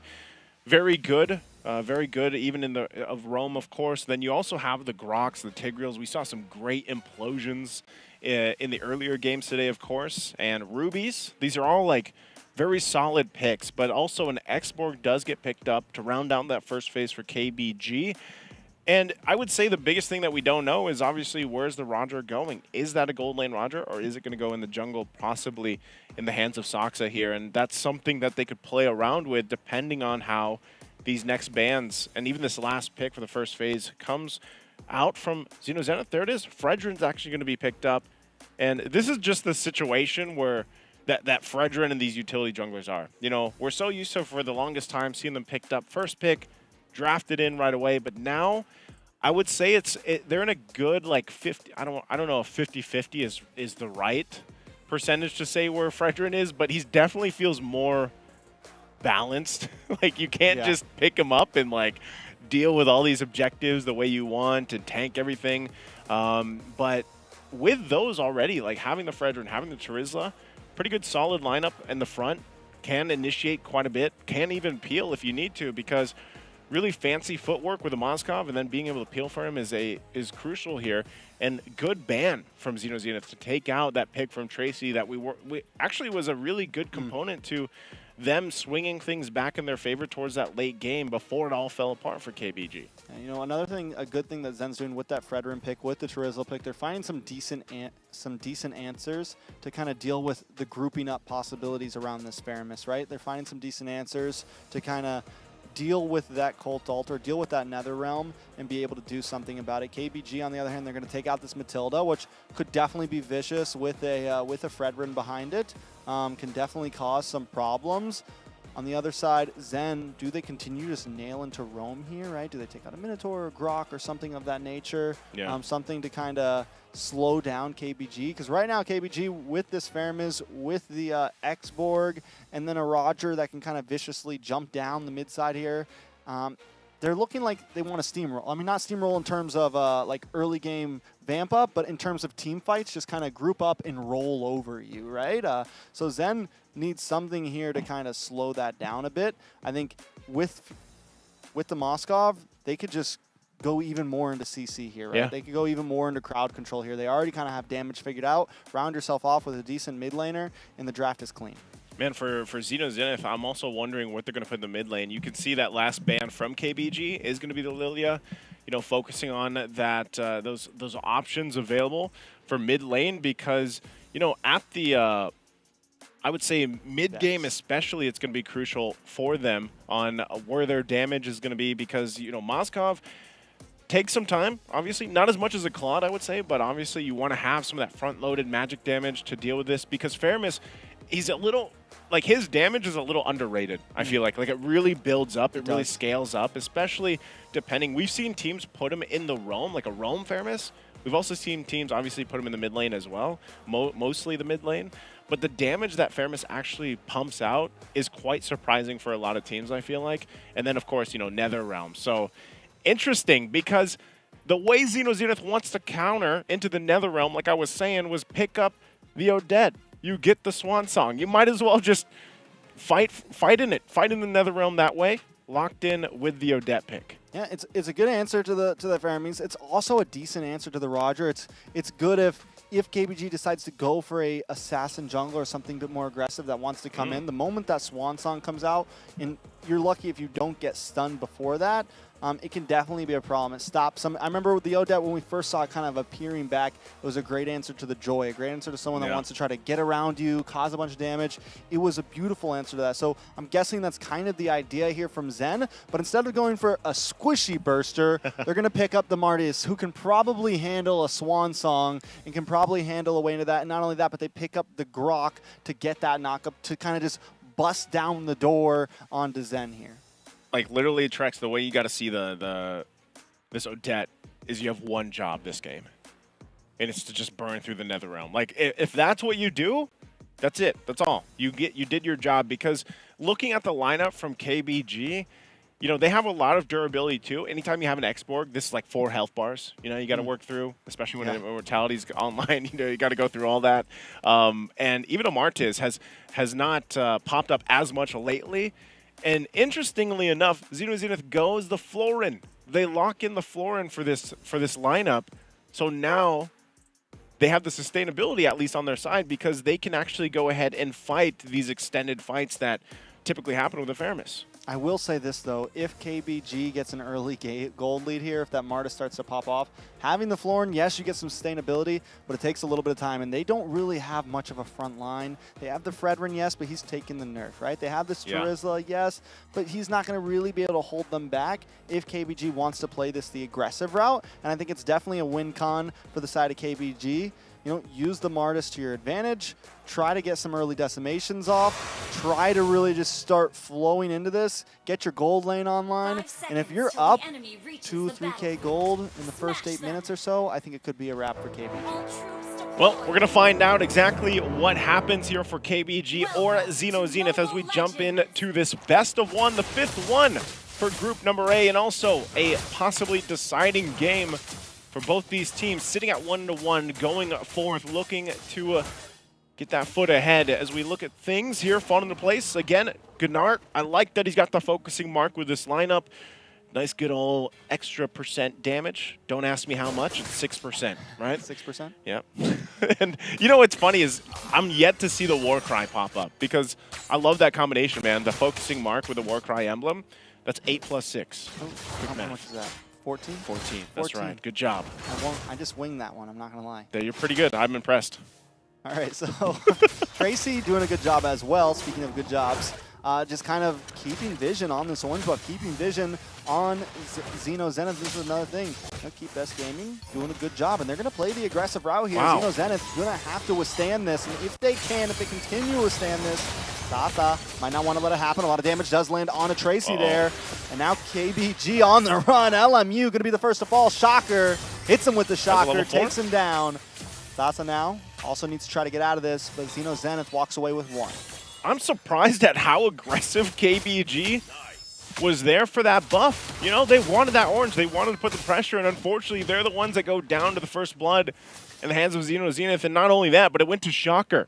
So Shocker, the guy with the one job of just pumping out the damage to deal with the Nether Realm, is now getting that first blood, and a little bit of that lead on building this Odette on what he has to do. So, you know, I'm just surprised that KBG decided to go all out for that. Hold on. A lot of damage on a Tracy. He can't move. Joe able to get the stun. The stun locks up as well from Shocker, and he is just shredded.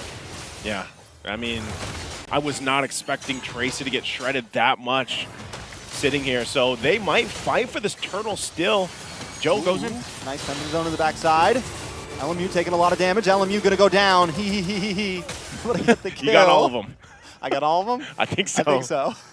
That's why, you know, most people just say heh, because when you're doing the play-by-play, man, you know. Is it ha or is it he? It's he.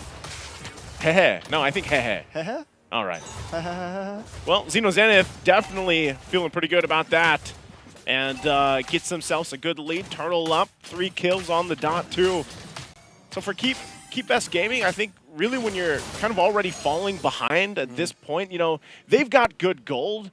At least kind of in this sense of with how things have gone, they got, you know, kind of shut down in the early on, trying to be really aggressive in the jungle here. But for Xeno Zenith to get the lead and then KBG to hold it together, but they still want to put pressure.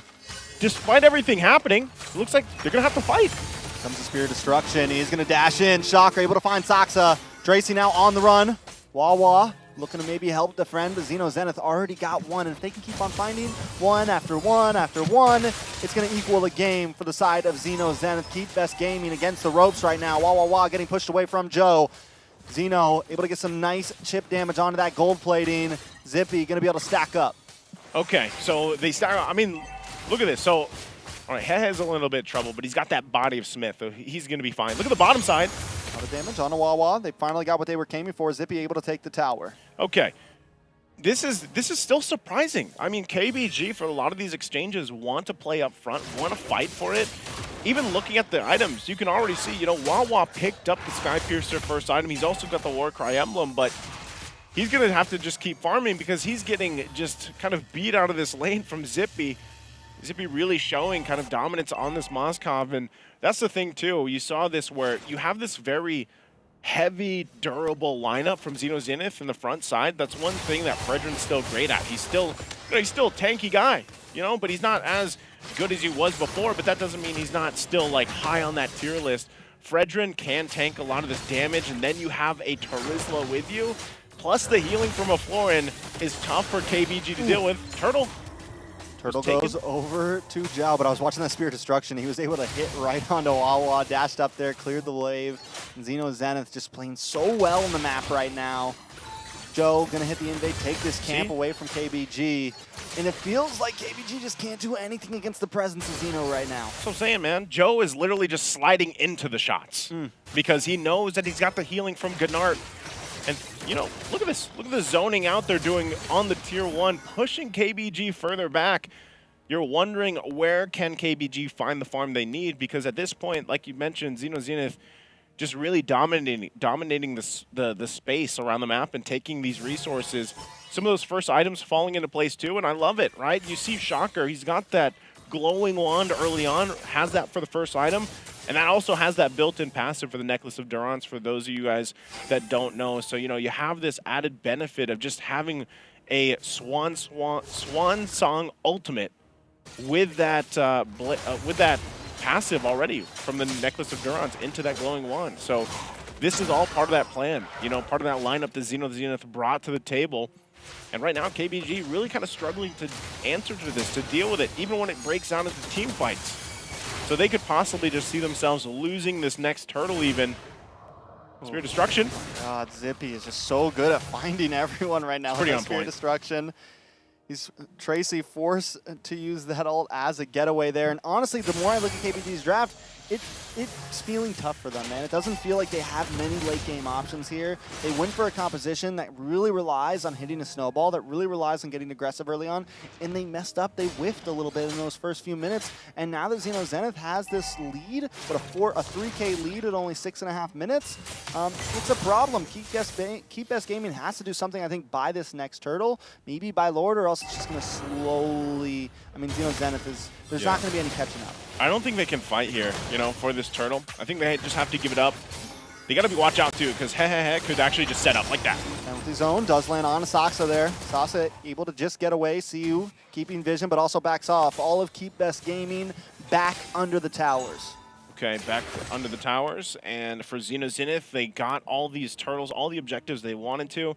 And Zippy is just having a time of his life. You know, he's farming up on this Moskov. He's hitting the Spirit of Destructions if he wants to. He's so confident in even the healing with this Florin that sometimes he'll just aggressively even follow up. You know, even if he doesn't actually continue onward trying to get the kills here. That's just Zenith really pulling through, getting themselves a nice little lead now to work with. So when you kind of look at this for KBG, you got to think, where's this possibility for them to kind of turn things around in their favor? And that really comes down to these team fights. Maybe it's the first Lord. I think that by the time the Lord comes up, you should look to KBG to contest it. They should be in a position that, okay, we'll try to win this fight. The biggest problem for them is playing against Shocker here, playing against that, just the Swan Song pumping out the damage and really dealing with even having the Netherrealm. I don't want to say it completely negates it, but it actually really helps dealing with the Netherrealm in a quick manner. And then you would just allow, you know, the follow-up to come through from Zippy as well, using that penalty zone. Yeah, something else big to point out is Wah. You know, even when Roger was the gold lane pick for a little bit there, he had trouble going against things like the Fredrin, going against things that are going to stop you in your tracks and not let you jump into the midst of the fight. And when we look at Zenith, it's a whole lot of pill. You got the Fredrin, you got the stun coming from Shocker, you have the stun from Nart, you have Zippy who can push you back, and then you add that up with the penalty zone, and literally the whole composition has something to slow Wah down here. And even though he has 0 deaths, he also has 0 kills. He's behind 14, you know, about 1,400 in gold, I think I saw earlier. It's a problem, and with that being gone, and with Sasa down to death, unable to really unload either, Keep Best Gaming doesn't have any real damage. Uh-oh. But the damage, though, does go down onto Tracy there. Out comes Swansong, the dash in, almost finds the kill onto Tracy, but Keep Best Gaming is able to get away, but Zenith still controlling the river, controlling the pressure. Good art. Using that flicker.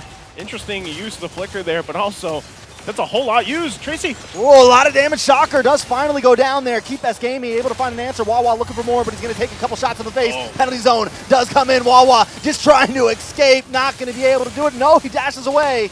Now the battle does continue still by this purple buff. Nobody else going to go down. A lot of shots fired. Zippy looking for CU, but he's able to flicker away. I mean, everybody purifies, flickers, ultimates, but both teams do a great job at disengaging here. Shocker's the only one to fall. Zenith may be able to take this Lord, though. Will Keep Best Gaming try to contest. Yo, look at this. I don't know if they're going to do it because it does so much damage. And it looks like KBG is going to pick it up and try to continue on. Zenith, do they fight for it? Spirit Destruction going to land? Do they fight? Do they reset? It's hard. It's hard. You really have to know you're going to be able to take the Lord by yourself. Zhao able to come in. Penalty zone does lock on with Shocker on that Swan Song. A lot of damage on Sasa. CU as well trying to run away. Will fall. Shocker able to pick up the kill. LMU backing off as well. Lord does it go to the side of Zenith there. Keep Best Gaming back on the defense. Oh my goodness. Look at Joe. Look at Joe. Look for the 1v1, the 1v2. Come on, Joe. Come on, Joe. All right. Well, with that, Zenith, I mean, they're not doing anything crazy here. Wow, Sky Piercer. Wah. Going for the execute. going for the self-execute. Oh, wait a second. He wants to fight. 1v1. Oh, if he would have had a little more health. Yep, just a little bit more health. Wah, wah, wah. You know, you were mentioning before all this broke out, Trex, this is why I still prefer, right now, currently, Roger in the jungle. Like, I feel like he struggles in the gold lane in comparison to some of these other picks that are possible, especially, you know, we see a lot of flex even for mage picks being put in the gold lane right now. And so it's definitely a struggle for him to kind of get back into this game, and it's twice now that they've had to deal with a Moskov. I think a composition like that, though, takes... Your team has to know what they're doing in unison, right? You need to be able to work together very well. And when we look at some of the teams in this group so far, they all have some of those micro skills. The skill is there, but I think one of the things we always see lacking here is the comms, right? Is the unison of how well the team is working together. So if they're going to pull something off like that, they got to be able to rock it right. And I think Keep Best Gaming maybe just not quite there yet playing. And it seems like most of their compositions have been on the safer side, picking things like the Feramiz, you know? Picking things like the Alice Jungle. They want to try to take these fights the long way, take these games a little bit safer instead of just risking it all on one shot. Yeah, definitely. And, you know, you can see this real quick looking at the damage dealt. This is what we were talking about when that Odette was locked in and how it would really be a good counterplay into the lineup that KBG went with here. Tons of damage. You know, this is literally big damn for this Odette, and even the Fredrin still able to tank up quite a bit of damage, dealing with that front-loaded lineup and being that front lineup, and then allowing, you know, see like the Charizla just to shine with the setup potential from Hehehe. So really for Zenith, they've done a good job at just playing this lineup that they have, this composition to a T, and kind of punishing KBG. And KBG finds themselves, you know, 6,000 gold behind, but really, like we saw from their previous best of one, if they can somehow hold on through, they can be okay and turn things on its head. Zenith doing such a great job at their positioning on the map, not trying to rush it. The big mistake we saw from Keep Best Gaming last time when they lost was kind of trying to rush those finishes. Zenith taking their time with this. Yeah, taking their time real quick of the items too, kind of locking in here. Once again, you have Shocker already having just everything that he really needs. Even the Genius Wand to help with this, you know, kind of making that even more burst damage come through by lowering the magic resistance here of KBG, and that's why in a lot of the fights, they kind of have to wait. KBG's approach to some of these team fights, even these Lord fights, they got to wait for the Swan Song to be down. They can't get caught in a penalty zone. As long as they're able to avoid that, I think there's a possibility that they could win on through a fight. But look, mid lane. Ooh, a lot of damage coming from Wawa. There's Shocker able to go down. We saw them able to pull this off last time, but a Cold Altar, the Nether Realm comes out. Zippy able to fall as well. 2 members down for Zenith. Keep Best Gaming looking for the response. Do they turn this into a Lord for themselves? Zenith now on the back foot, and Keep Best Gaming back in it. Holy moly. As I just said, I think they're going to take the... All right. They deal with this purple, but it looks like they're going to get the Lord here. KBG, I said, you know, they have to deal with the Swan Song. Whoa, look at the damage from Saksa. That's a lot of damage. They didn't take that Lord quick. Okay, they got it. KBG got the Lord, but man, look at the damage from the Lord. Put him on the damage meter. Big damn. Big damn right there. But going back to it, I was like, man, they just have to deal with the Swan Song, Trex. And how do you deal with the Swan Song? Sometimes you don't want to deal with it in a fight. Just take it out. They got hit her in the face. Yep. They got Shocker. They got rid of Shocker. That's what they did. Now she's gone. She's not singing any songs right now. Take down Odette as fast as possible. That's right. Don't give her time to click the ultimate button. Hey, just boom. Tracy was on point with the Guardian's Berry as well, able to get out Zippy. That was the Sky Piercer that procced for Wah to get that kill. So with that, I just said if they solve those things, it happened a little bit differently. But KBG now finds themselves on the offensive towards the base here of Zenith. So we'll see if all this work that Zenith has done in this game up to this point, nearly 15 minutes in, if it's enough to keep this defense up against this push. I mean, they still have Zippy who is shredding things down. Keep Best Gaming, I think this is the time for them not to over-push, not to make a big mistake here. They just got a small lead finally. After a long haul, they could take this game slow, but look at Tracy. He doesn't want to take anything slow. He's in the midst, under the tower, and they're able to find their first inhibitor. Keep Best Gaming take the lead of this game, not only in gold, but in towers now as well. That is just what a turnaround for KBG. I mean, this happened to them in the previous game, so why can't they do it here? And it looks like Saksa, wow, just smoothly sidestepping it. He's going to sidestep that penalty zone, not going to land, and now mid lane still beating getting some pressure from KBG, but I think that might be all they can get, unless for some reason Xeno the Zenith decides to fight at this portion of the map, you know, trying to get some of these resources, but it looks like they're not going to do that just yet. Zippy did pick up a Malefic Roar now, so he's got that little bit of extra shredding damage to deal with some of the tanky lineup that KBG does have. As we take a look at the items, once again, fall into place. Some key defensive items also for Wawa being picked up. He needs that Athena shield. He needs that kind of defensiveness. But remember, there is a Genius 1 on the other side from Shocker to deal with. And you can see that they also got locked in the Winter's Crown now. So Shocker might be able to avoid some of that burst that he just felt from the previous fight. So these are some key item pickups that could change the course of some of the skirmishes and team fights we saw previously. So with that, they're going to find themselves just kind of defense clearing up until this Lord does come up. And I feel like for Xeno Zenith, if they want to approach the next Lord dance, then you know, part of the big success of them winning the Lord dance with now KBG having the momentum is really positioning. They have to get control of this side of the map again. They can't just, you know, let KBG continue to hold their jungle. And they might want to go ahead and just stay clumped up together for now, because defensively they should be okay with the healing that they have with this Florin. But it looks like they might force a fight even before the Lord comes up. It does come up. Wawa's going to start it out. And they're just trying to zone out Joe. Yeah, they're just pushing these lanes in completely all around, knocking in Xeno Zenith a second to breathe, which sometimes isn't the greatest. Sometimes you want to freeze, but I think they're doing a good job at it right here. Wawa going to have to back off. Lord brings him down to half health, and they're not able to force it, man. Xeno Zenith now back in the Lord pit.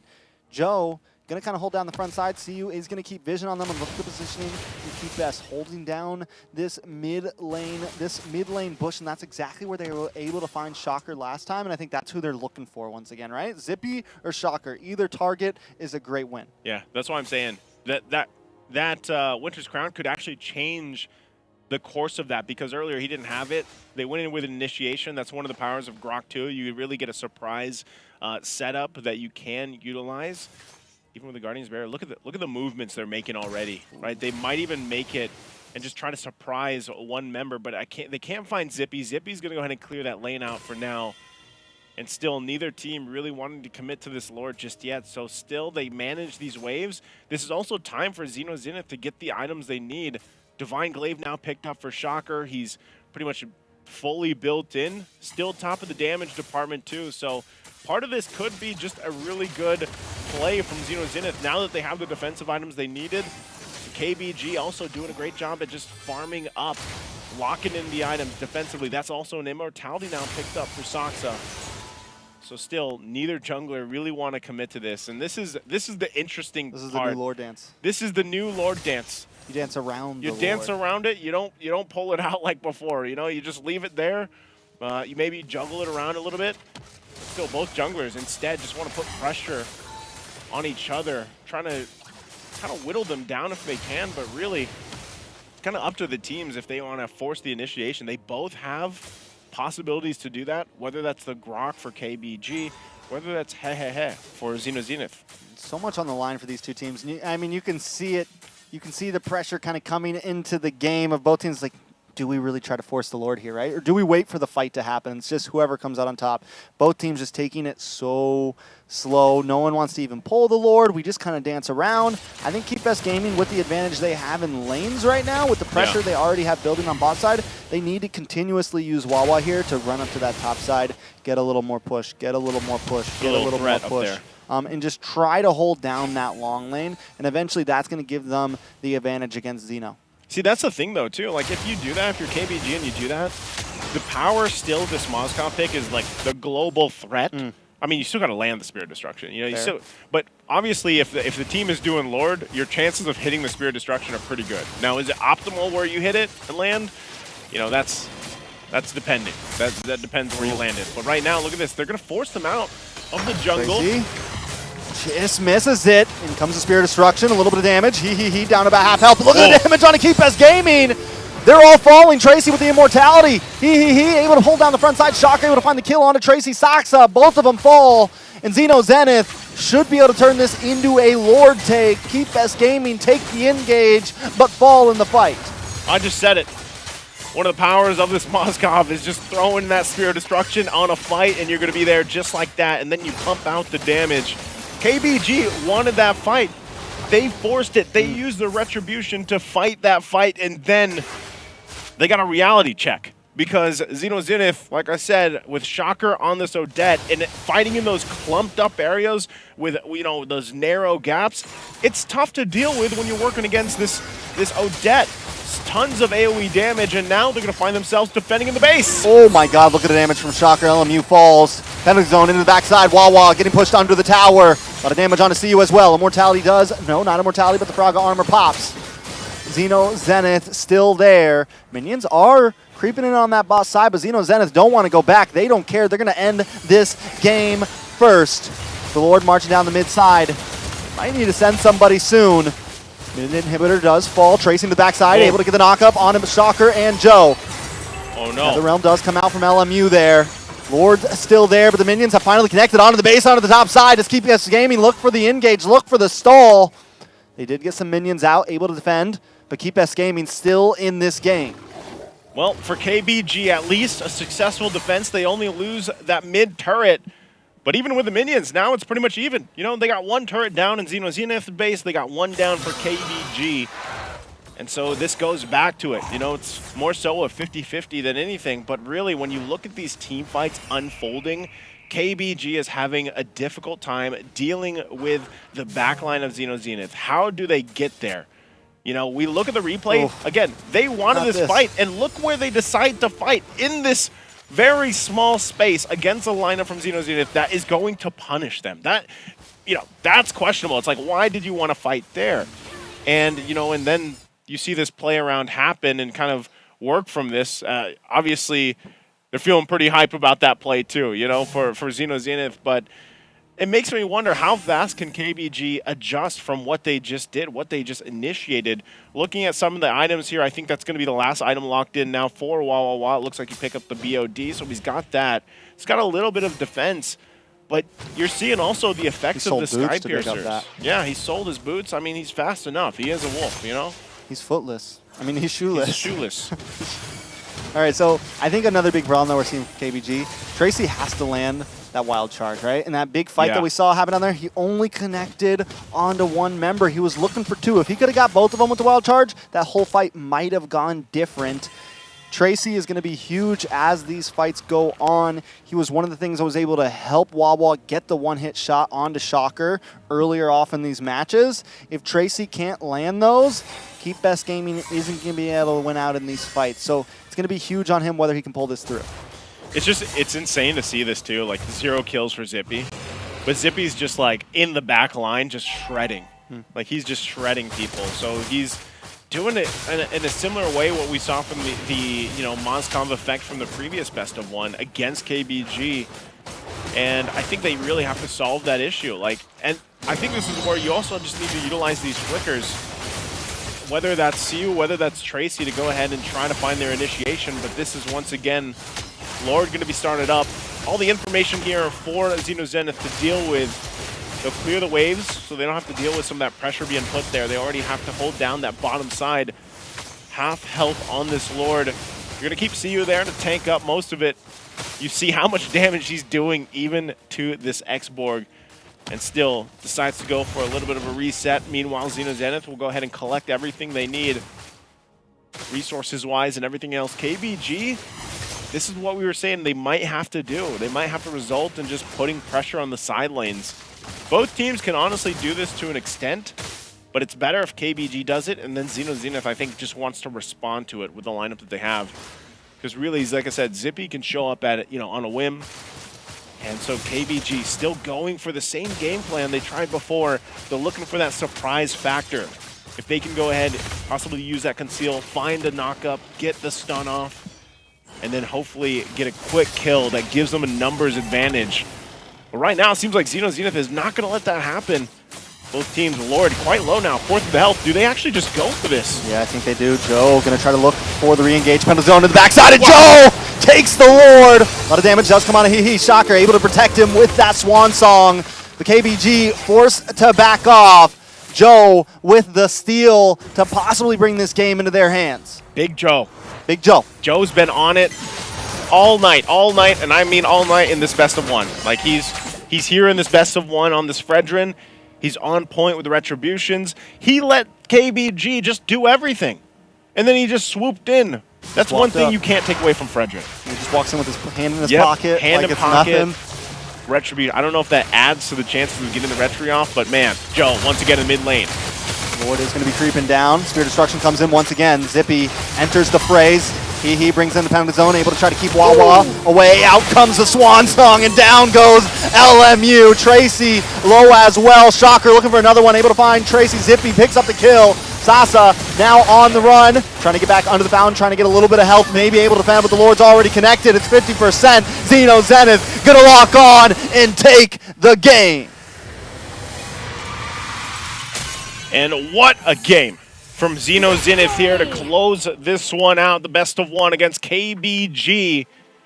And unfortunately, yeah, that's going to be it for KBG. You know, that's what they were fighting for, of course, trying to get up into the standings here against N87, but that's tough, man. KBG, much more, I would say, much more improved gameplay than what we've seen in the past, but still, it seems like, you know, they need a little more time. They need a little more time to adjust some things here, to recalibrate some of the decisions.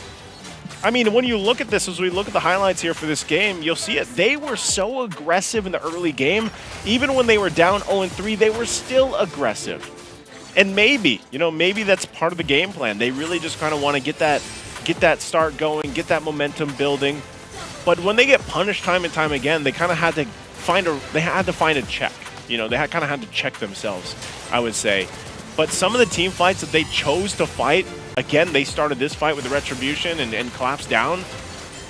It's, you know, you're wondering, like, could they have won that fight, you know, against an Odette like this and scaling really high up there in those corridors that you really have a tough time fighting against AoE comps like this, because the whole time you just keep an eye on Zippy, man. He's been in the back line nearly untouched. You know, by the end of the game, he died once, but for the majority of it, he was just in the back, untouched, and his Spear of Destructions were really on point to allow him to get to the fights when they needed to.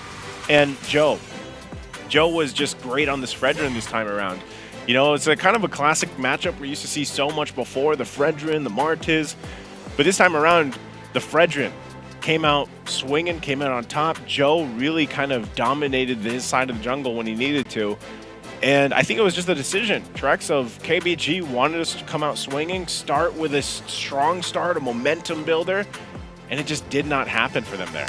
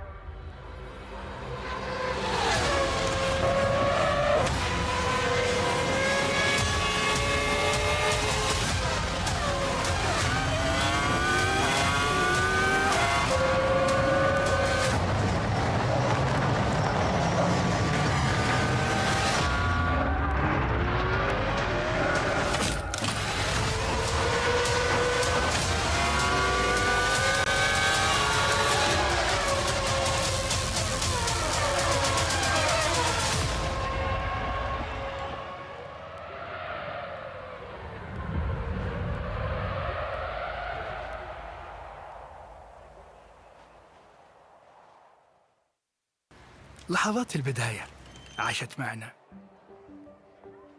كنا نحسبها وقت للتسلية بس. نحسبها بس ذكريات. عبود أعطي أختك اليد يا ولد. ابتكرنا فيها ابتكارات، وإذا بغينا قلبناها خرافات. كنا نحسبها بس لمة وصحبة وسهرات. انتبه نوب ترى نوب. لكن كنا نشوف عالم ما حد يشوفه. لا تشغل وقته بشيء يفيده. الله عليك على اليد صدق. عالم كبر وعاش فينا، عالم الحماس فيه يوصلك كل مرة لحلم أصعب، بس ما يصعب عليك. بارد معك وين ما تروح.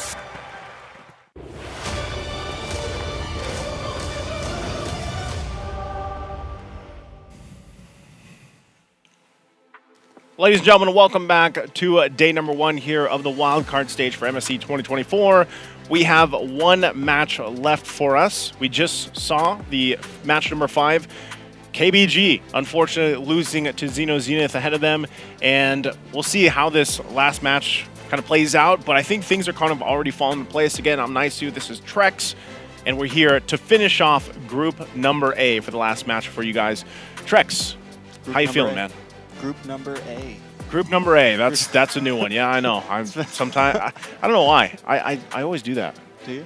Yeah. A, B, 1, 2. Group number A. It makes sense. It's the first group. Yeah. It's Group A, and right now it's been unexpected, right? I think a lot of people thought that S2G was going to come out on top. And speaking of S2G, looks like we're gonna have a little bit of interview with them. I think we got an interview with S2G. Let's take a look at this video. Hi, I'm Begin. I play mid lane for S2G Esports and my name is Emir.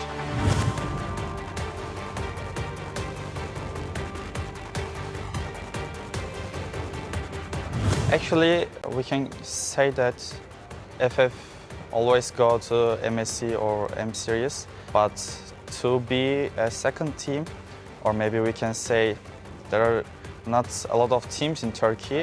I mean, they just disband their teams when they lose. They always want to be a champion, but when you just play for 2 months or 3 months, you can't be champion. So the wildcard means that you should stay together and you should practice and maybe you can be a champion. So it feels really good. You can aim the forward. So it's really nice.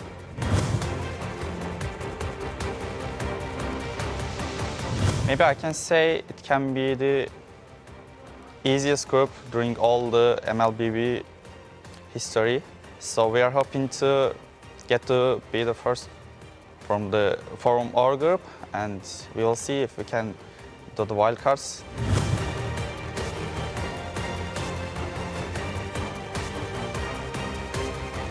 I think all the teams are not prepared enough because there is a new patch. It's like only 1 week. So it will be hard for everyone, and it's really hard for us because our match is the first match. If we can say it's the easiest group, we just looked at our opponents and what do they play. For example, we saw the explainer of KPS Gaming plays Freya, his main champ, so we can see that if you can do something, not only banning his heroes, maybe we just watch and see what he does, then we can do something against him. So for our group, we didn't practice a lot, but for wildcards, we did good things, so we're gonna see.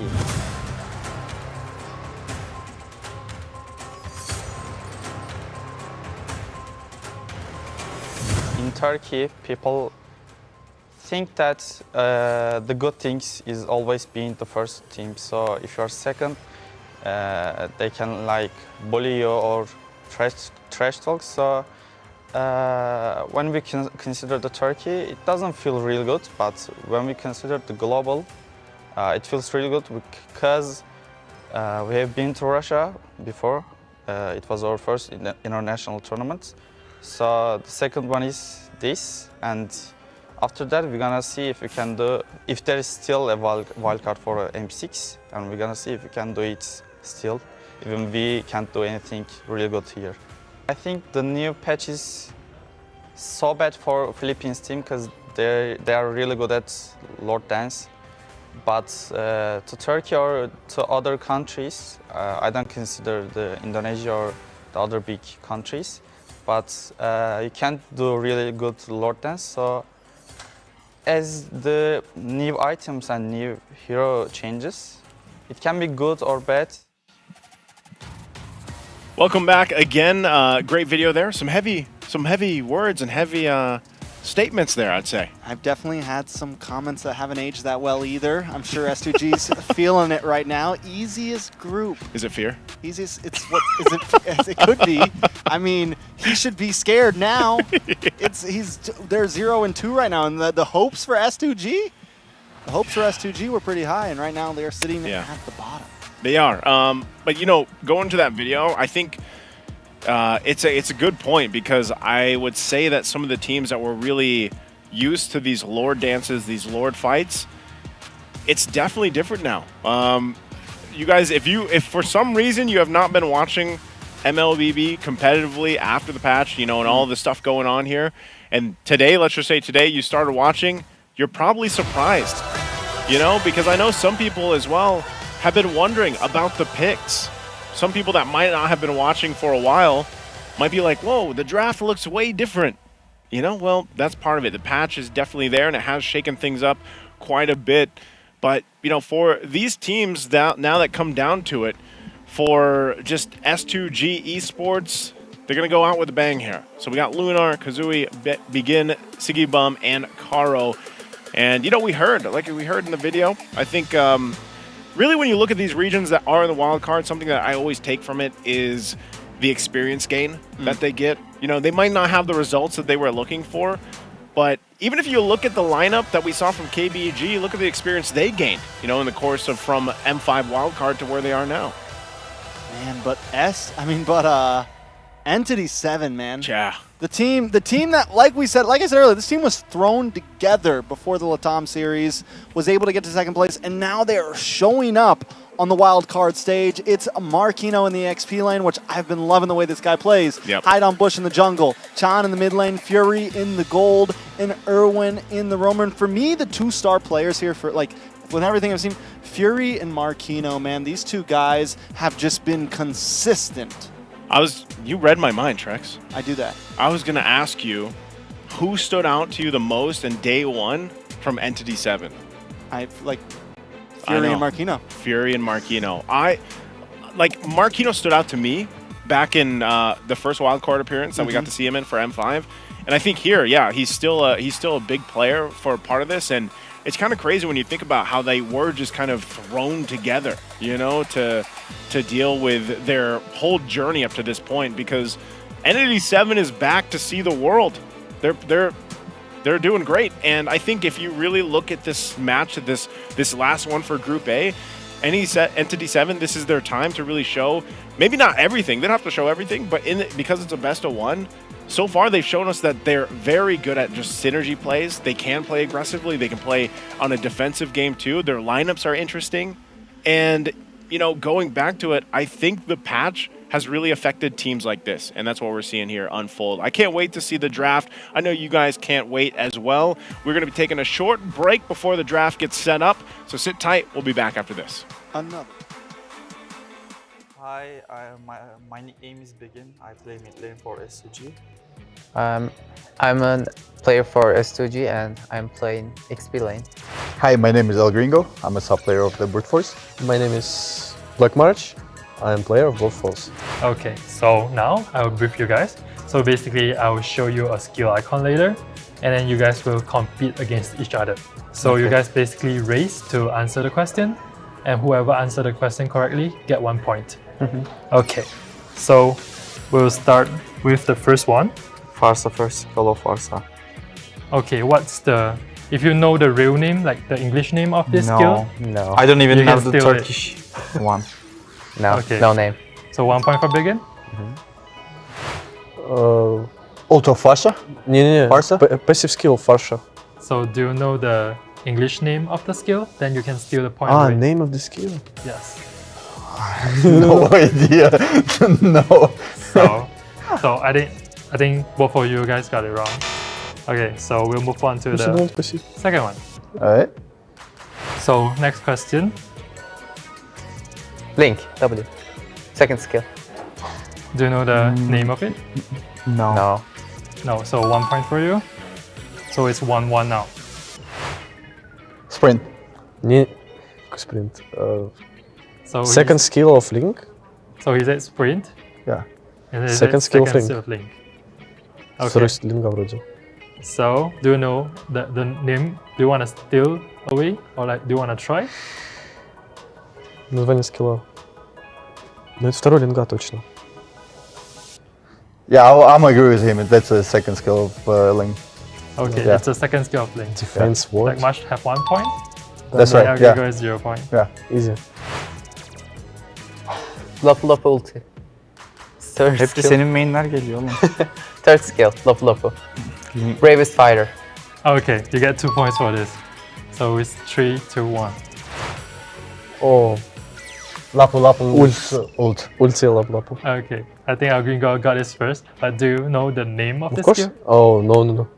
No. I don't know. We just say it as ulted. That's it. Okay, so 1-1. Bravest fighter. So for the fourth one, Joy W. Second skill. do you know the name of it? No.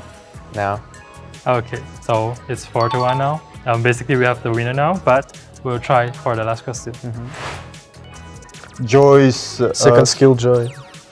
second skill. I think I'm going to try to answer first, but Blackmarsh got it first. But That's alright.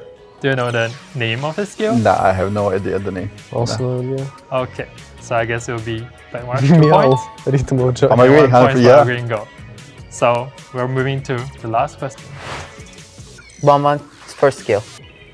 Okay, do you Yeah. want to try? Do you want to No, try the no, real no. name? No. So it's actually swallow. Oh, it's passive. Passive. So it's full. Yeah, I'm I think wrong. Even if you're wrong, it's still like 4-1. So the winner here is Great Luna. okay. First skill 1-1. First you want one. Do you want to try? It is. It is what it is. Okay, so it's actually passive. Oh. Okay, so you didn't try, but now we have like 2-1. 2-1. So I think Elgringo lost it. So you will have to 100%? listen to Okay. you have to listen to whatever Blackmarsh says. So Blackmarsh can say anything you want Elgringo to do, and then we'll have it here. And you want me to do whatever he said? Yeah. Okay. Типа... Let's go. Ну я наоборот должен тебе дальше. Ну давай. Можно? Давай. Да пей сильнее, что-то как Да, было. все нормально.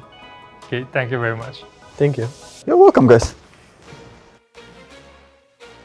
Alrighty, welcome back. We're jumping right into the draft here. Again, for this last match of Group A, it's E7.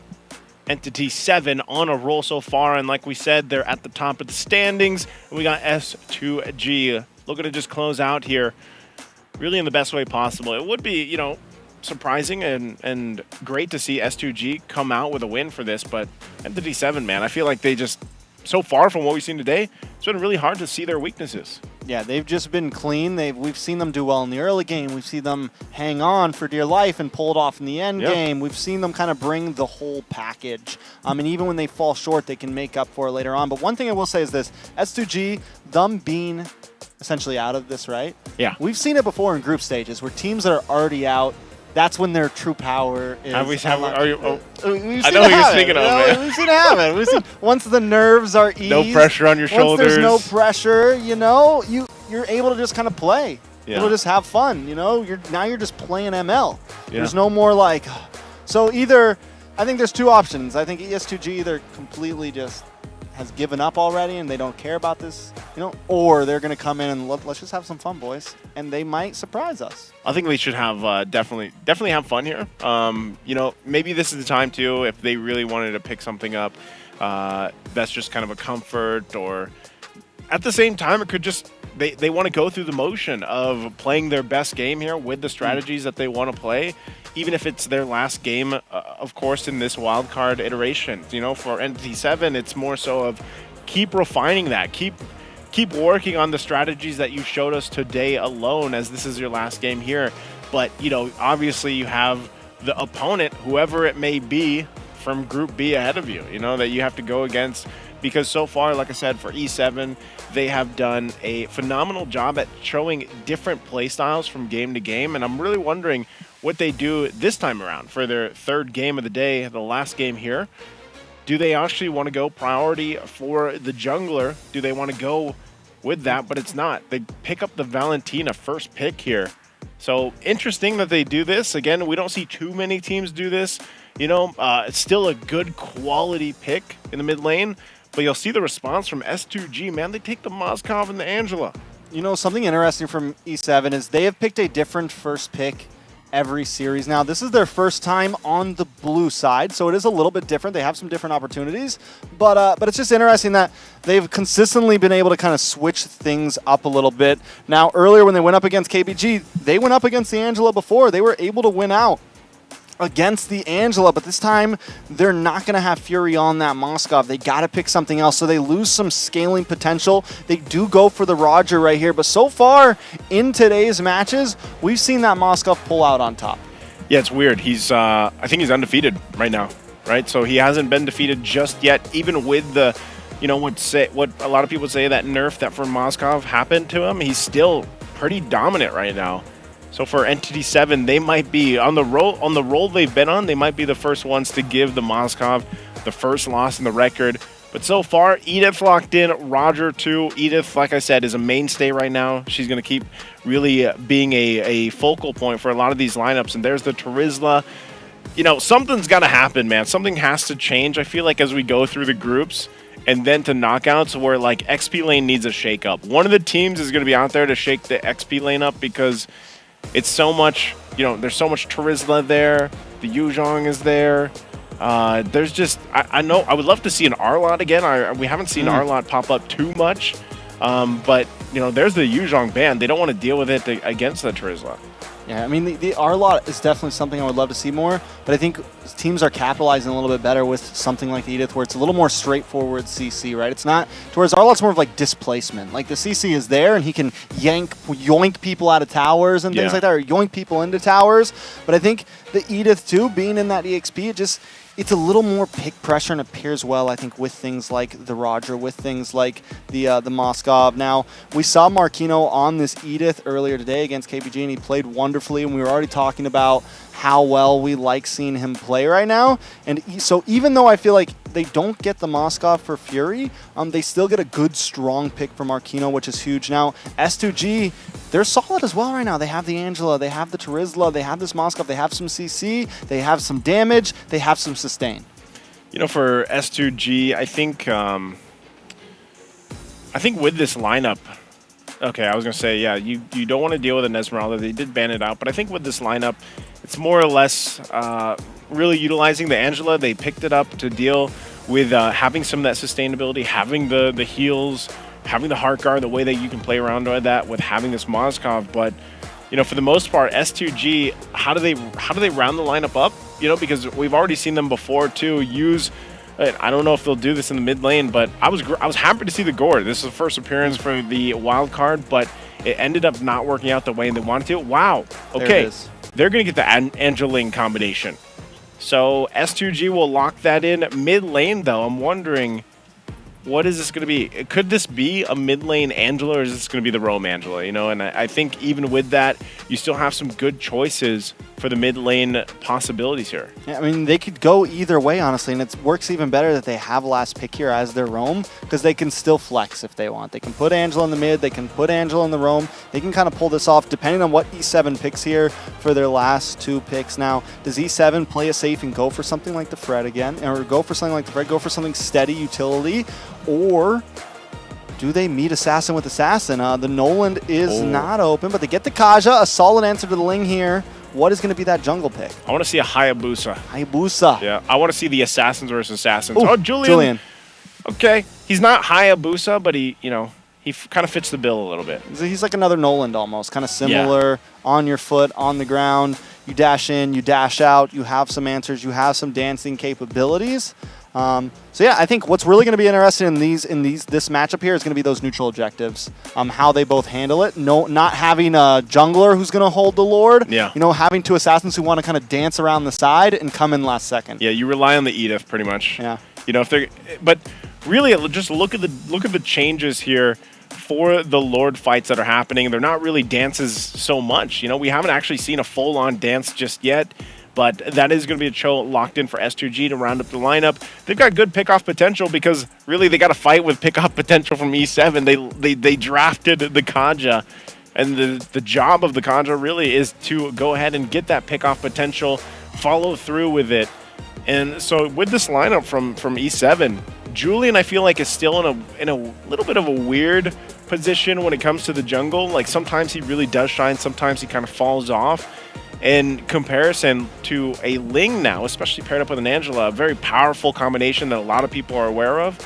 One thing I want to see is, does E7 play the aggressive route on trying to just, you know, make that pressure there so that Ling can't pop off, get the, you know, possibly steal the purple buffs here? That's my big question for E7. Are they able to pull it off like they have for the previous game so far in day number 1 for Group A, as we go and round out the day for day 1 here with E7 versus S2G. It definitely could be risky for E7 to play the aggressive route, right? Because you have this Cho, who you don't always want to try to invade on Cho. You get knocked up, and then you pair that up with the stun coming from the Angela. It could be hard, but but with both sides being assassins, it's like, I think the big thing here is who's going to farm better, who's going to farm faster, and who's going to get the first real pop-off, right? Like, who's going to get those first few kills? And there's a big chance this game could be quick, right? This game could be pretty much whoever gets first turtle and maybe takes out a couple members of the others, goes in, and Irwin might be the first to fall. He's able to just get away, takes a little bit of damage. Chan now entering the scene as well, hide on bush, able to find the Litho Wander, and he's already going for the grab onto this enemy camp possibly. He knows Kazu's there, though. He's going to have to back off. That's what I love to see. You know, this is why I think Cho is coming back into whatever more meta is forming right now, because of the fact that you have this little extra boost of damage, you know, with your auto attacks, and then you have the concussive blast. Oh, look at this mid lane. Ooh, a lot of damage on to Begin. Begin forced to use the flicker. Irwin and Chan, I mean, both teams answering pressure with pressure. S2G tries to make a play, Entity tries to make a play, but nobody comes through just yet. In the mid side, though, more damage on to Begin. Irwin doesn't have level 4 yet, but he's able to slow him down a bit. Hide on bush, looking for an angle as well, but nobody connects. Okay, no first blood just yet. Some of these first items, too, still being worked on. You see the rush coming through. I mean, even for Fury, he's already got the Fury Hammer. So he's got that. He does have some of this extra damage, but I don't think he's really going to be able to do much against, you know. All right. Well, hold on. I can hear things, but we got to wait for we're casting blind here. A little bit of damage. A little bit of damage. I think we're going for a buff right now, possibly. Let's go ahead and cast from cast blind here, man. We have lost eyes on the... Yeah.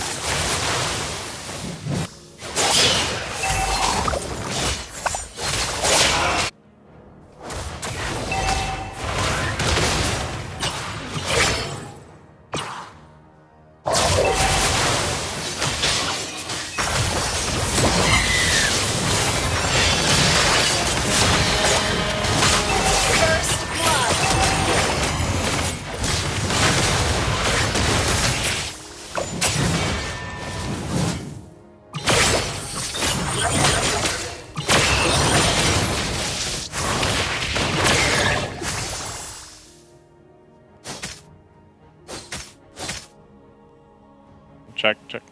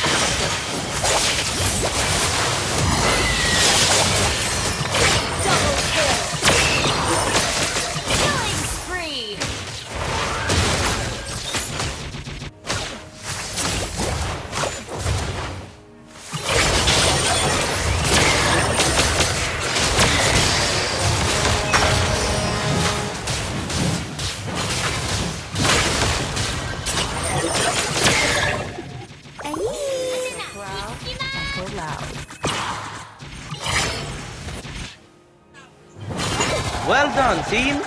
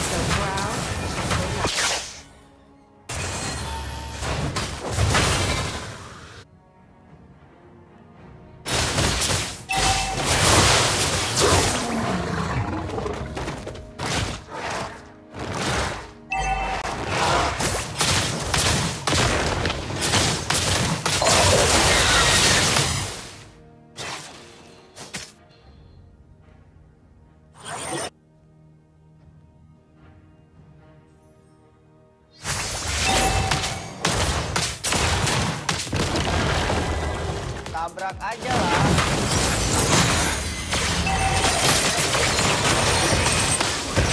Mega kill!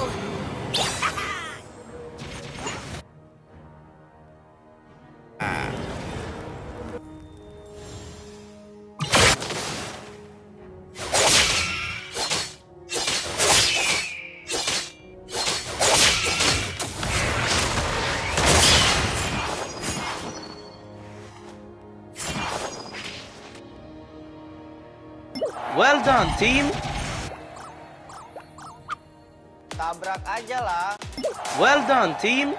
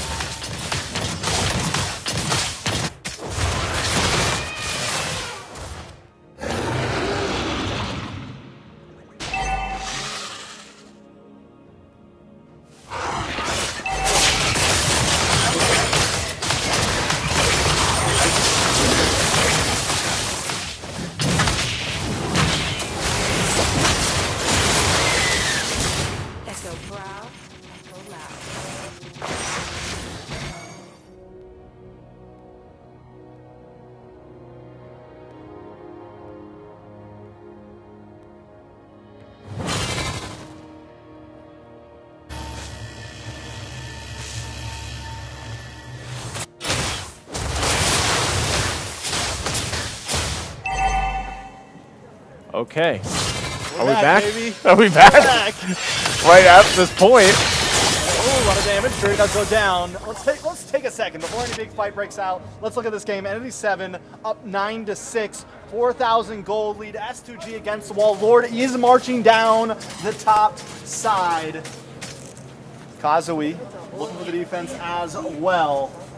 S2G Esports backed against the wall. It does seem like Entity 7 are looking to finish things off here. Okay, so they're going to push into this. They're dealing with a Lord. They're going to clear it out fine. Meanwhile, they're going to go ahead and push also on the bottom side. So it looks like you find yourself S2G on the defensive, but I mean, they've been able to keep things together. I know we didn't get the full glimpse just yet on how we got here, but I will say this, S2G actually seemed like they were able to keep things together for a while, but they have to deal with this kind of push into the base, the siege for now, but they actually have pretty good clear. And they've been able to clear that bottom lane, which could be helpful in the future if they can kind of hang out here. We're only 12 minutes in. What did I say when this all first started? Before, we got put in the Nether Realm. S2G. We got Darkness Falls, man. This could be a long game. Yeah, we got the ultimate. We got the Hell Curdle for sure. This could be a quick game. We're only just about 12 minutes in, and ND7 are looking for the closeout. What are the answers for S2G? I think split pushing is definitely a possibility. Using Kazui, using Siggy Boom. They need to try to relieve the pressure before this next Lord, but instead they're kind of backed into the base. They're in the base for now, and I think if you really look at this, Entity 7, they got all the turtles, it looks like, so it seems like they controlled pretty much the majority of this early game, and they find themselves now just kind of getting what they can, and that's really off on Irwin. Irwin, every time he has this Divine Judgment available, the Flicker, they could actually make quite a good move or play even without waiting for the Lord. I mean, we're still 30 seconds away from it, but Entity 7 right now kind of obviously in the driver's seat, and then it comes down to the two roamers, If they're able to get the catch-offs they want to with the Way of Dragon, Divine Judgment, that's kind of the battle. And looking at the gold lane, I mean, it's pretty much even. Farm-wise, not anything too drastic between them, but the biggest disparity has to be also just, I got a glimpse of it, but the gold lane there, kind of things fall into place. Again, Karo does have that hard guard. Lord is out now up. Does S2G want to actually contest this given how everything's going? Look how quick this is being taken out. There's no way they're taking that. I think something that, all right, so we got to point out this as well. Siggy Boom. They got the Moskov. How many times have we seen the Moskov pull out in late game? It is still early. It's only 13 minutes.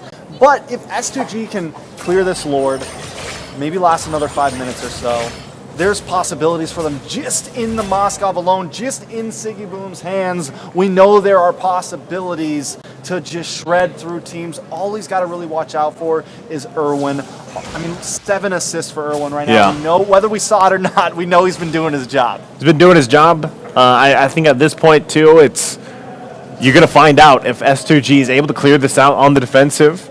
They do have good clear, but that's the Lord pushing in. Yeah, Lord is going to break down onto the mid lane here. Malefic Roar does get purchased for Fury. A lot of damage on it begins. It's going to get taken down, but with the part of its own, able to help him out, able to save the day there. Kazui with the Tempest of Blades, able to lock down onto Marhiko. More damage coming from S2G. They're able to defend very well. Nice way the Dragon locks onto Markino, takes him out. Lunar now down to about 25%. Begin looking for something else, but Hide on Bush able to get the kill. Lord down to about 20 as Siggy Boom continues to shred. Hide on base, looking for a target onto the base, but he's going to have to back off. Entity 7 look for the push, but S2G Esports able to survive out. Wow. Okay, S2G somehow holds on to that bottom turret for now too. Top one's going to be taken out. Hide on Bush will get on out of there. So Entity 7 got what they wanted, I would say. Off that Lord, second one of the game, gets these objectives. They might still try to punch down this last turret. We're going to take a look at the replay here, really kind of pan out. Look at this. Good setup from begin. Got Markino, and that was probably a crucial point in really allowing them to stay in this fight. And then they just clear things out. Like we said, their clear speed's going to be pretty good. They can keep it together. They can't actually stall this game out even further. If they can somehow get to the 20-plus minute mark, then things can really get interesting. Maybe even, I don't know if this is a little bit too much of a stretch, but 25 minutes.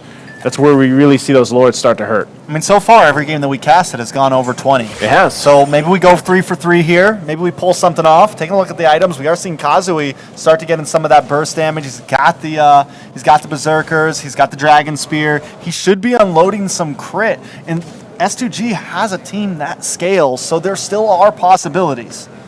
I think when you look at this, again, damage dealt here, we get a glimpse of just how everything has fallen apart. Yeah, like, in a way, Chan, just the lineup too. Again, you see the Warcry really shining for this Julian pick as well. Damage taken, you can see this Terizla. This is why it's such a good pick for a lot of the teams. Very tanky, utilizing the body of Smith, that passive, letting him go, and this is what S2G has to do. Lunar is gonna get picked off there, knocked up. Marquino always looking for something, and even though they don't get a kill, they get a second, right? And they get position over another Lord here. We're 16 minutes in. S2G Esports, do they try to make the play here? Keep your eyes on Begin. He's making his way around, maybe looking for a target. Chan has the Way of the Dragon as well, so they could actually potentially get 2 follow-up on the pickoffs, but look at this. They have to still be very careful in this Lord approach. You see Kazui being exactly where he needs to do. This is the power of that Ling. You do have Carl on this Angela. Could help turn the tide of some of these fights. They still might put the pressure here on this bottom turret. Like I said, yeah, it looks like Fury's just going to go ahead and tank that up. Gets that turret down, so a little bit of an advantage still to work around with now that the base is fully down. Big kick onto Marquino. That should be able to get the finish. He's able to flicker back.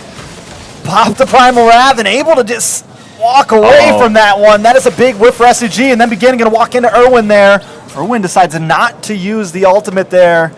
Going to back off and save it for this Lord. Make sure the rest of his team is safe. Begin looking for an angle, but I don't think it's going to be enough. Hide on Bush, able to find it. This is what I'm talking about, man. Entity 7 has shown us that they can play multifaceted. Fury gets some nice damage on to Begin there. And E7 never forcing their hand. Multifaceted in the sense of Entity 7 can be very disciplined. They got some key ultimates out. They could have followed up. Irwin could have gone in. He could have flickered and Divine Judgment, but he chose not to. They chose to get the Lord instead and then get ready to march in here in the base. So now S2G gets a little bit tougher every time. Third Lord at this moment. They do still have a couple immortalities to work around with. Clear the waves as well with this Mozkov. But we'll see exactly how they're able to do it. Yeah, a lot of damage. Ward is coming in. Tempest of Blades comes down. Big knock up on Irwin. Followed up by the kick by Luna, but it's still not enough. Luna forced to go back. Kazui taking a lot of damage, and Fury finds the kill. Immortality does pop. A little bit of damage, but the power goes down. And Entity 7 clears Group A 3-0. No one to stand against them. Entity 7. Remember this team right here as they cleared out Group A. Very decisive fashion as well on top of it. Again, as they came and approached this Group A, I don't even know how many people really expect this outcome after day number 1. Definitely really a strong start, and I would say, man, they are a contender to go whoever wins Group B tomorrow. Entity 7 is in a good position here. Yeah, I think they surprised all of us, and as you said, a lot of us came into this saying Group B and saying these are the teams that could possibly make it, and now after seeing Entity 7's performance, they're definitely going to put up a challenge. I don't care whether it's Homeboys, IHC, whoever comes out of Group B, Entity 7 could have some answers for them. Definitely could. Again, very decisive game here under that 20-minute mark. Just it didn't get past that 20-minute mark this time for us here at Trex, but it would have been great to just see really how all this came together for Entity 7 in their last game for this Group A, but at the end of the day, they came out swinging. They dominated Group A.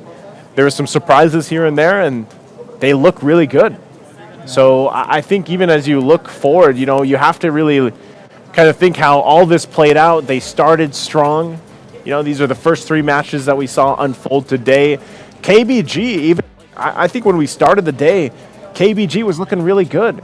And some of their matches later on that we casted to open up the second half, they had their moments of really just shining, and then for some reason, something about KBG, they fell apart in some of the later portions of those games. And E7, though, man, like I said, very impressive game in and game out. Yeah, and I think one of the things that you said, it multifaceted for E7, man. They really just showed that they can use several strategies and it works for them. KBG tried a couple things and they weren't able to pull it off, whereas E7, we've seen them play a more steady composition, a more tight composition. Now we've seen them play, even in Game 3, they pull out another thing, the Julian, they pick up the Assassin pick, even without having the Moskov. They've shown a lot of dimensions to their team so far, and I think they definitely rightfully earned their spot at the top of Group A. Definitely did. We're looking at just how today kind of unfolded, how it ended. I know we'll also take a look at what's going to happen tomorrow for Group B ahead of us. That's also where a lot of people want to see who's going to pull on through from this Group B. And, it could, honestly, what I don't know how you did your predictions or if you had your predictions here, Trex, but I think a lot of people would lean towards Homeboys because maybe it's, the most interesting, well-known team for a lot of people, for a lot of fans out there. But I don't know, man. Brute Force, T2K, IHC, all of them are really competitive teams against Homeboys. Yeah, now, a Group B is just, honestly, I think it'll be, today was pretty much a battlefield. It was unexpected. I think Group B could be even more unexpected.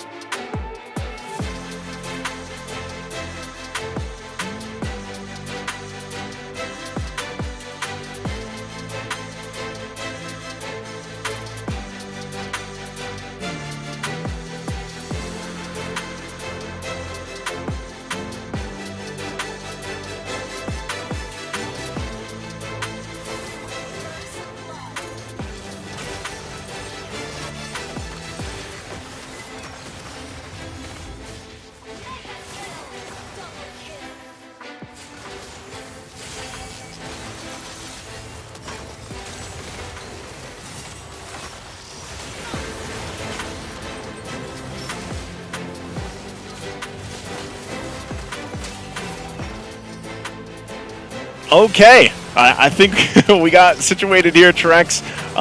Thank you for being patient with us, for all you guys, of course, watching online. Hey, we're back, and we're back. We made it. We made it back through the Netherrealm. the darkness, the Netherrealm, whichever you want to call it. But again, thank you guys for being patient with us as we get things ironed out here, of course. But yeah, to bring it back, we got our winners for Group A. We got our winners, and it was Entity 7. Entity 7. They showed up today, man. It was literally a gauntlet for all these teams. You're just back to back to back playing best of ones at that. So there's no you can't play game one and make strategy for the team that you're about to. It's just you're just constantly switching things up. And Entity 7 was the best at rolling with the punches. I feel like just able to kind of run through Group A and 3-0, baby. 3-0, and also, while you guys get a chance, go grab the new Amon skin. The battles within, he's the Soul Vessel. This is the Soul Vessel skin series, I believe, that they can go ahead and grab. So make sure you guys check that out in game. There's a whole bunch of stuff for you guys to grab. Also, earlier we heard it's the start of the MSC event in game. So make sure you guys grab that as well. There's more. The Beacon of Spirits. Zushin. Ixin? I leave it up to us to try to pronounce the name. The two Americans now. Whether you believe it or not, Nice an American as well. I think it's pretty obvious, man. You know what? Grab the new hero as well. We won't be, I believe, we won't be seeing her in a competitive play for MSC just yet. We're not going to get to see her at all in MSC, actually. Yeah, I don't just think to let everybody know. Yeah, but definitely go grab that new hero for you guys. Again, guys, we want to give you guys a big shout out and thank you for being patient with us here as we got things situated. Tomorrow is Group B. We cannot wait to see exactly who's going to be topping Group B to face off against E7 by the third day of the wild cards. So on behalf of all of us, thank you guys so much. We're going to close it out here for day number 1. Again, this is Trex. I'm Naisu, and we'll be back tomorrow.